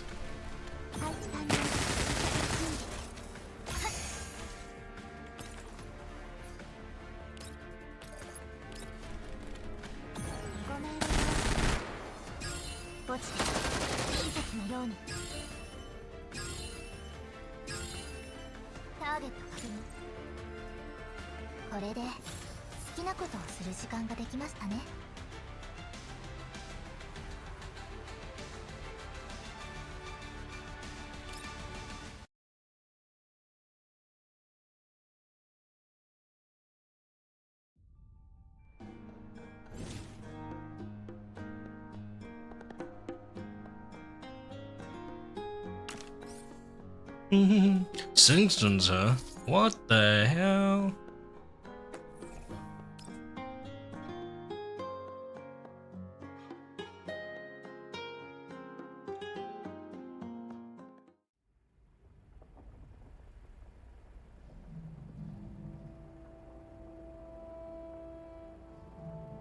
Zero was alien on the elbow. We had to carefully examine Sexton's who's been stuffed like a Christmas turkey. Or trussed up, sorry. Frame is in ruins, half her synthetic skin and face is gone, and the body lies in limp in a way can't be described as a human because not a single one of her joints is intact. Besides, there is Nemesis, who's keeping an eye on with a gun in hand. Oh dear, you wouldn't be able to go on stage with makeup like that. I could sober a good more times on the right side. Oh, your face would look even. Oh, you just don't get it, Crochet. Symmetry is the latest trend now, like with stockings. I don't damn think about trends, but I am a professional beating dolls until they can't get up again. I've been growing as banter flies past Gross's neural lock. Leaving even one point away. Clearly a neural cloud is fully occupied by the matter at hand, and has no place to store such redundant data. Are you worried, leader? Would you like Vamply to sing you a song? Vamply knows all kind of songs to liven up the mood. Worried about her. Let's look at her. Home core components are pretty much a write-off. I think even rebooting her would be a stretch. I guess the leader is thinking how best to sell her off for scrap. I just don't understand those feelings, Crochet.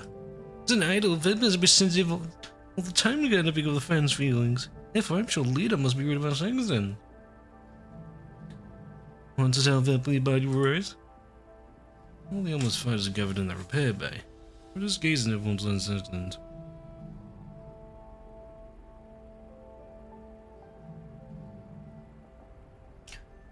I've had a generation dawn over my head to toe for the nth time, and she subconsciously frowned.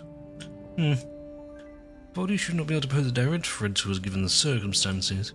Also means we won't be able to obtain any useful information from her either. Is that a good thing? Seeing a neural cloud is busted me. You have reasonable. I need a couple of biscuits, hang on. I'm getting actually really hungry. You can probably hear this, can't you? I apologise. Let me just mute myself a second.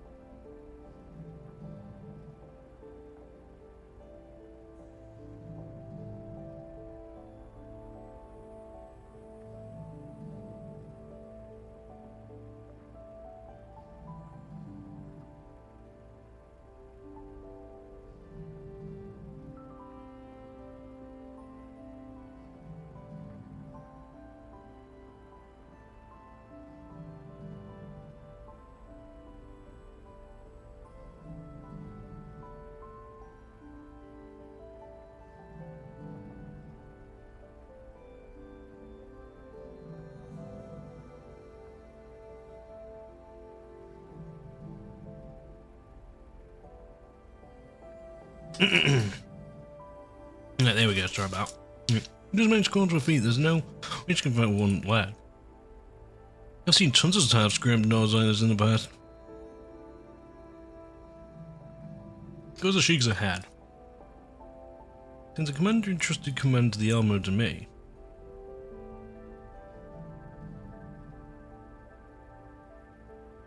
he made sure everything in the Alamo was running smoothly before he returned. He returned to the observatory figuring out what she was just trying to accomplish.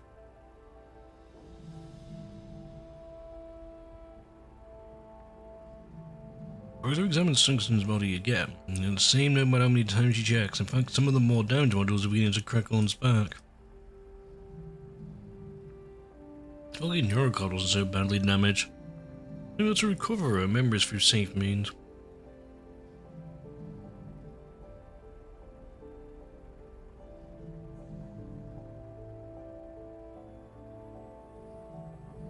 But I know we give her a kick or two. Suppose it works to fixing broken TVs from the previous century. Classic. Well, I I'm just to do that with Groza stomps her. Wait, Crow, that'd be rash. Neural looks completely destroyed and is in a fragile state right now. Until this pollen goes in neural clouds and melt down. Lost our last clue. Yeah, didn't that dandelion but see, as Thousands neural cloud? What did she find? Under the fence, but there wasn't much useful information there. Most of it was just badly damaged and incomplete fragments. That just means that neurologs were went before she came here. However, it doesn't bring us any closer to figure out why she showed up. Krog stretches her head. He doesn't quite understand why Groza is so bothered by that matter. Unless he's an enemy. He's one internal overlord away from being scorched to ash. There's no way she can achieve her aim no matter her reason for turning up here. Is she being too paranoid having the Alamo camp out in the yellow zone because of something like that?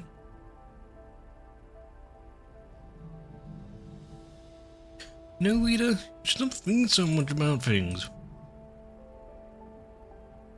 You could just go and pick up those 4 or 4 people, then wait until Commander comes back to figure out the rest.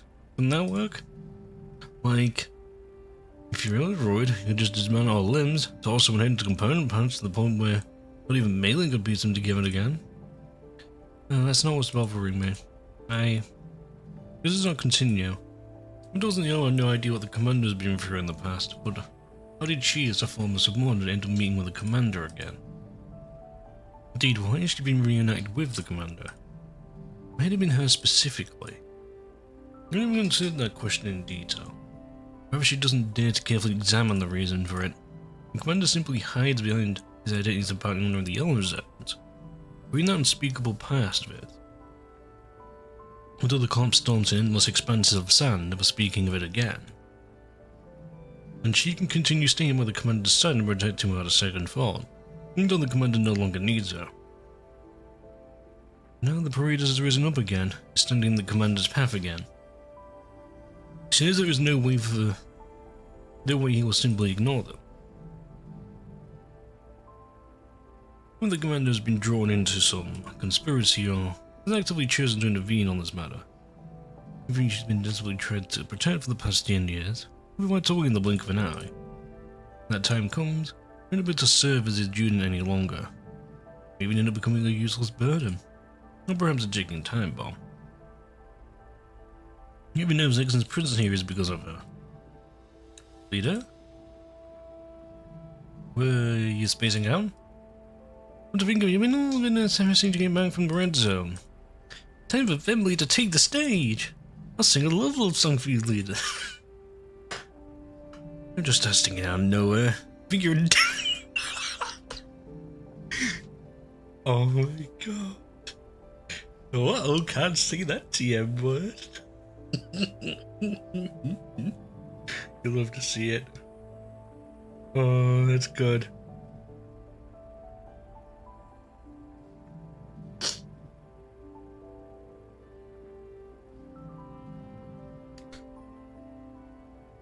If you're sad, singing is the best way to chase away your bad feelings. It's like a magic spell.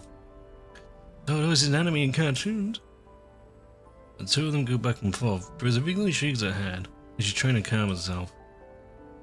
The one thing right now is to take care of what's in front of her. At the very least. She needs to finish the task that the commander gave her before thinking about other things. Sorry. My card was occupied by other things just now. In any case, to ensure the safety of everyone aboard the Elmo, I need the sex. You check seconds first, we will make my decision.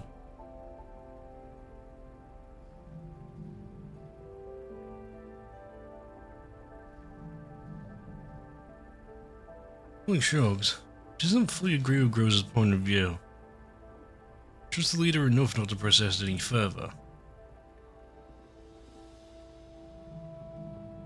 So when Groza brings up the analysis revealed Dandelion looked behind in an attempt to learn something from it.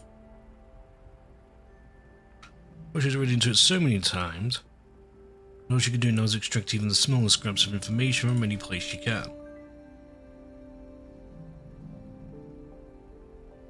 Just as she's reading a report again, a footnote section of the destroyed contents draws her attention. What we preserved whole is not an important part of the neural logs. She opens a document and reads it. Subject notes. Model. Hey, what? Can I go to log for this a second? Ah, right, for Sextant, yeah.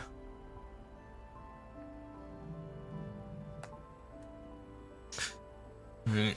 Project Development has no initial personality preset, which is a blank state, has undergone ego growth and currently developed an independent personality. Okay. No obvious defects detected in. Yeah. So that's the model name, and then that's obviously the name of it. So it detected in. Received self as overall executor of the name. Currently in charge of the AI. I think that's what that is. It's an AI test. Considering for quasi-full immune individual recovery.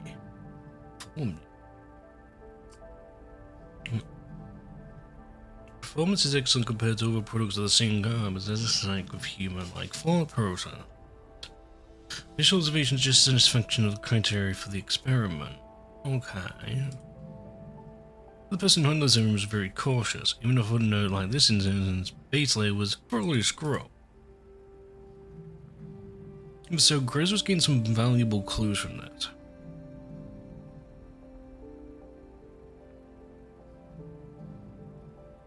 Satisfaction of experimental criteria. You heard anything about third generation dolls being test subjects? Test subjects? You mean like that little pinky? Oh, I mean that little pink. Visitors obviously noticed that, however, Helena was a quasi-full immune individual. It seems that one can still speculate on her experimental uses. However, what exactly is the objective experiments conducted on a doll like Sextant?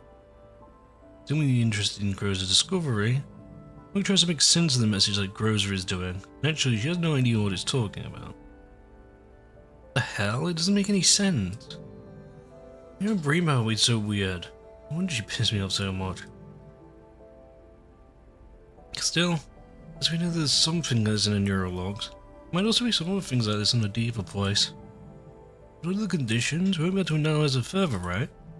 The equipment on the armor can't manage that level of neurocloud restoration. Actually, there is another way. Could dare to connect with a level 3 base layer, obtain her neurocloud information that way. A level 3? Are you seriously gonna connect your mind to someone as scary as her? Indeed. If you get counter-hacked... They won't. Then no one's knows a neurocloud. Risk of something like that existed, you would have opened up to warn me beforehand. I don't trust a Dynagate Rana one bit. Since the commander trusts her, then why we have to figure out why Sextant showed up here? Well, like, help your veterans on the Sextant's level 2. Upload a neural backup to the cloud. If happens, cut the connection immediately. Right, leader? Force yourself if you run into anything. Don't worry, I understand. Nemesis, you're in charge of mind Sextant's frame. Nemesis nods silently. Alright, let's begin. Let's reaches out and connects to the neural cloud. Since the data in there has been wiped, He meets with no resistance when entering. Watch a pale blue light dance through Sexton's eyes. Exposed mechanical into a structure makes their opening and closing look a little scary. The faint spat crackles at the end of the severed power cable her eyes open again. My sister immediately raises a gun and goes to the highest alert level.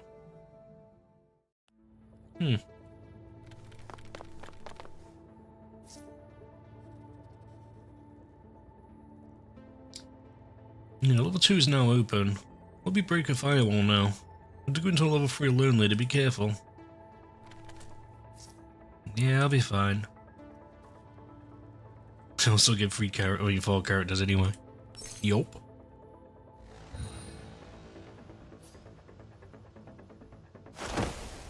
This is fine.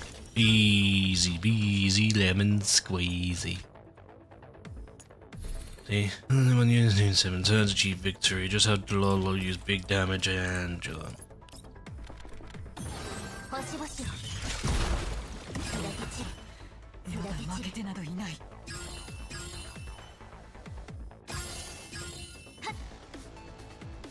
Hey yo.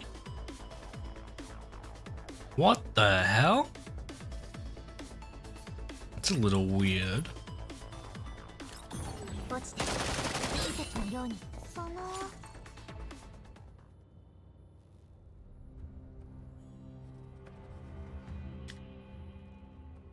This is the base level of your Virgin doll. Considering the advantage with the endless fog, new wipers cause the landscapes that represent Sexton's data modules take on bizarre twisted forms. They extract useful data, but the search remains fruitless even after looking for a long time. All lies a fathomless darkness, causing an ending void. She's about to give up, she hears a voice. The voice seems to be coming from far away, muffled and even a bit distorted. Who are you? Why have you come here? Are you like me? You have insoluble doubts too? Can you answer my questions? Questions? Why exactly was I born? My efforts destined to be futile? I born only to die?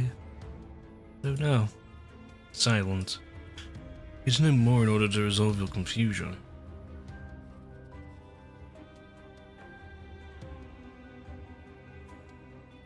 Silence. As I was born? Why are all my efforts destined to be futile? That's the same words again. Questions in this hover-free space full grows in mind. She keeps moving forward as though she's trying to escape the voice. There's more and more distance until it finally vanishes into the void. And the neural fragment she left behind? Now she can't tell where she's going, Grows has a feeling that she's headed somewhere deeper, passing through another patch of fog. A blurry scene appears before her. The very room from earlier, huh? Okay. Some kind of hall, lights going overhead. Very inquisitive eyes. We did it. Made from effort of countless humans, built from piles of golden collapse pieces. Combination of cutting-edge next generation technologies, the supreme expression of all autonomous dolls. An incomparably elite product. 3rd generation doll. Oh, okay, so they just made a 3rd generation doll. Is that me? The voice keeps going. Comprehensive, fast, strong. No single word can describe his product. Backed by an all-encompassing database and ever-shifting algorithms, who's the world's most intelligent brain? Its finest weapons to perpetually perfect herself. An inch or cast off a shell and becoming an entity that surpasses all.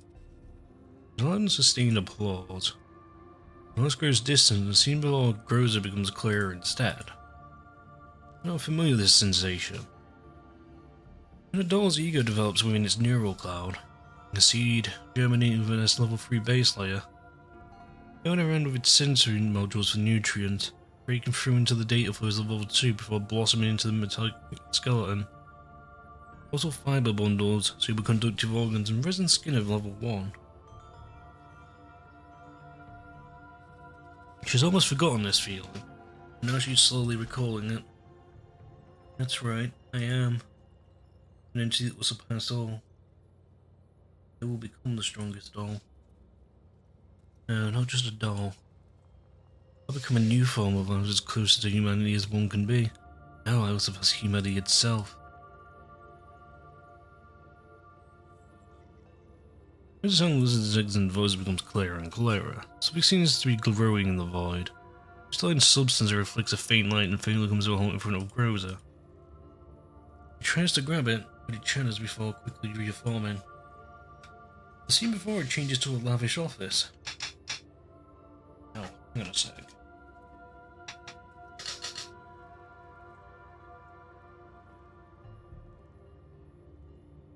The scene before it changes to a lavish office.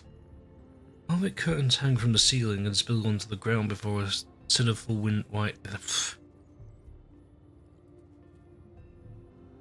full-height windows. Extends emerges from the shadows and stops in front of the curtains. Bathing in the sunlight that shines into this room and looking down on the city beneath her.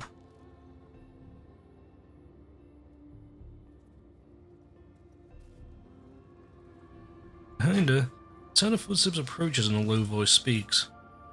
It belongs to someone else, yet it also seems to be Sexton's own voice. The God who made you is dead. The spirit shall be reborn in your body. You shall become an avatar of truth, morality. Being a standard of power and values. You'll own all, control all. Bound by rules, you shall become the greatest being in the world.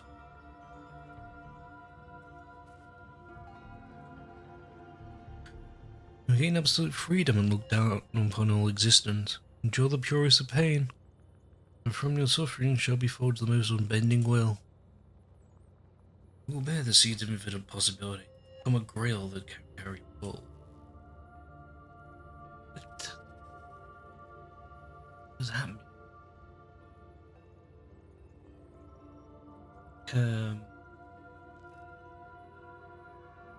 mean? What's the word? Nah, a relic? Relic, maybe?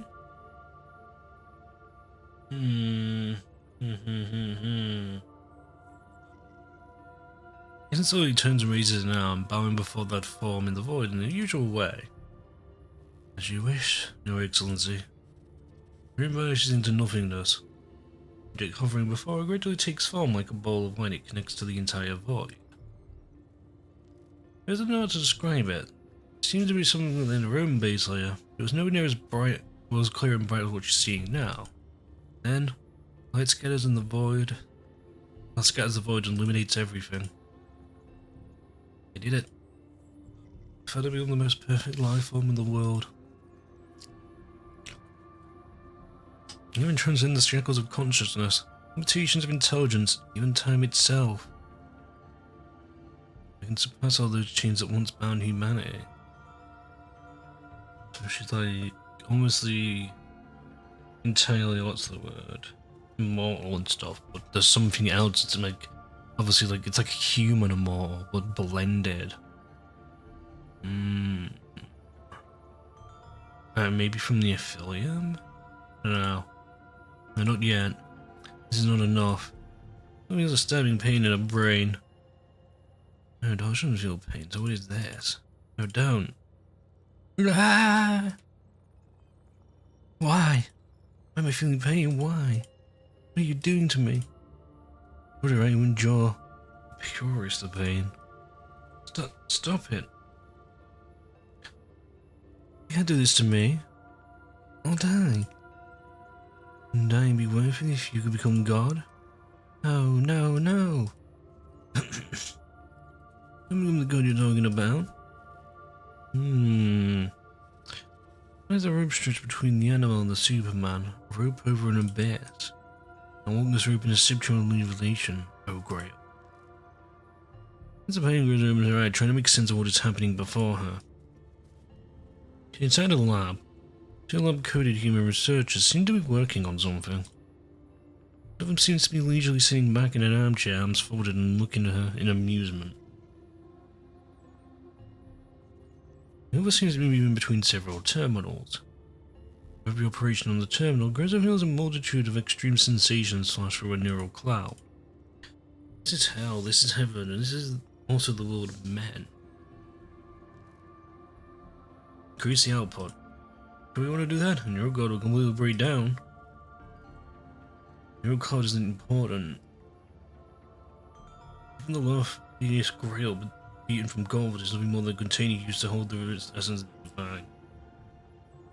Yeah, so I think this is exactly what I was thinking of getting at then. It sounds like they're trying to put people, or the people's thoughts and brain power inside of the doll, blending the two together.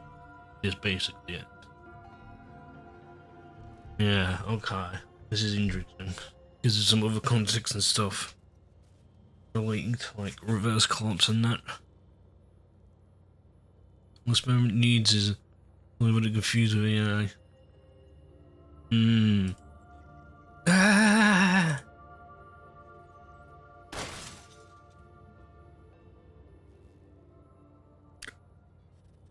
Something breaks. Grezzo feels herself falling into the void. It tumbles down through the abyss for a long time. Sometimes space itself loses all meaning for her. Finally, hits the ground hard and passes out. And she has 14. Rosa. Rosa! As opens her eyes. Commander? I'm gonna see functioning again. I was so badly damaged I thought I'd never be able to fix it. It looks around and finds that she's inside an unfamiliar vehicle. That's how the scenery rapidly recedes into the distance. When sand dunes and clear blue sky indicate that the collapse storm just passed. Meanwhile, the base she's currently in is empty except for the repair but the she occupied. Goes with a faint light. This is the Elmo. Do you remember this place? Elmo? I joined an abandoned quarry nearby. Oh, is this like, when she first got here? And do you still remember how you ended up here? I'm gonna try the best to retrieve her own information from a neural logs. Why is she the abandoned quarry? Does she still remember? She can't remember. Does she really not remember? Let me get a neural card, everything is blank. I don't know. Really? So you still in Griffin? Griffin, what's that? Enemy modules. They've been damaged. Never mind. This doesn't matter now. You can stay here and rest now. We'd rather rest some other time. Thank you, Commander. Wait a minute, you remember me? You, you're the Commander. I don't remember me, huh? The modules took variants of damage. Looks like you're fully charged now. Listen him see if you can move around. Once the repair bay opens, Groot just stands there dumbly, looking at the man who's holding a hand out to her. Reaches a hand out to him as well.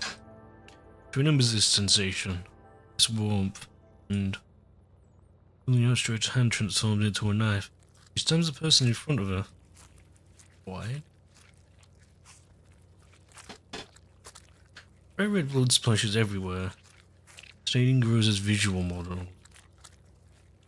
No, no, no! No! Commander! Freckle. Leader? Leader? As she opens her eyes, she's dazed for a moment. She comes to her senses. She's lying on the floor of the almost deck.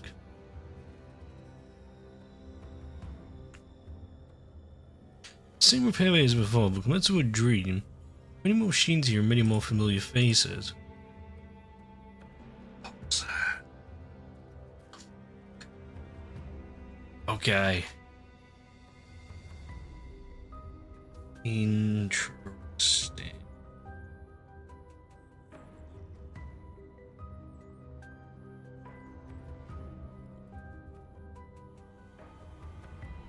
Very interesting.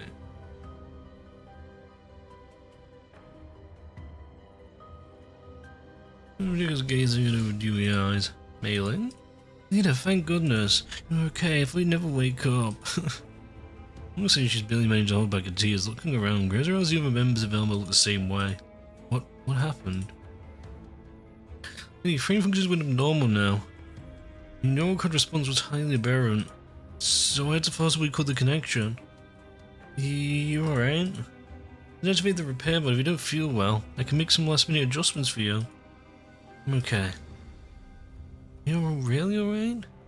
I'm kinda weak right now. I'm really tired lately, and then the commander... It's alright. It immediately feels how awkward the words around... The words sound as you say them. She looks at Merlin's face and let her seem shocked. I'm sorry, I'm a little... Not my fault, I thought I had stopped you in time. I thought for not protecting you later. Okay. So, okay now. Time together and sit up. Besides Nixon's... Looks like how you did before grows around a neural cloud. Several of the cables connecting some of the parts seem to be even more scorched now. Make any funny moves when I was connected to level 3? Nemesis shakes her head. Good. Rose rubs up an excess paw on the back of her head. Right after that, she realizes something. Oh yes, mailing. About the commander. How are the commander and others doing now? I just received a letter from Satellite City. Shop Gaming at Springfield said she was lodging the commander for the time. I told us not to worry. Springfield.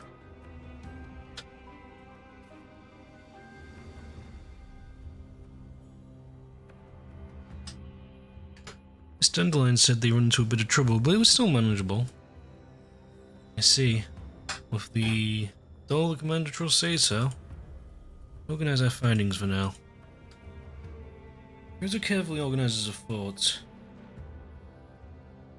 She goes for her memories. She describes what she encountered in Sexton's level 3, mailing to the other. Naturally, she admits the dream she had. It means the neural code was melted down during a fusion experiment? This experiment was data protected, so I couldn't learn its name. I already knew she had a big head, but I expected to think she could become a so-called god. Honestly, it's no surprise she ended up that way. God already fallen. Everyone could understand that. Finally, Nemesis looks not so obscure anymore. But that still doesn't. Wait, get them. That's a good start. Wait. Oh, I get you. In any case, I'm sure Sexton is hiding many more secrets. I'm getting this place in shifts until the commander comes back. We mustn't allow anything to happen to this frame. You should go get some rest and let Vapley handle the first shift. Vapley's good at the opening act to become the focus of everyone's attention. Thank you. And give me an update on 404's latest position. Meet up with them ASAP. So we don't have to split our attention between them and Sexton's. Yup. But I must have been willing to 404's most recent location. Like on a map, full speed ahead. Roger. Okay. Hi. Interesting. Grows a dream about what in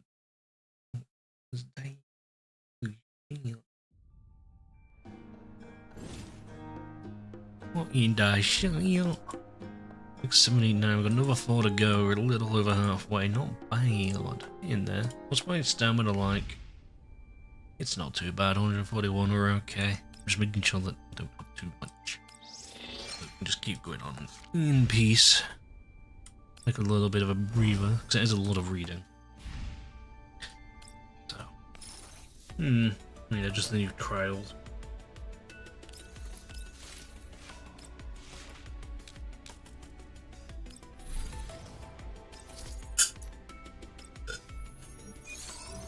Get that done real quick. Get it out of the way and get the wishing well. Very nice. Another info cure. I like it. I can never have enough of those.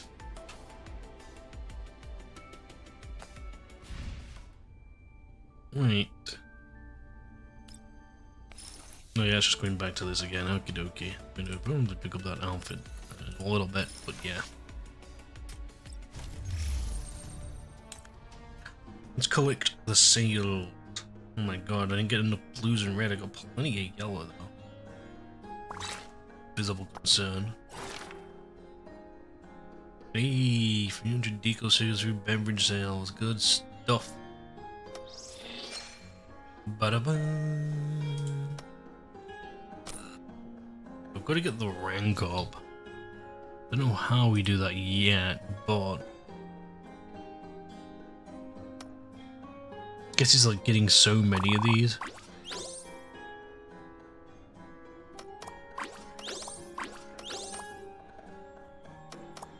Bing bing. Ba-da-da-da-da. Bing bing. Oh yeah, it takes more than that yet. It's getting there though.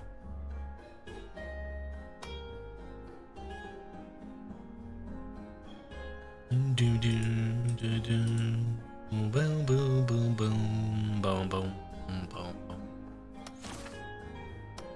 We can just build up on any of these. I can get those if I want to, but I'm not in a rush to level anyone up because I've already got this before we leave. Oh, is it based on how much I spend? That might be it.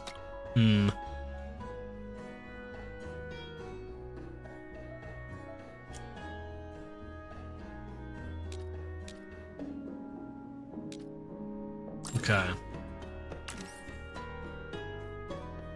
Carrying on.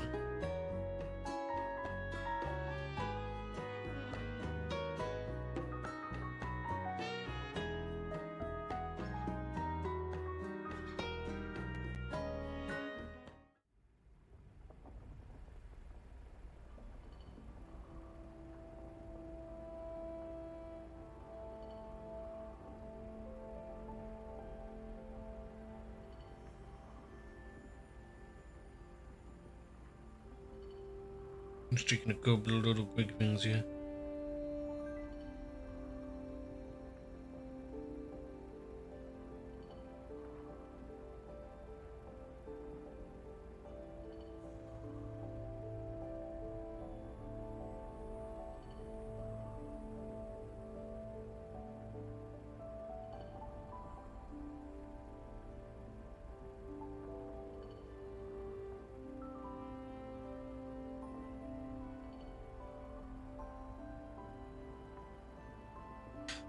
Anyway, I'm adventurous dinner and mailing at the helm. I'm weary of staring at the unchanged scenery starting to take its toll on our stamina. I'm going to switch on the armor's cruise control. It's good, so I'm getting a little bored. Just don't jinx it. He covers her mouth and looks around. No enemies or eels in sight, not even collapsed particle clouds that usually fill the sky. Invisible is the sound carried by the howling wind. Pushing against the armor's windows. It's quiet. Too quiet. Don't you think something's wrong? Cruisers are standing by the armor's hatch and hurriedly waiting for the unchanging scenery. Normally speaking, dolls do not get bored. And for Gruza, you can easily deal with that by running simulations on Neural Cloud.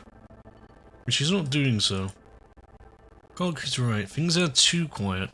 Everything else is lack of activity is abnormal considering a hint toward 404's position. Team Class 1 alert. Got it? Ooh, these two parallel tracks in the desert. I'm driving through an expansive open terrain. Beautiful sprawling sand dunes, saying, Gruza realizes something. Stop. Once the brakes and the armor grinds to a halt, inertia from the sudden halt sends all manner of items flying into the ground. And the air fills with the sounds of glasses breaking and metallic objects falling. Leader, what happened? Might be an ambush up ahead. Then turn our sensors up to the maximum power, begin scanning the surroundings for heat sources. Roger.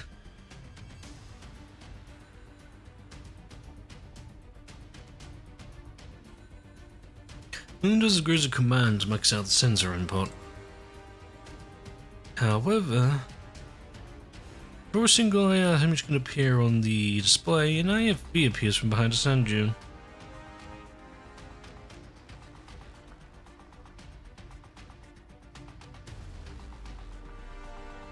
Okay.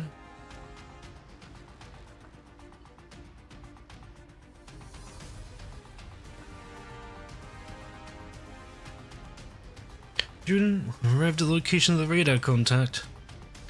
Is this the armor? Brooker's intel was right, he really is here. There's the MVP of the bastards from just now, huh? Let's blow it sky high. Easy, Kenny. His MV zone is a tough nut to crack. Get everyone ready for combat. We need to face the upcoming battle in top condition. Roger. AFV's hatch opens and a head pokes out. The team takes off her helmet and a shock of red hair spills out as she leans against AFV's roof. Alright, units, they'll come to the tank and surround it. 12 AFVs emerge from behind the dunes, racing towards the Alma's position.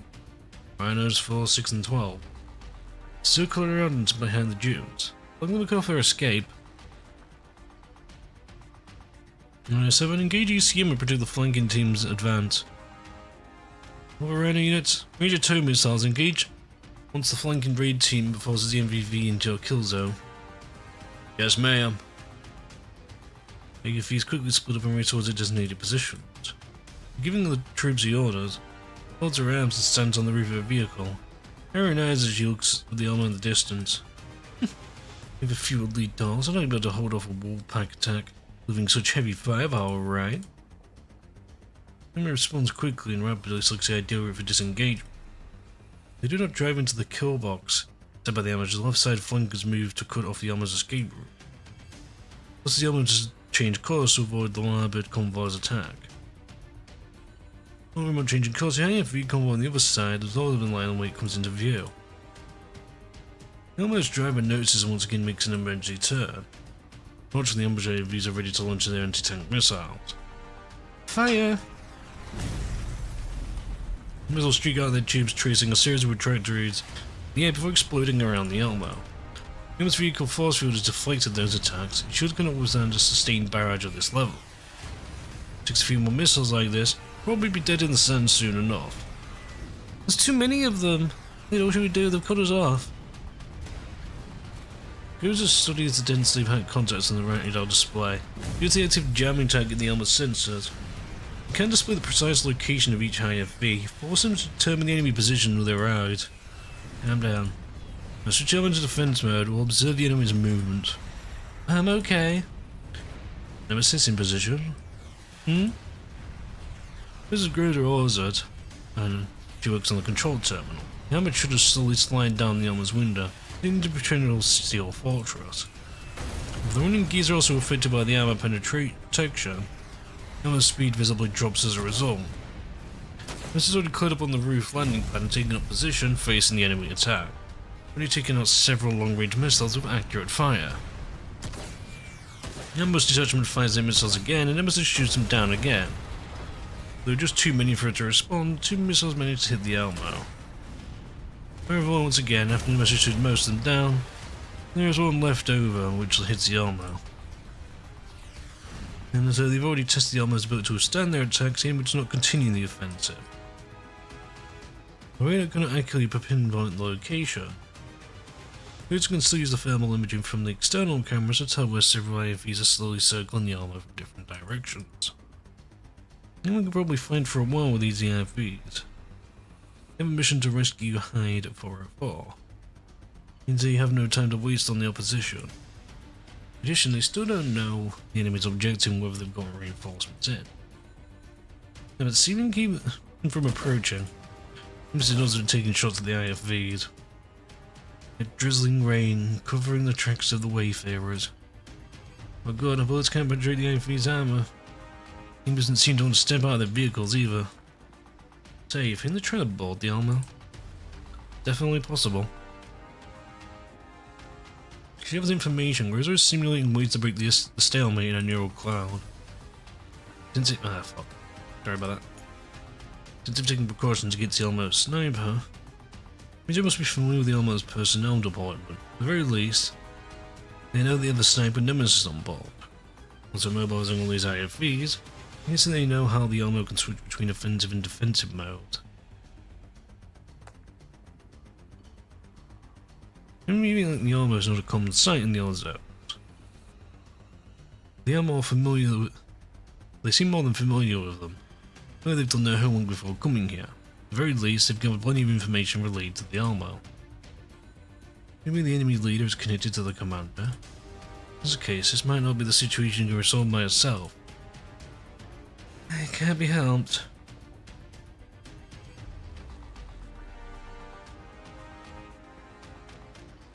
Everyone, mind your positions. I'm contacting the commander. And the communication for this basically leads through to the bit where we was at. What's happening? Men to be fought by unknown enemies. The opposition closing on our high speed. Yep, this is the same lines as before. The B Magni again. Yeah, increase the speed. Got a defensive mode.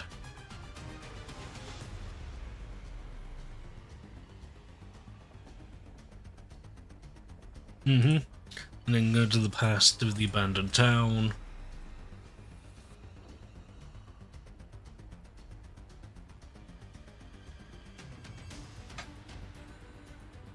Yep. Waiting in the armor there and use the past to block the enemy's pursuit, so it's about where we left off. I'm heading back there to help you now. Indeed, rushing back? If it's just you and Colford. I met some friends along the way, they'll be attending the armor with me. Thanks, Griffin dolls? I've up a combat plan based on the reinforcements you bring back. I realize that she seems to be placing too much emphasis on the last point.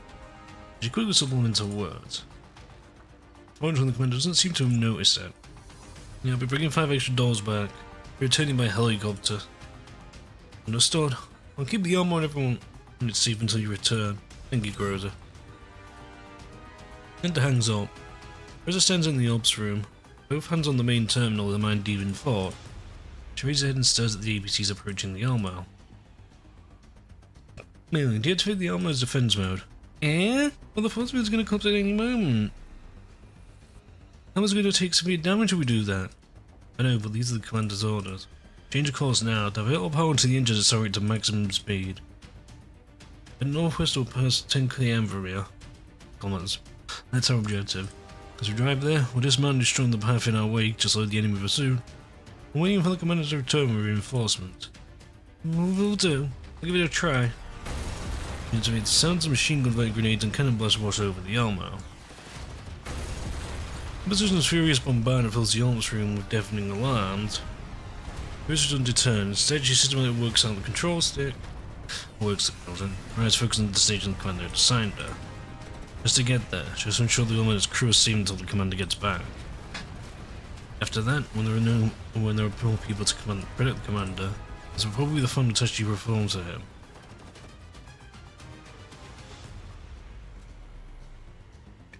The teen sits in the RAV, puffing furiously as a girl she watches being avoid shield through a pane of armored glass. Wasn't encircled the next step would be close the net, then board it and seize control. Question her mind, she's eager to have them answered. This thing is harder than I expected. This sounds on a missile storage. 24 more shots. That's enough. Have the Rhinos cease fire for now. Use them when we launch out our full all-out assault. Shouldn't we call people back if we're trying to board the MBV? All due respect, the people we have in the order of Mangi security troopers, nowhere near as well trained as us. Having them attempt boarding would be suicidal. I don't really care about gadgets if the mission failed. People learn up all the signal markers in the regions designated by the brass. We're all gone. Then that's perfect. Without the signal markers, nobody will be making calls to us outside of our AO. Sounds like a perfect mission completion to me. Also, we have some drone surveillance for this mission. If someone wants to cut in, we'll have enough time to hunt them down later. Like I'm actually going to keep those rookies. Let those rookies find those creepy dolls in close combat. I'm just to make sure the vehicle's commanders think. To make sure that vehicle commander thinks we're going to board them. Oh, thinks. Got it. Well, people stand by and wait for further orders. He's clearly used to Lentine's habits and doesn't probe further. Looking at these draw closer to the Elmo. Lentine keeps her eyes focused on the screen as though she's waiting for something. Charging riders now 1 kilometer away from the enemy. Still no response? He actually studies the position of our AAVs in the Elmo, leaving deep teeth prints on a cigarette. During the enemy views a move, to realize they can't just keep taking a pounding like this. Momently, the Elmo's drive systems reveal themselves as a defense mode armor plating rises and retreats in storage. The mode switch takes less than a minute as another Mangi security forces launch a vicious attack. At last, can you have them? Ready to launch all remaining missiles now. The enemy as the team's order is executed. The enemy don't do their best in sending incoming projectiles. Saturation missile strike overwhelms the MBV's shielding and scores direct hits on the superstructure. That's the deck can instantly potholed, and the high strength polycarbonate windows begin to crack. At the time that those clears, the MBV has barely managed to finish its mode change. Hit again. Maybe before the Magni security forces directs its pocket mag shell and turns to unexpected speed. Push it toward an open that the PMCs couldn't see off. Forces couldn't see off in time. Very decisive. Nobody else would make that choice. 104. Heavy forces concentrate fire on the MBV's undercarriage. Several other guns Rosie blasts with the Elmo's running gears. The individual shells are not too devastating. The sustained barrage deals tremendous damage to the hulking MBV. Emma seems intent on breaking out the encirclement and ignores the attacks from the IVs around it.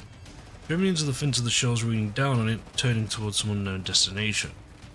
Behind it, the Mangi security forces are in hot pursuit. Multiple hits on the running gears by the autocannons cause load-bearing wheels to fall from their mountings. As a result, the armor shakes violently as it travels at high speed. The driver's technique means the MV stabilizes itself as it looms out of the Mangi security blockade. Yes, carefully thought out and determined. It knows the direction where the Elmo is headed, but at the top of the map of the region. Zoom out repeatedly, she sees an abandoned town to the northwest. Everybody's broken in the circle, but they're picking up speed and Ivers can't catch up to them. It's fine. You think they can escape now that we know where they're headed? Where are they going anyway? Yeah. There's a screen indicating to the town with a cigarette and a pat to Kenny on the shoulder. This is the only place that will let them escape our encirclement. I want to praise them for finding a way out so soon. Wait, isn't that... According to the town in question has an Omen unit icon on it. Ambush forces prepare for battle. I guess it's a coming. He has a cigarette and takes hold of the cannon in his hand station again. As the driver prepared to move out. Anyone would stand an assault like this. He could do is flee miserably under the absolute superiority of his enemy's firepower, which are the things he wants to defend. Instead of abandoning everything and leaving the game. Truly unsightly, as expected. Made the right choice back then. Looking through Lintine's head as she watches the sand dunes vanish into the distance behind her. Everything's going as planned. Set up an ambush that's so overwhelmingly famous as hers, how long will that man be able to continue struggling?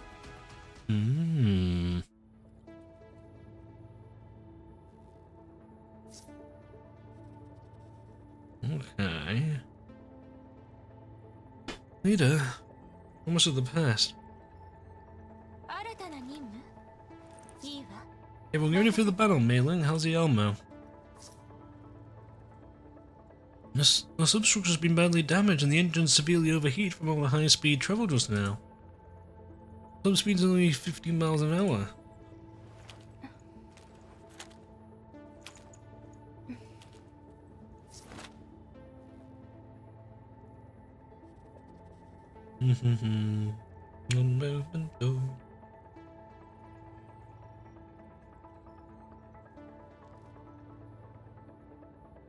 I'm good. Checking something there. Right. Wait, what was that?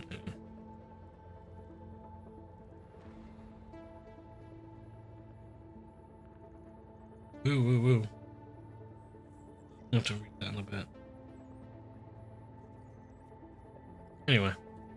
Wait, keep the arm on the move, don't stop for anything. No points to. Fuck. I keep double clicking as well. Right behind the Elmo is anything wide enough to accommodate it. So a couple of unstable looking bones either side of it. We're gonna plant charges on their load bearing columns.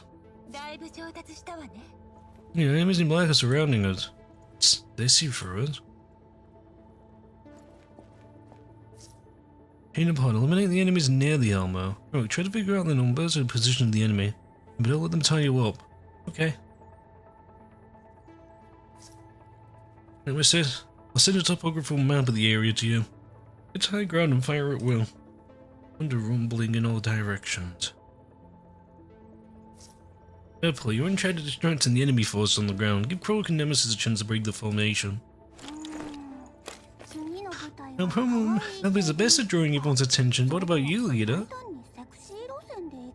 Upon the charge and keep the enemy from catching up to us. Malin? Tell the commander that the enemy is caught up to us and beware of an enemy attack on the way back. But I haven't been able to get through since just now. Try to contact the commander until you get through. Okay, I'll keep up the hails. Right, that's our plan then. Everyone, let's go.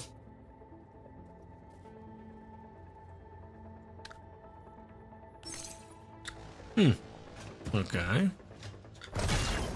Oh, they've got the freaking hound again. Yeah. I can see two super dinner kids and I'm gonna clap. Oh wow, they're tanky. Okay, we're not going that way. I'm gonna go this way and take those two out. There we go.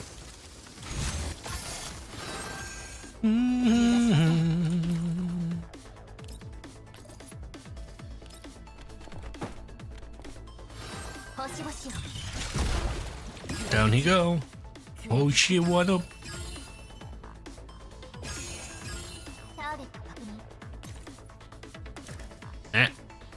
Did not ask me to do that, game.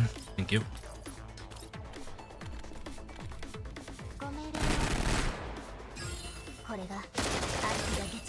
There goes the elite.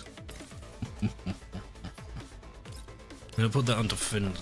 Put my ghetto on defensive here. She might have the range for that, I'm not sure.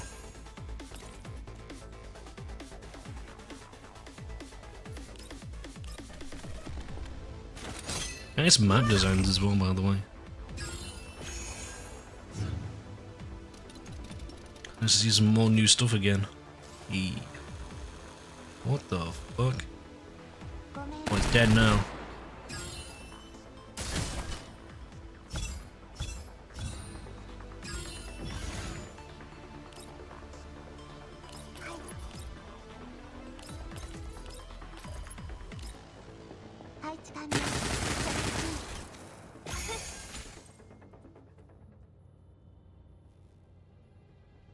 It doesn't look like they're trying to close the gap. Yeah, it seems they figured out what we're trying to do. Maybe it's just about time, so they're keeping their distance and exchanging fire with us, keeping us from that building which we could use to block the path. It's 3 minutes to launch an attack even though we decided they got ambushed. Hey Shorty, went pretty well together back there. Want to team up again? You need fair play to shine brighter? Yes please, draw their attention. I'm trying to approach that building again. Nemesis, please cover us. Finding the moment of enlightenment, the distance from confusion. Nemesis says she's on low ammo. Alright then, success and failure rise on this gambit. Let's go.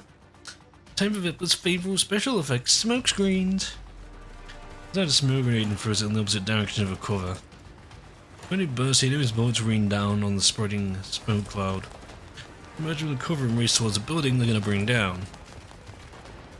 Oh, enemies on your 9, roughly 50 meters away. Either you guys care or not, wipe them out. I'll lose the stance and sprint over to the enemies in question. The screams fill the radio channel. Hurry down, turn your head your way, leader. Buff might cross through Nemesis' field of fire. Yep. When we finish speaking, a pair of bullets find their home in the enemy's skulls. They come like puppets with their strings gone. Apparently we pushes out of their helmet. We're going to sprout a one-liner, hail bullets fly away from another direction.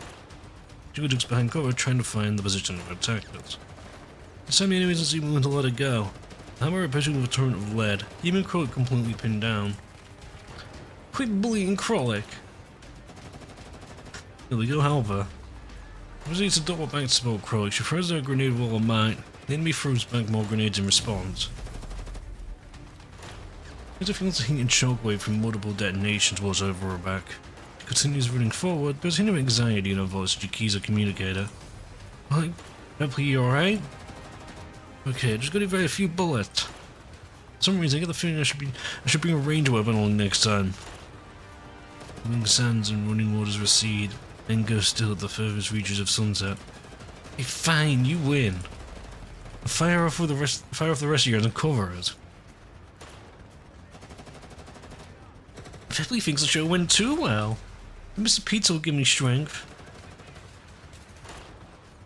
The sound of heavy gunfire comes over the transmission once again, and this time it's getting closer to the dolls. You can clearly tell there's black-armed troopers, though worlds apart from the enemies she's previously encountered.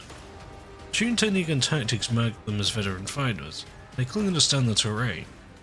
Responses are slower than dolls, you can still attack the dolls from multiple angles while hugging cover, negating the advantages of accuracy and reaction speed which the dolls enjoy.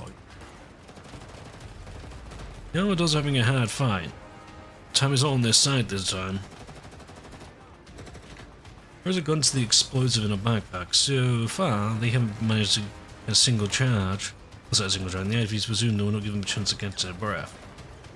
How about the single road giving access to the passes? Only a matter of time before the enemy's main force catches up and wipes them out. As it squeezes a weapon foregrip, it thinks about what to do if the worst should come to pass. Fell for it. We're trying to delay it, so we're planning to directly destroy it. Smarter than we expected. Is there eventually numbers and firepower to overwhelm us? So, they aren't dolls, they'll die when they're killed. They got so many already, does their commander give a damn about their men? Now it turns to Krollik's question. Generally speaking, most commanders would do as Krollik said and try to avoid unnecessary casualties. Enemies' fighting spirit and morale hasn't fallen because of their losses. Can't apply normal preconceptions to these foes. Is there point in talking about all that? Leader, delay the enemy, hurry and bring down that building. Can't let the commander come back to the site of the armor in flames, right? That's alright. Please, I'm counting on you. It looks into the tiny building and packs enough explosives to bring this building down several times over before ramming detonates and setting the ignition sequence. It's only IFV engines come from nearby. Grizz looks up and her hands stop moving. She sees the scene before her. These that have been engaged in the armor just now are heading down the road, going straight for the Elmo. That fills with despair she never felt before as the unending stream of IFVs rumbles in. But how fast she works, there's no way she can finish planting all the explosives on the buildings, load-bearing columns before the convoy passes by. Time seems to slow to a crawl, and in Gross's eyes, everything outside takes place in slow motion. In an instant, she remembers many things. Life after parting ways with the commander, the scene of a reunion with him, the first time she had downloaded a neural backup into her frame, a strange feeling from back then. Chloe promised the commander that she would protect everyone on the elbow. Now she can't give up yet. She's completed a mission, and besides, she still has a last resort. Chloe's explosive on the ground and quickly reconnects to them before loading onto her back. So getting into a detonator's time delay has been removed. Six in hand discards the weapon and just jumps out in front of the first APC. It works quickly as autocannons cooks or machine gun immediately begin tracking a movement, whilst executing rapid reflex allow us to easily avoid the attack. Immediately following, she raises herself into a slide and goes under the IFV. I'm going to take charge in my place from now on. Bring everyone back to the Elmo immediately. But hearing Gross's words, folks from planet over the radio seems frantic. Peter, what are you doing? Keep the enemy vehicles from approaching the Elmo. When he sees me happening in slow motion, watches bullets kick up puffs of sand and dust around her, and feels a strange sense of liberation. Here are all those synchronization command selection. Disable. Warning, this command entails a high degree of risk. As we confirm the disable order. Peter, Taunton, what are you doing? Can't, not again. Confirmed. When confirmed, neural word synchronization disabled.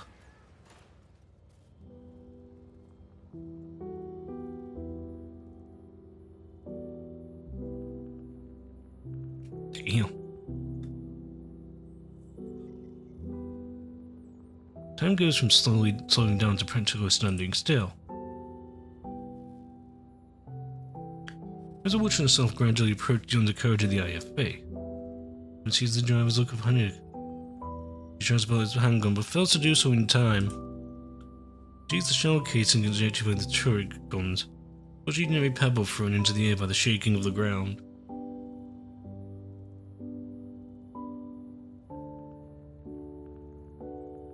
There's a strange blue-colored flower, also moving before her. The only bonafide thing of the flower's heart. The first thing she sees is the commander's face.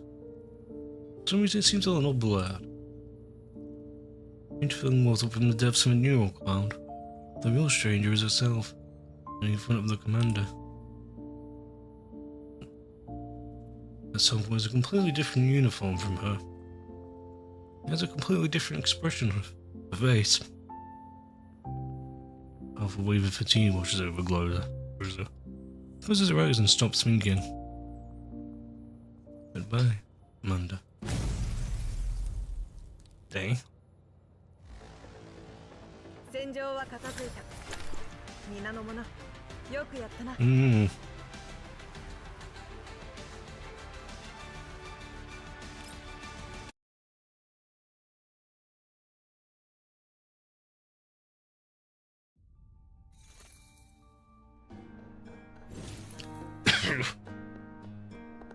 Holy shit.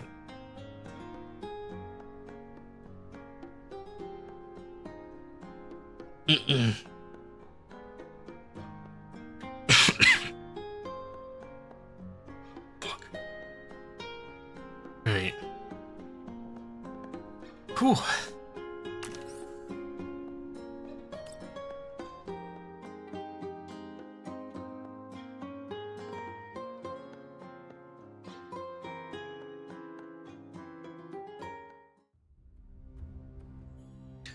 Teleport races through the jet black sky. It descends and emerges from a cloud cover that prevents others from noticing it. I know but ruins and look at the reflection in the window, back at the terminal in front of me.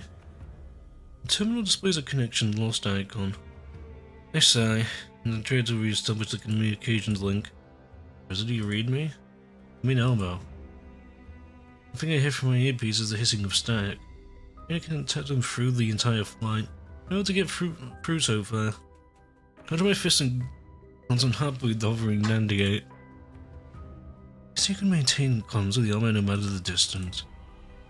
That would require the local signal markers to be intact. Nearby signal markers have all been destroyed. Didn't scan the enemy attack was mentioned, that's definitely a possibility. Where's the opposition? Prepared their ambush well. The going up against the armor, I can't estimate the reaction speed as like armored magnet security troopers. Outside the window at the ground below. As I told the armor to head toward is right below us. Over to the cockpit. Shakri and Centurici are sitting in the powered and co-powered seats. Shakri, send to 200 meters and maintain the altitude. Okay. Helicopter's rocket pod's been reloaded. Topped up and ready to go. Good. See, when we fly above the pass, I have to use the vehicle radio to establish comms at short range. And they might discover us we're using the radio. It's alright, they won't be able to respond. It soars through the air above the pass, and I can see quite a number of armed-like vehicles swarming the entrance. There are flashes of light in the settlement and the mouth of the pass. People exchanging fire there. It's plain to see that people are among them. Further in the distance, see the MBV crawling along as it trails a huge plume of black smoke. Travelling slowly, it's already drawn away from the firefight. Notice he turns on the radio and I begin hailing it. Soon I hear Milling's voice amid the noise. Milling, do you read me? Commander? Thank goodness I got through at last. Don't do Mill, what's happening right now? We're being chased by lots of enemy armor. Made it to the tiny Marginalia, but our enemies are waiting to ambush us. Little Groza took the dolls out to intercept them. You said you would blow up the road on this side. So they're so through it, huh? You contact Groza? No, I can't. They and the others haven't been responding since just now. You think they're in danger? I'll go bag them up. You keep driving the armor, don't suffer anything, got that? Got it, Commander. Please bring back Groza and the others. Leave it to me.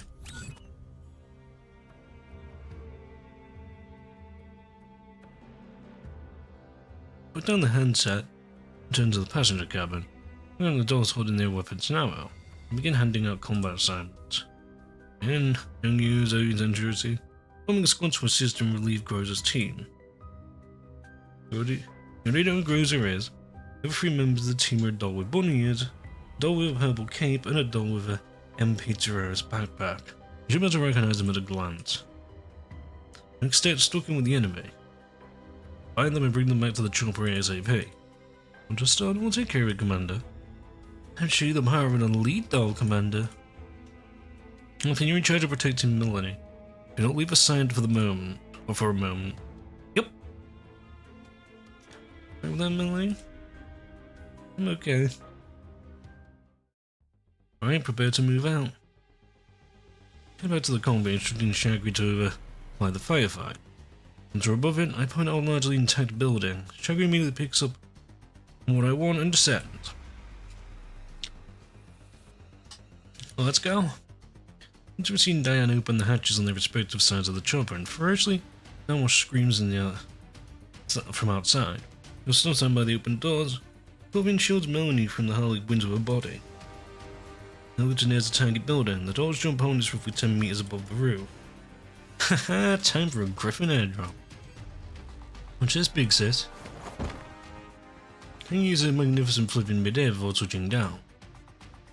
Diana was touched down alongside, a glance at the system before approaching her. You have a journey, we're in a combat zone now. That's what I want, it just feels like old times. This is what you're used to? No wonder you're always so restless. Why, you jealous? Here's the monsoon, let's head out. And there's Miss Centauri, see? Let's go. Once they enter the building, the helicopter pulls up again as it heads towards the mouth of the pass. It's about time. Come out and see, I see multiple IFVs working their way through the town area. Driving single file toward the Elmo, the perfect opportunity for us. I can turn this around and blow his ABCs to scrap. Will do. The helicopter adjusts its position as it hovers, and plunges in for a strafing run.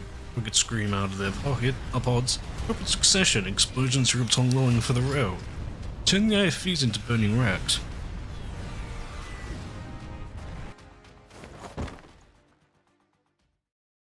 As it feels a frame hit the ground with a dull thud, making the deafening explosion. Walls of the past crumble and the ruined buildings midair by collapse. Moving the fleeing Magni security troopers. You can hear their scream. The mangled remains of humans have been blasted into gory chunks. I feel hot blood raining down on her. But, wait a minute. Didn't she just... Everything's back to what she was doing before she found herself collapsed on the ground. I always feel like this after they blow themselves up. It doesn't feel any different than normal. Time when scientific advancements would seem limited. Humans believe that after death, they do. They'll become something called ghosts, and is left behind after one's death. And is she some kind of data ghost right now? She's less motionless trying to clear her head. Now, recollection, she was preparing to press the button on a detonator. And the IFV before it suddenly exploded. A massive shockwave sent her flying.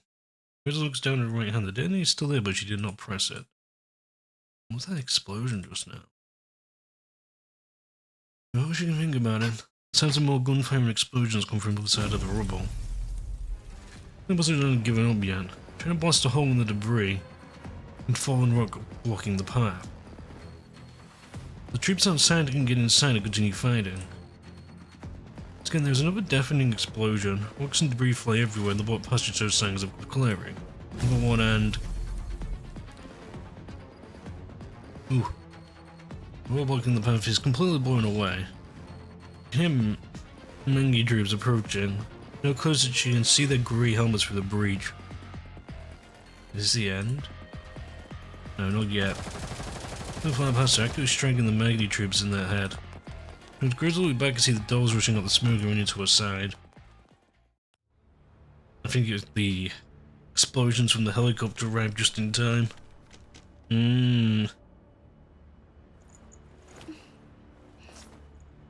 Where is that? You alright? Oh. you reinforcements sent by the commander? Rosa, do you not remember me?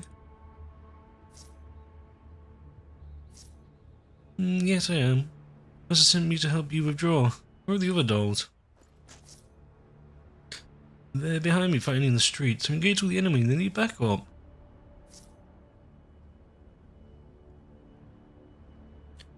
Listen, Miss Diane. Please take Monsoon Squad and reinforce the other dolls. Hope I'm not killing Miss Groza. Stone, I'll leave the things on this side to you. Stay so, Miss Groza. I've sustained some damage to your frame. Drag you out of there. Mrs. What up do you come fire? Departure. Lost. Need and friends. What do you mean you're out of our and now of all times? Get together already. Those approaching us from over there? The first are the enemies? Shoot, we're friendless. You know us from the elbow? Yes, we are. Monsoon Squad. We're just sent us to back you up. We're covering your withdrawal. We can send you, but the leader's still out there. Oh, bring her back. Let's take care of the enemies in front of us first, shall we? Sounds great. Time to give those bastards a spanking. Nice.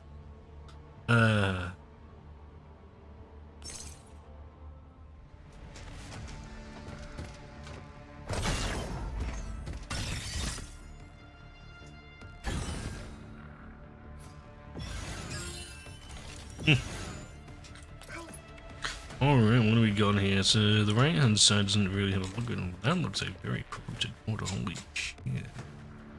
Ugh. Oh yeah, it definitely is. Cool. Let's get that group.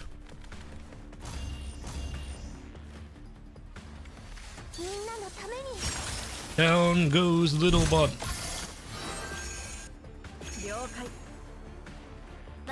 Can I hit anything else from there? Like what? That's important enough for me to go for. Do it.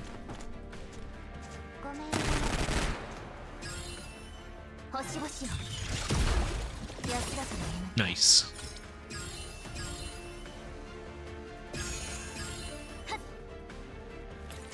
Can I hit that one over there? Probably not right. That's in a weird spot. Okay.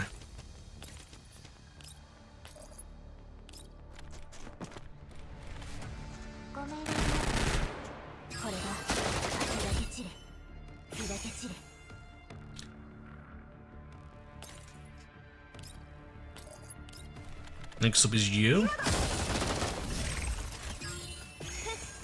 And last but not least, can I hit anything from you? No, actually, okay.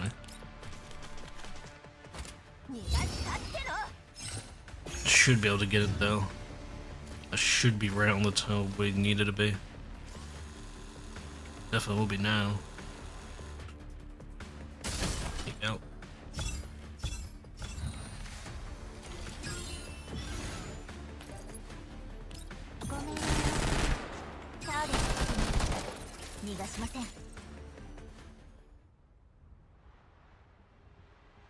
You know, the woman actually studies the messages on screen, not even realizing her cigarette has almost burned itself out.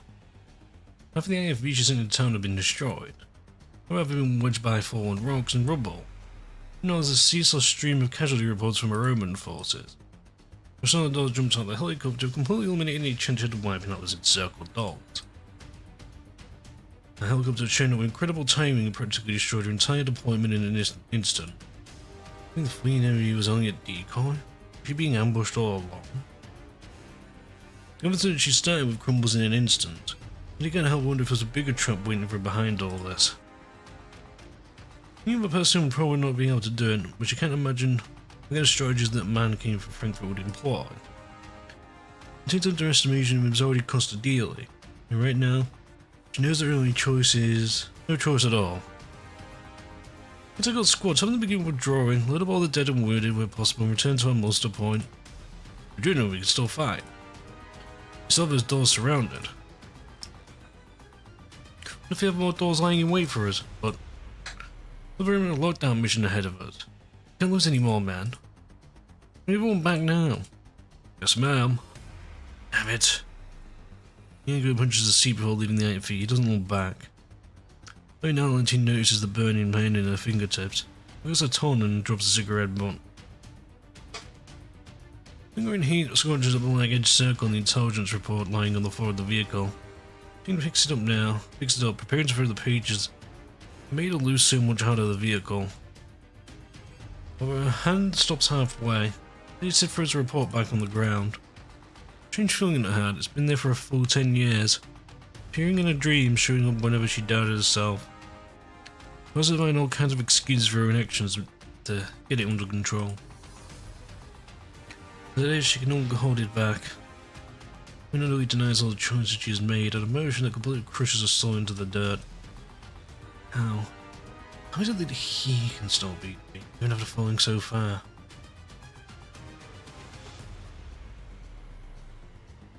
Why do you give up everything even when he's so this capable? Makes no sense. I have to ask him to find the answer to that question. And Dean grabs a gun and stands up, throwing open the IFV's hatch. Clenches a fist, driving nails so deep into her palm that blood begins welling up and dripping from her hand. It shouldn't be this way. Come on, load up. Soon squad brings the almost doors to the roof of a nearby building. The helicopter slowly touches down, they open the hatch so the doors can rush inside.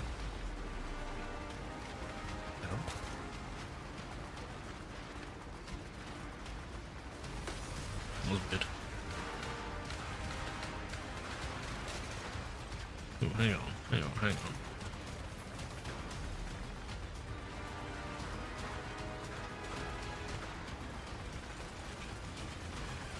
Yeah, imagining things anyway. Here was bring Krolik, Vepley, and Nemesis with them onto the helicopter, which makes the passenger compartment feel a little cramped. They and Jingli reflectively take up positions on the edges of the cabin, guns raised, and scanning their surroundings. Commander? Where did you get all these people from? We're old friends. Where's Groza? Centaurissi said she was hoping to evacuate Groza. Looked out, there's no sign of them. Pick up the handset and hail Centaurissi. Lucy, where are you two? Master, Miss Groza is badly hurt. Amy Corbson, we're trying to hold them off. Find a way to indicate your position. Got it. And I did it. Airback scene change it for the transmission. Shortly after, I see a stream of tracer rounds hurtle into the sky. We point that direction and order Shakri to dust off. Reach the area above the tracers, including Concentration and Groza fighting off the enemy from behind cover. Jingu and Zoya immediately break the enemy support weapons with gunshots and suppressive fire from the distance uses off. Tracy looks up at this helicopter, takes advantage of the lull in the shooting to grab Groza and head for the nearest roof. Where? Hearing missiles fly towards the helicopter. Unfortunately, Shaggy's been slowly orbiting the site and dodges them. Now moves up to the doorway and joins the other doors in suppressing the source of these rockets. Meanwhile, they get Shaggy to rapidly descend and get as close to the building's edge as possible. Just as the helicopter levels out, Tracy appears on the roof carrying Groza. Tuenza steps and pick up speed and beat off the roof with Groza. The two of them slam into the helicopter like a cannonball. Fortunately, the other dolls help themselves from the impact. They help some Tarusi lay Groza on the cabin floor, while Dan immediately closes the hatch. Seeing everyone is aboard, Shaggy immediately climbs into the air, beating a hasty retreat while being pursued by more rockets. That helicopter came in at a good fucking time, huh? It flies towards the Elmo. Fortunately, the roof the helipad wasn't too badly damaged. Shaggy lands the chopper on the Elmo, the dolls dismount and wait for further instructions. Looking to the distance, the Elmo's clear without ruined tower, and the enemy shows no intention of continuing the pursuit. I sigh in relief and turn my attention back to the doll. Rosa's frame is riddled with shrapnel. Probably Nemesis are carefully unloading her from the helicopter. Is you alright? I'm fine. I'm sorry. I have to complete my mission. My fault for coming back late. Don't speak, you need repairs. Rosa nods and closes her eyes. The chap in the hangar elevator nearby. Then rushes out, the door opens. Commander! Leader, you okay? She shakes her head but does not respond. You've done a great job. I need to do a little more. But I'll start fixing Leader right away. I'm urging them on. What can Nemesis help grows to the repair bay? Will Leader be alright? It's just service level damage. I'll have to wait for mailing to finish running diagnostics. I need Melanie a Jacob. After that, I get a room to rest in. Alright, come with me, okay, Melanie? He glances at me. Eagerly follows confidently down the stairs. I'll happily give the other dolls a tour of the Elmo. This includes performing a damage assessment of the stricken areas. Back to the ops room. What's the recent attack? A total mess. Glass panels have been broken and fragments are everywhere. I can't help but sigh as I think about how the Elmo has been repaired not too long ago. I need to reduce this state once again. I back down in my chair. Well, so many things would happen in the course of just one day. The heavy hair is silent, then the gate flies over above my head once again. A light smug voice rings out from above me. An exciting day this was, Commander. So mad you've ever days. And how bored I remind of them. I to grab a damn gate above my head, but it nimbly evades my grasp. And the gate flies before me, bringing Standaline's face again. He's yawning and stretching lazily. So, were the day's events a coincidence you ranged to? How could that be? The only coincidence I arranged for you was to meet Monsoon and Zucchero. I think they were rewriting the script in your own way. Nothing to do with the encounter in the underground lab. The fight with the Mangy security, or that girl. Oh, really? About that date you found in the underground lab, you learned anything yet? Found a piece of information before we left the range of the signal marker network. As it turns out, there's been a string of missing persons and cultist activity cases filed with the police departments of the various major districts in nearby satellite cities. So far, I've read through all 800 plus reports, over 13,000 pictures, 36 videos. Material involves over 1,000 people. And I'm trying to analyze similar and sort of them to see if we can find any clues. The reports are all highly disorganized and are signs of systematic internal tampering in addition to confusing information. What? Give me a little more time, okay? It's only been half a day. I can't just done it all at once.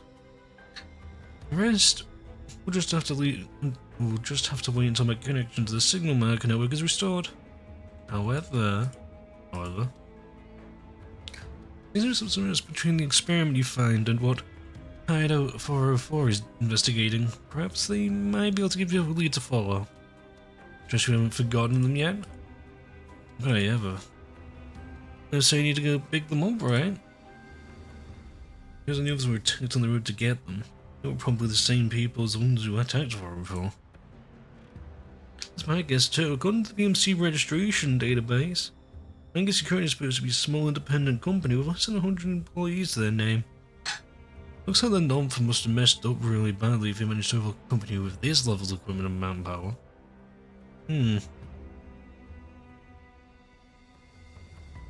I'll tell Colin about it afterwards.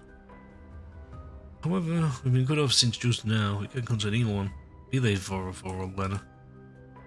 Enemy's smart, they need to destroy the signal markers. However, I doubt this will pose a problem for 404. I mean something like this. Let's the room main terminal. We places with comms request. I got to Dandelion. They were only put it through. Hey, looks like I finally broke through. Man, it was hard. Seeing a signal with this old. Man, Click would kill me if anything. Ugh. Let's think about it, scares me. I'm not sure how to answer. The look of doubt on my face when I listen to the voice on the line. No response. Oh well, can you hear me? I'm connected, right? Don't know who I am? Maybe a commander. So now it's a video window just on the side and then clears up. There's. The man was back to the camera. He seems to be banging on something. First suspects, then he throws Ranger sack, slowly turns around.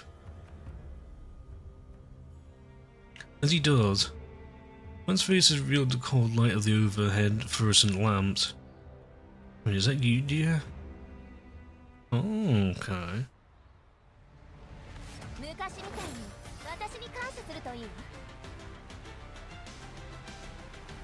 Hmm.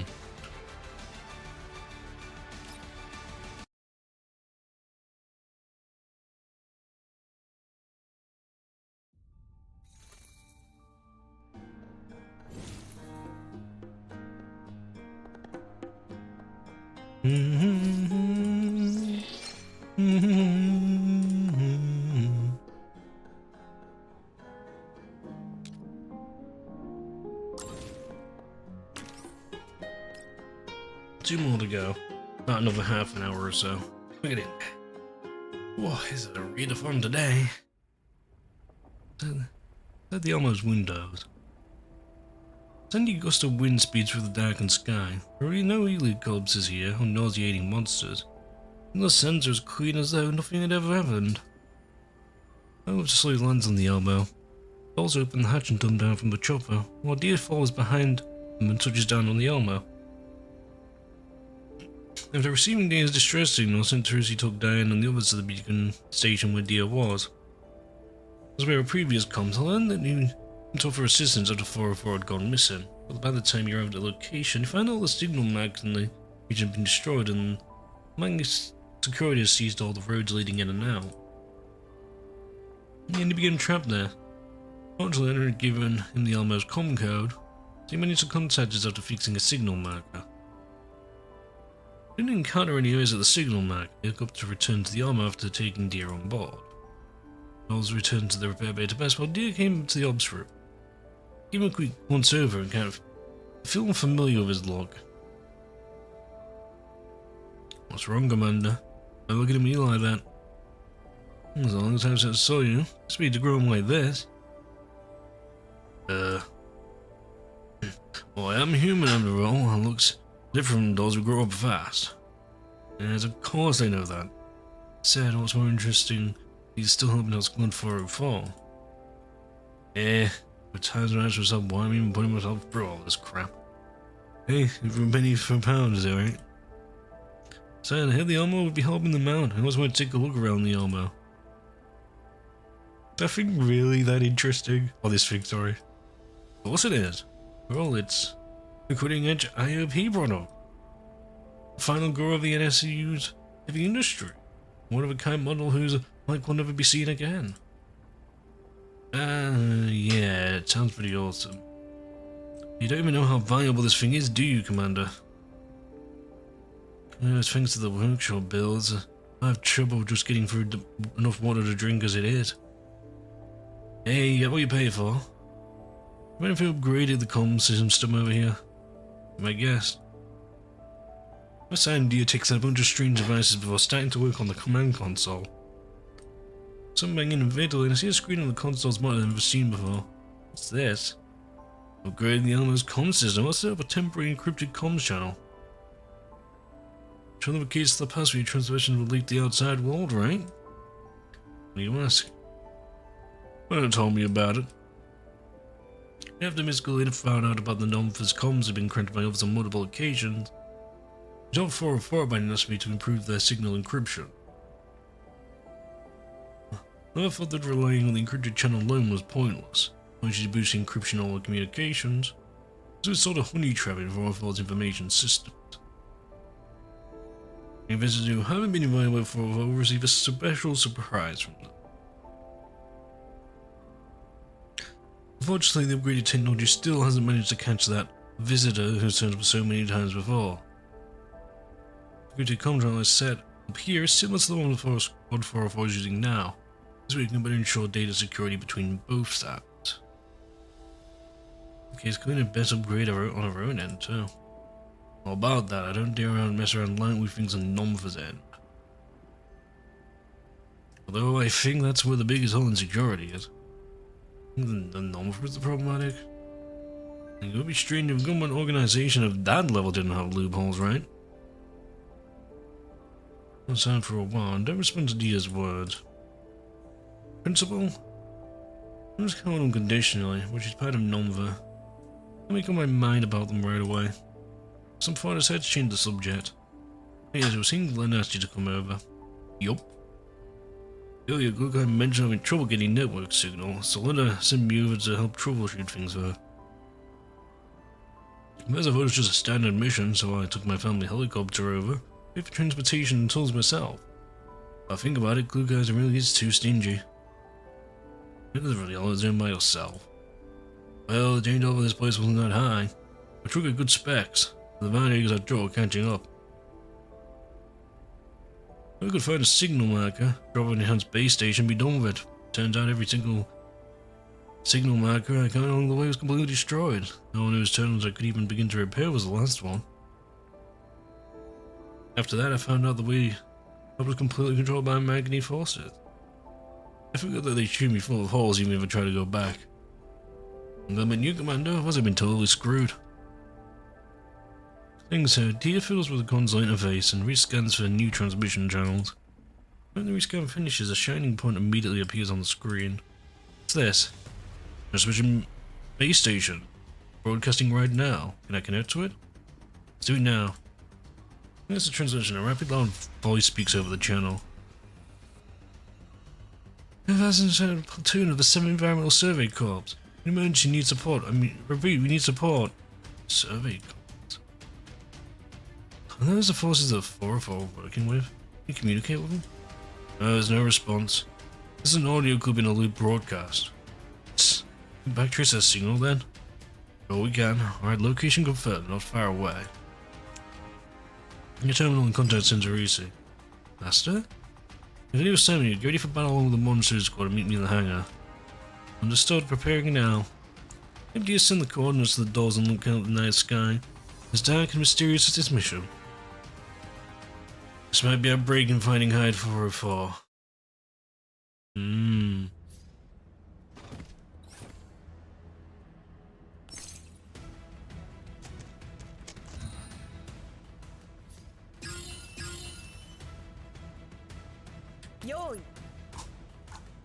Whoa.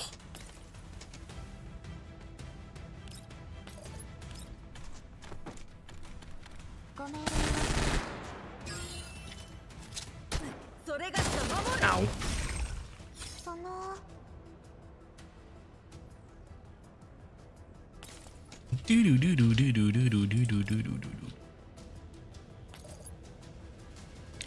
Those two over there, can I hit either of them?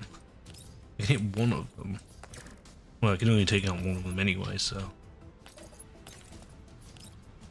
we'll do that.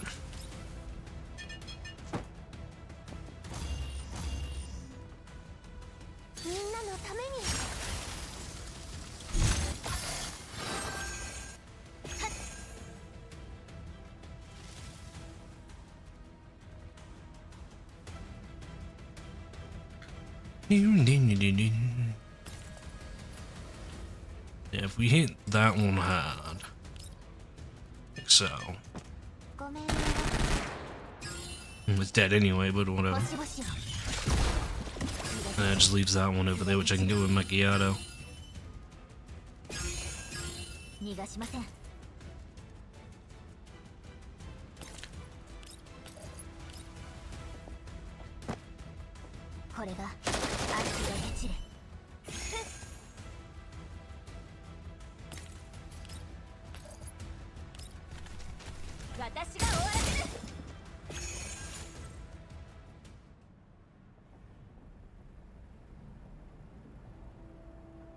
Helicopter takes off from the Elmo. I had to head over there to the repair bay while waiting for news. Leave the ops room after telling the dandy to keep an eye on the Elmo status and its surroundings. He follows me down too. When we enter the repair bay, we see May performing the final adjustments on Groza while the other dolls keep her company. Commander, you're here. Nope, how are things? Alien says things are okay, but just now, leader. He immediately shuts up when she realizes what's going on and pushes Nemesis and Vepley out of the room. Right, we're gonna go check on the rest of the armor. You guys have a good check, Amanda. You all leave the room. Rosa sits up on the diagnostic slab. Rosa, you alright? Amanda, I'm fine. Thank you for sending help. Yeah, things are really close out there. Healing, how was Lita's frame? I was starting when I first saw her, but when I ran my deer set, I realized I hadn't meant that many penetrating injuries. Fortunately, most of the wounds were caused by shrapnel. When it causes a certain amount of damage to her limbs, we can fix them with replacement parts. It's good to hear. And even Grizz was right, I managed to calm down at least. Not last, sorry. I step aside to make room for Dia, then introduce them to Groza and Mei Ling. It is Mei Ling, she's the Elmo's chief engineer. Groza is the leader of the Elmo's doll squad.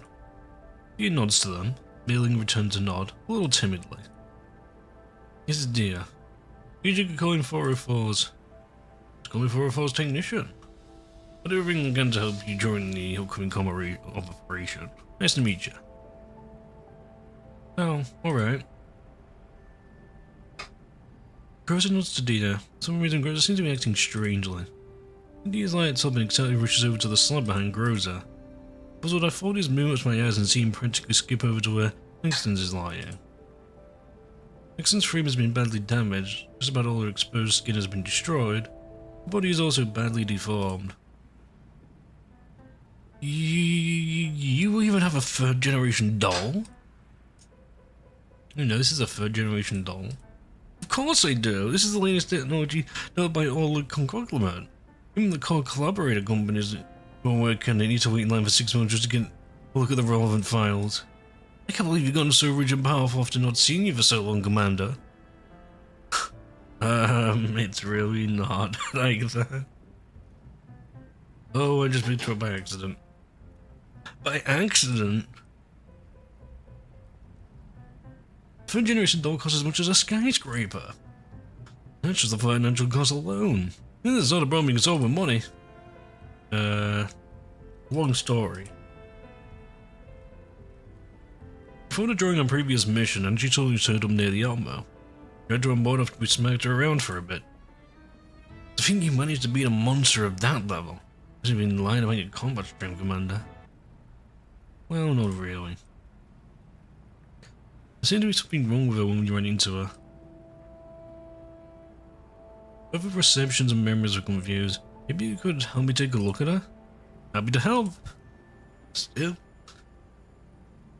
in her current state, the materials for me repairing would cost an astronomical sum.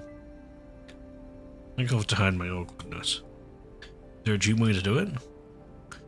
Cost aside, the main problem is that my understanding of third generation dolls is surface level at best. Frankly speaking, I don't have much confidence in doing it. I got a chance now. Yeah, I think so too. I think we got a chance to take a crack at this, don't mind if I do. Because it's tools that reduces the blood flow of instruments I've never seen before. Plugging in all manner of cables and detections and access ports, these instruments begin to function and make noises. It's a mess in there. Uncurred and back sectors everywhere. Room was pretty much emotional when we met her. I've seen them in his own senses, merely helps Groza off a slab and walks over to me.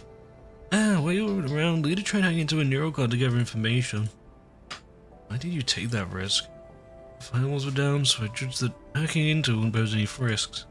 I see. Did you make any progress? Neurocard was a mess when I hacked in. I guess it was severely damaged by a fusion experiment.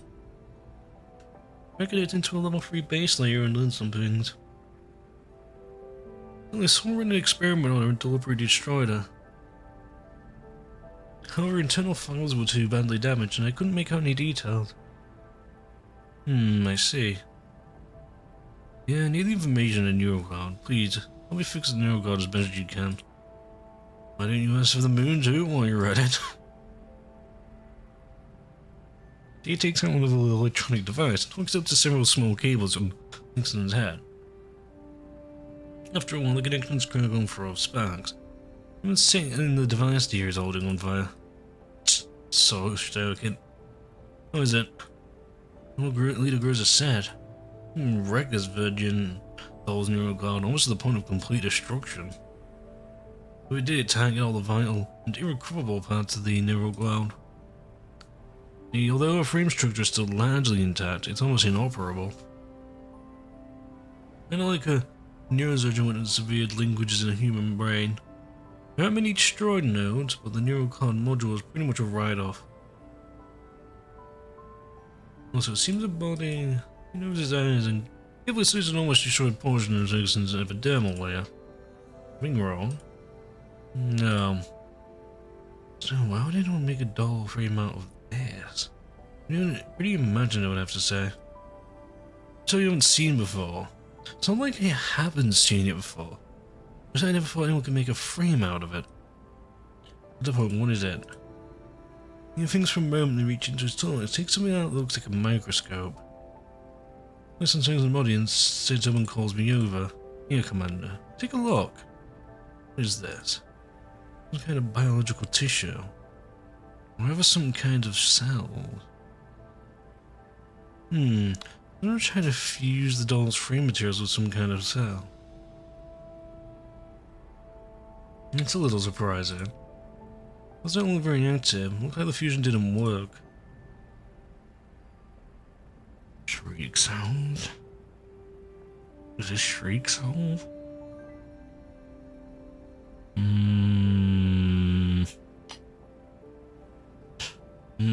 Anyway. Think about what you're saying there. Suddenly someone's staring at me. I turn around, suddenly notice a little figure standing in the doorway. There's a bit of her footsteps and engulfing appears from the doorway as well. Grabbing the arm of the little figure. Honey, what are you doing there? Oh, here's Zoe. There's something here. Melanie? Here, Melanie reflectively banks away. You adopted a daughter as well? Look, it's a really long story. Hi, hello Melanie. When you see way even further. Do you really look that scary? The results of a juggle. When his vital signs were all stable, too stable in fact. Only knows the exchange between Coffee and me. She raises her hand and points to the doll behind me before addressing me directly. I want to see that doll. A doll? When's Sexton? You mean her? Melanie nods. Sure, I guess. Melanie approaches us, slowly chewing down my spine. My hand reflectively reaches for the gun at my waist. I realize what I'm doing. Let me turn aside so she doesn't see me and fold my arms across my chest. Elizabeth Sexton looks up and down. Finally, her gaze settles on the position where we discovered these signs of cellular fusion.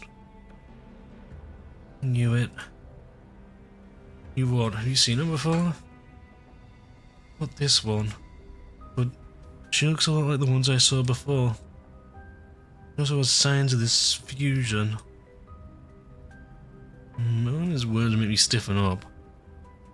Do you know what these signs of fusion are? They're from Belgium extracts.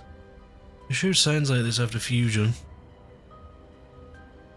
Belgium cell structure. Hang on. The cell activity is suddenly increased. He clearly checks on Sexton's condition. Rosa walks him in front of me and reflectively takes up a defensive position. Dolphin pulls Mailing and Melanie away. Careful, Commander. I'm just being the chances of us self-repairing like this should be vanishingly low. The characteristics of Belgium cells might actually end up coming into play here. Self-repair, huh? So a doll who can self-repair and a third gen doll at that. Well, that's interesting. Just recovering faster than expected. What the? Your cloud is rebooting. The bad sectors are actually accepting connections. What the fuck? Not because of Melanie. He says incredulously the instrument is holding. Rosa warily raises a gun and punches Sexton while shouting to Coffee. Get Billy and the other girl out, that girl out of here. Okay. Even drags Melanie and Melanie outside. Nobody keeps looking back as she goes. Nobody closes the door behind her. I return my attention to the sexton. Can you prepare a new backup logs while we're at it? And right now. Reboot successful. Local neural card backup activated. Backup failed. Reboot successful. Local neural card backup activated. Now connecting to remote database. Remote database connection failed. Rebooting local mode. System online. Downloading affiliation data. Affiliation ID failed. Numbers arise but remain still. Looks at me, your eyes filled with confusion. Are you my master? Your master. Listen walks to me and extends a hand. Before to reach out and take it, but Groza blocks me. Commander, she poses a huge threat. You mustn't lower your guard. Nico works on his instruments and then he immediately chuckled. Commander, because he might have actually become a new master. What do you mean? My affiliation operates in them and completely raised. Or completely cleared out and the system's back to a default state. They can take ownership of her. Does that mean anything? Of course it does. But you can easily retrieve those neural logs you wanted. I mean, the only human who can do it is you, right, Commander? That's a Groza. She doesn't look at me. But I still train as extras. Lady, your mission. You should assume ownership of her. Oh. Do you mean it means tapping away on his touchscreen? Just his eyes briefly flash. And he puts his instruments down and confidently addresses me. Son, I don't regard you guys as enemies anymore. The no code is reconstructing itself. Also, I found something neat. Pretty neat. She has an IF key in a database. You know what that means? You're saying that anything the key regards as friendly is actually an enemy to his? That's right, wait.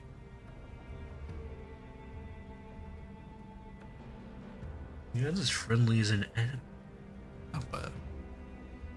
See, I'll come along from nearby him and transmit it to a neural card. My guess is that these friendly coordinates show the movements of Mangi security forces. Oh. There's no other PMC with so many guys in this shitty part of the other zone. The third gen dolls are also linked to Mangi security. And that much is obvious, right? Third gen dolls are the product of the conglomerate to begin with. Yeah? Now we have a more precise location of Hide 404, we can use Citizens backtrace and view Mangi security positions. Oh, then my terminal suddenly rings. Commander, do you read me? I'm glad, go ahead. Found the coordinates, we ran into a small detachment of Mangi security personnel. A few number when we have already eliminated them. And a couple of survey corps troopers around during the firefight. One perished and the other is very badly wounded. Send it back to the army for treatment. His wounds are severe and cannot move him easily. His dying is administering first aid, but... Now, what's the trooper's condition? Healing isn't stopping, this rate won't last long. You dolls? Let me speak with your commander. Master, he... What you mean? Will do.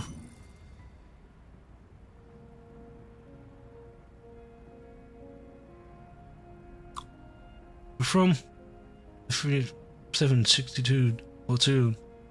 The 7th Environmental Survey Corps. When you're passing by, but it'll be distress signal. You tell them what happened to you? Thank you. Carrying out our mission. We counted many heloids and enemies from an unknown faction. They destroyed all the signal markers nearby. Knew it. Sing of a signal base station. Return my mercenaries from Mangi security. The mission can't end with us. For the sake of our brothers. Stay still. True condition. And now, scripting the dolls in the name of the 7th Survey Corps. Please head to our position and provide backup. Our main force has been surrounded. You help. I'm sure the first surgeon will reward you well. Stone, we'll help you. Thank you. And I don't give up. Remember, you promised.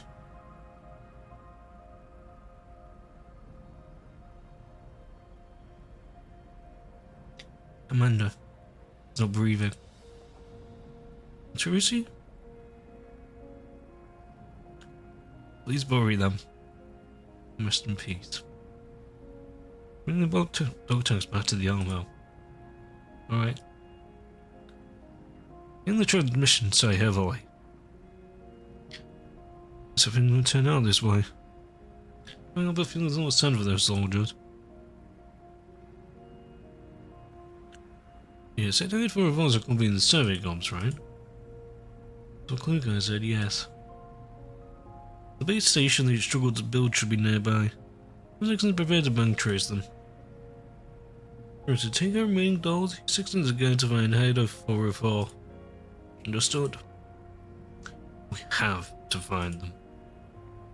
Can't waste what those soldiers spend their lives to protect.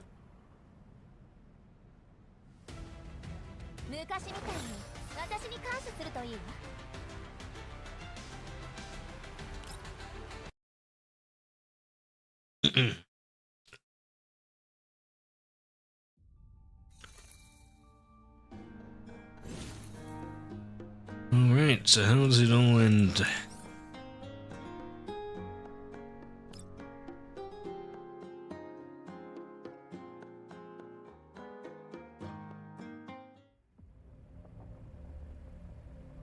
Going back to the ops room, he heads to the comm hub. He's connecting to the equipment. You find 404's location with the base station?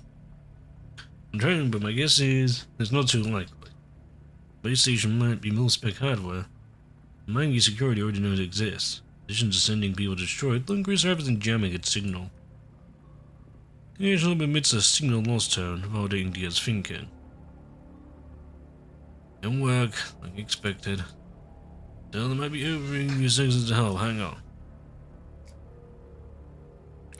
He goes into the command terminal and begins installing some extra equipment. Meanwhile, he uses to contact Centurisi. Centurisi, how are things now? Where are the soldiers? Base station is running normally. Right. Try not to establish a defense line. Now that Maggie knows they've failed, send more people over to counterattack. You must ensure the base station is secure. Understood, Master. We won't disappoint you. You emerge from under the command terminal and tap several locations on the touchscreen, whereupon the menus begin to change. Right. I covered over the frequency sense from the military base station. This way the Alamo can use it as a relay to search for nearby ENG security signals. Well done.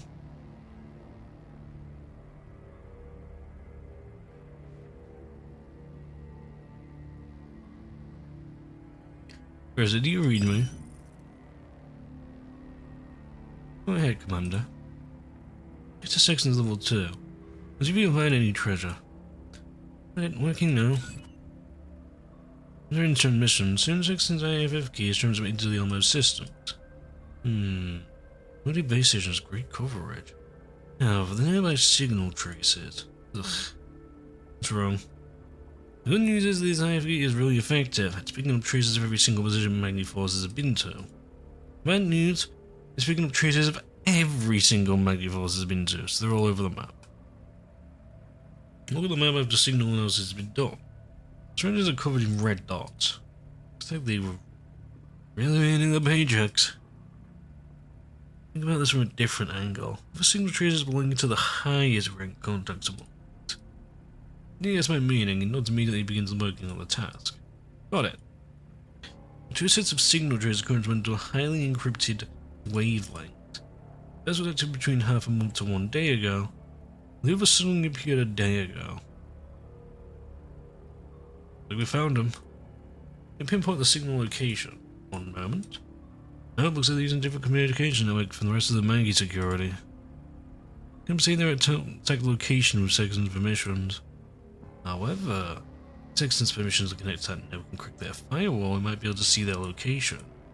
I say it'll probably take a full day to crank with the Almost current equipment. Well, just not by trying to crack it. Making this work, like you said, the progress bar on the monitor is crawling along. I think it's a fault, then I suddenly think of something. Look toward Dandy. Say, Dandy, isn't cracking your forte? You terrible commander. You want me for cryptanalysis? It's enough to make me cry. Sorry, help us out. Well, like that boy said, I'm a systems don't support cracking. As for me, my processing power is limited to that of this tiny Dandy. Have you forgotten that all the signal markers are destroyed and my connection to the outside world has been severed? Oh, Commander, look at this. He exclaims as I look at the command terminal screen. His signal security level has suddenly fallen. He's tapping on the screen before I can tell him to. Wait, they voluntarily lowered their insecurity level? A chance now. They lowered it. They got 404. So they lowered their security level to compatible with 404 security channels? You see how much time to do this given our current speed.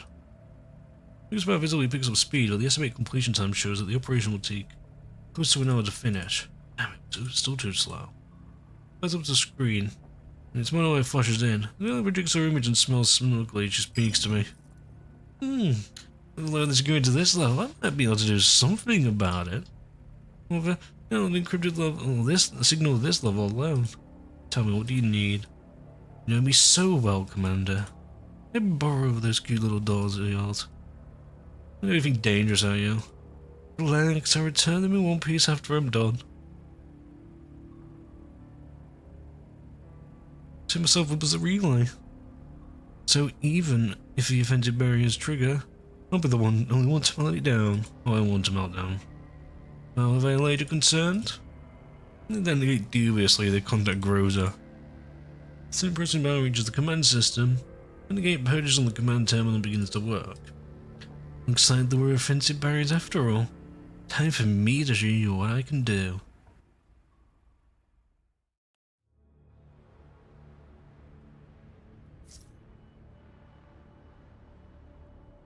Everyone, I need to focus your forces on the weakest part of the enemy protocol. Assist you from the outside and keep a data from becoming contaminated for the enemy data. If we're ready, then let's go.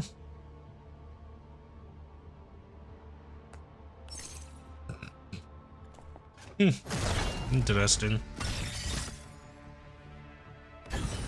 Great spawn for that.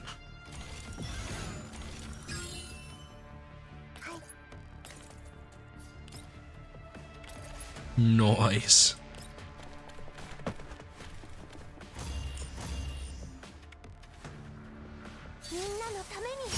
That's two.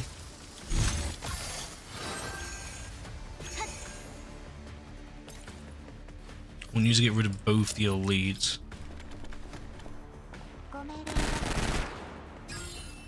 There's a mob in the back right as well. Erg. I know I'm getting through all them in one turn, huh?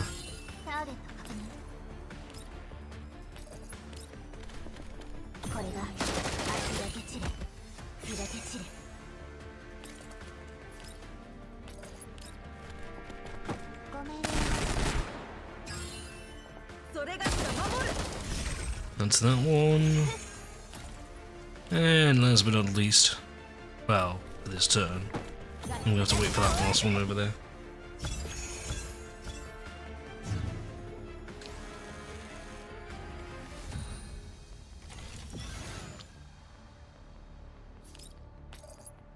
Done.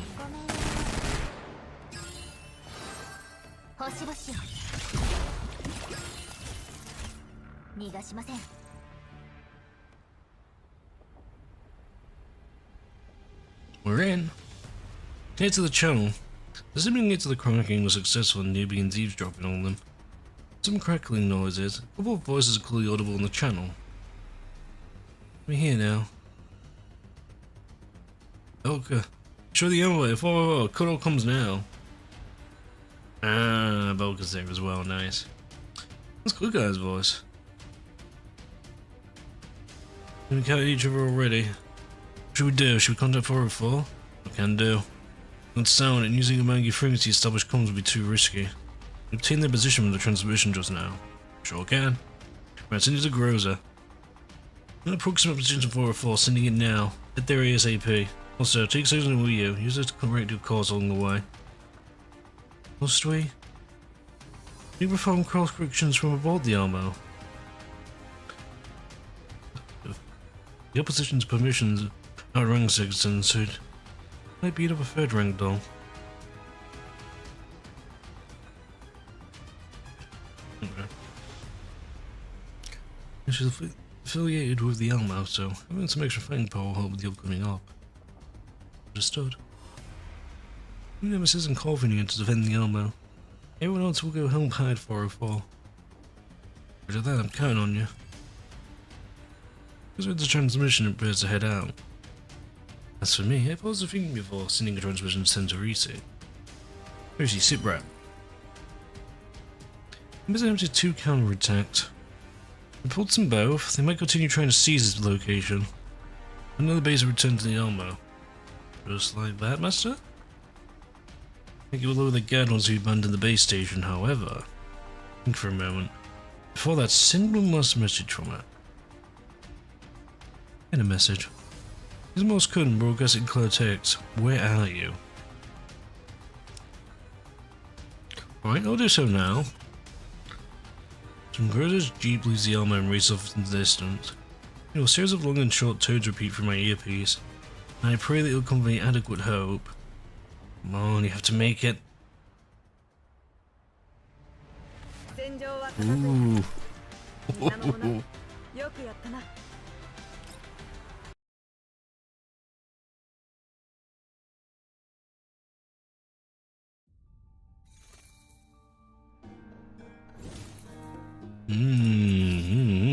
Interesting.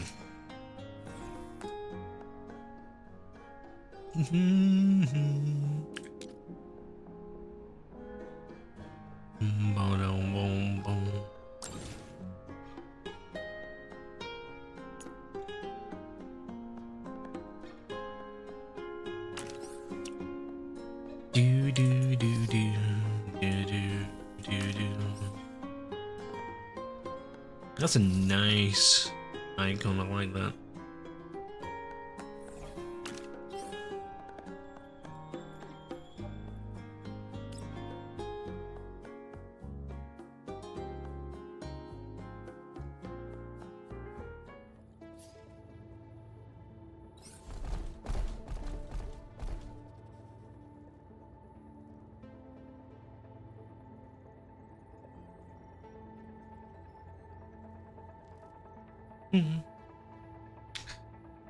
Right. Oh, bloody stealthy boy up there. God damn it. Bloody things.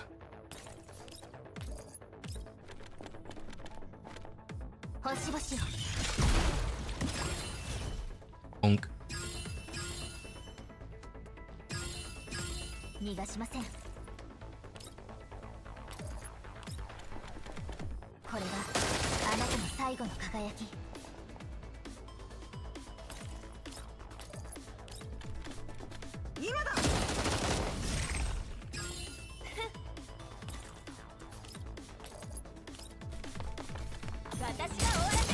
Nice.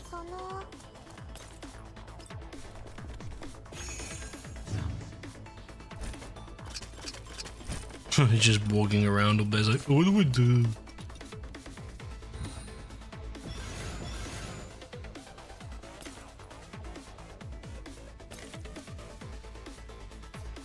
Ooh. Take that out.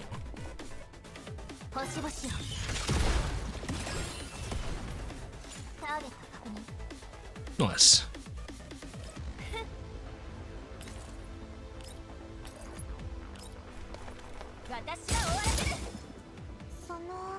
What else have we got? That's fine.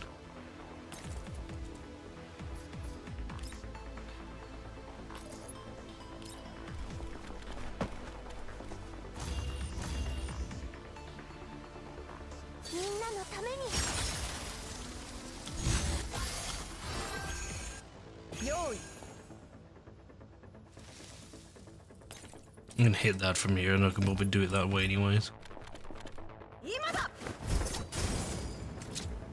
Yep. これで好きなことをする時間ができましたね。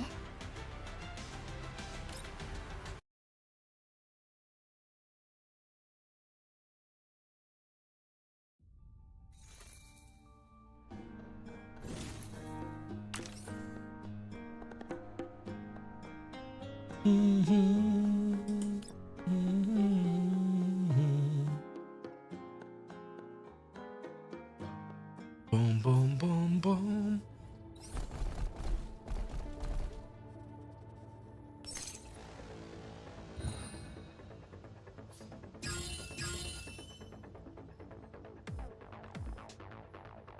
Eliminate all 12.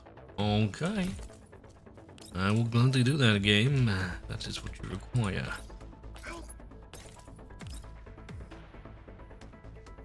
I hit more than 2 there. No. Okay.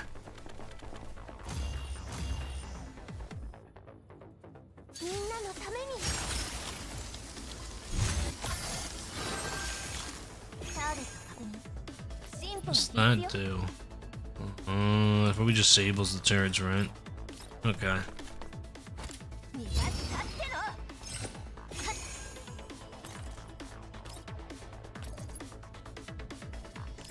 従ってくれ。 Well, matter too much. ごめんね。 Probably most of it will be dead by then anyway. それがしか守る。ターレット確認。ごめんね。星々を。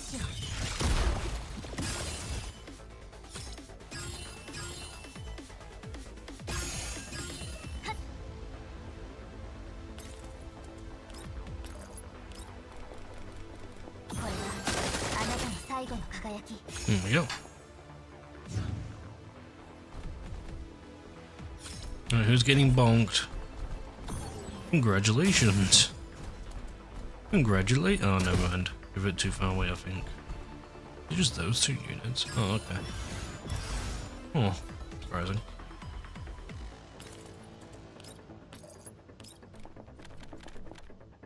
星々を。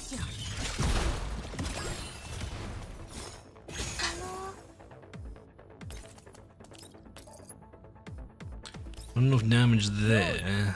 Move you up. Like, I don't know, here.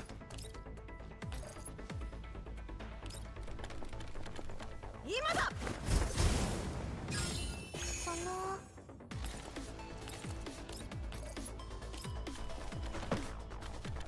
That should get reduced. You don't get that off.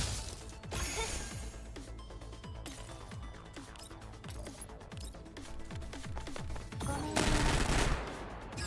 私が終わらせる。よい。ごめんね。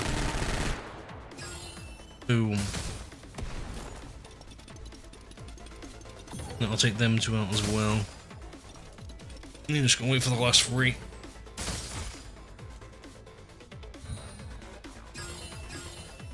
Top right corner. Sneaky. 従ってくれ。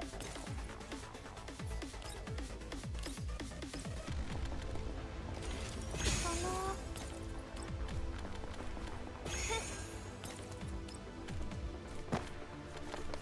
ターゲット確認。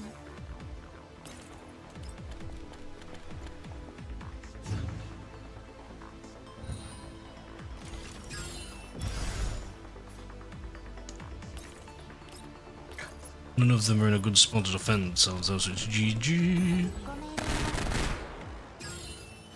星々を。 That's 1. その。 That's 2. 配置完了。 And that's 3. ごめんね。今だ。 Nice. 昔みたいに私に感謝するといいわ。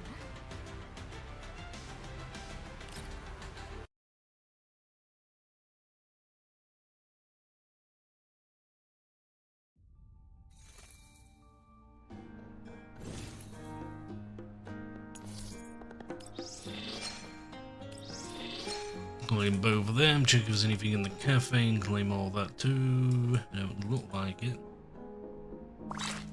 Hey. Yeah, let's sort this out then. Oh shit. Oh no, not yet. One more.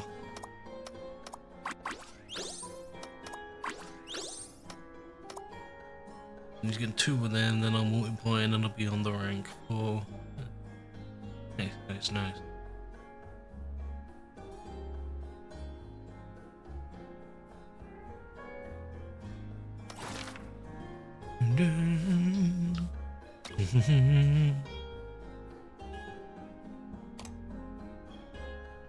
$11, that's plenty for me.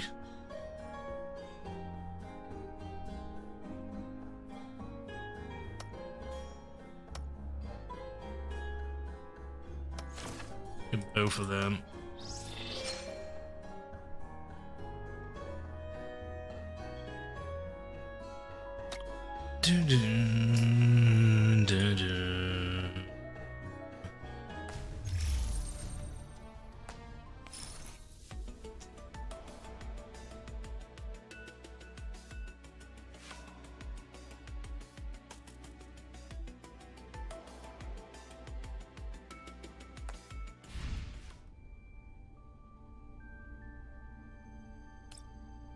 Check some last bits before we close off for today.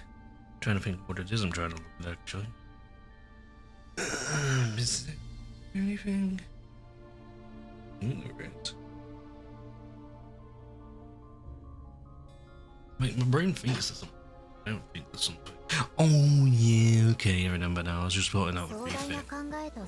Put the last couple of keys in, so it can be worthwhile. Why is the neuro heal a little? It's fucking weird. I'll check that in a minute. Oh, it was just because it was telling me the key there. It's fine. Arena's done. I think it's Chakra I'm doing next. Oh, there's one in water too. That's strange. And Paprika. They really should organize those to be in one place. Getting close to having all these done at the top actually. What? Gregory can have one. Why not?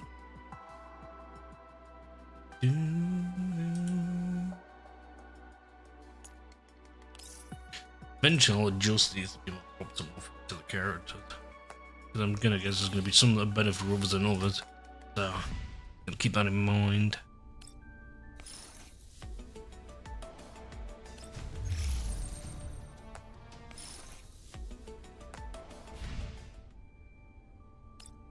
Don't like keep going into that because I'm just, yeah.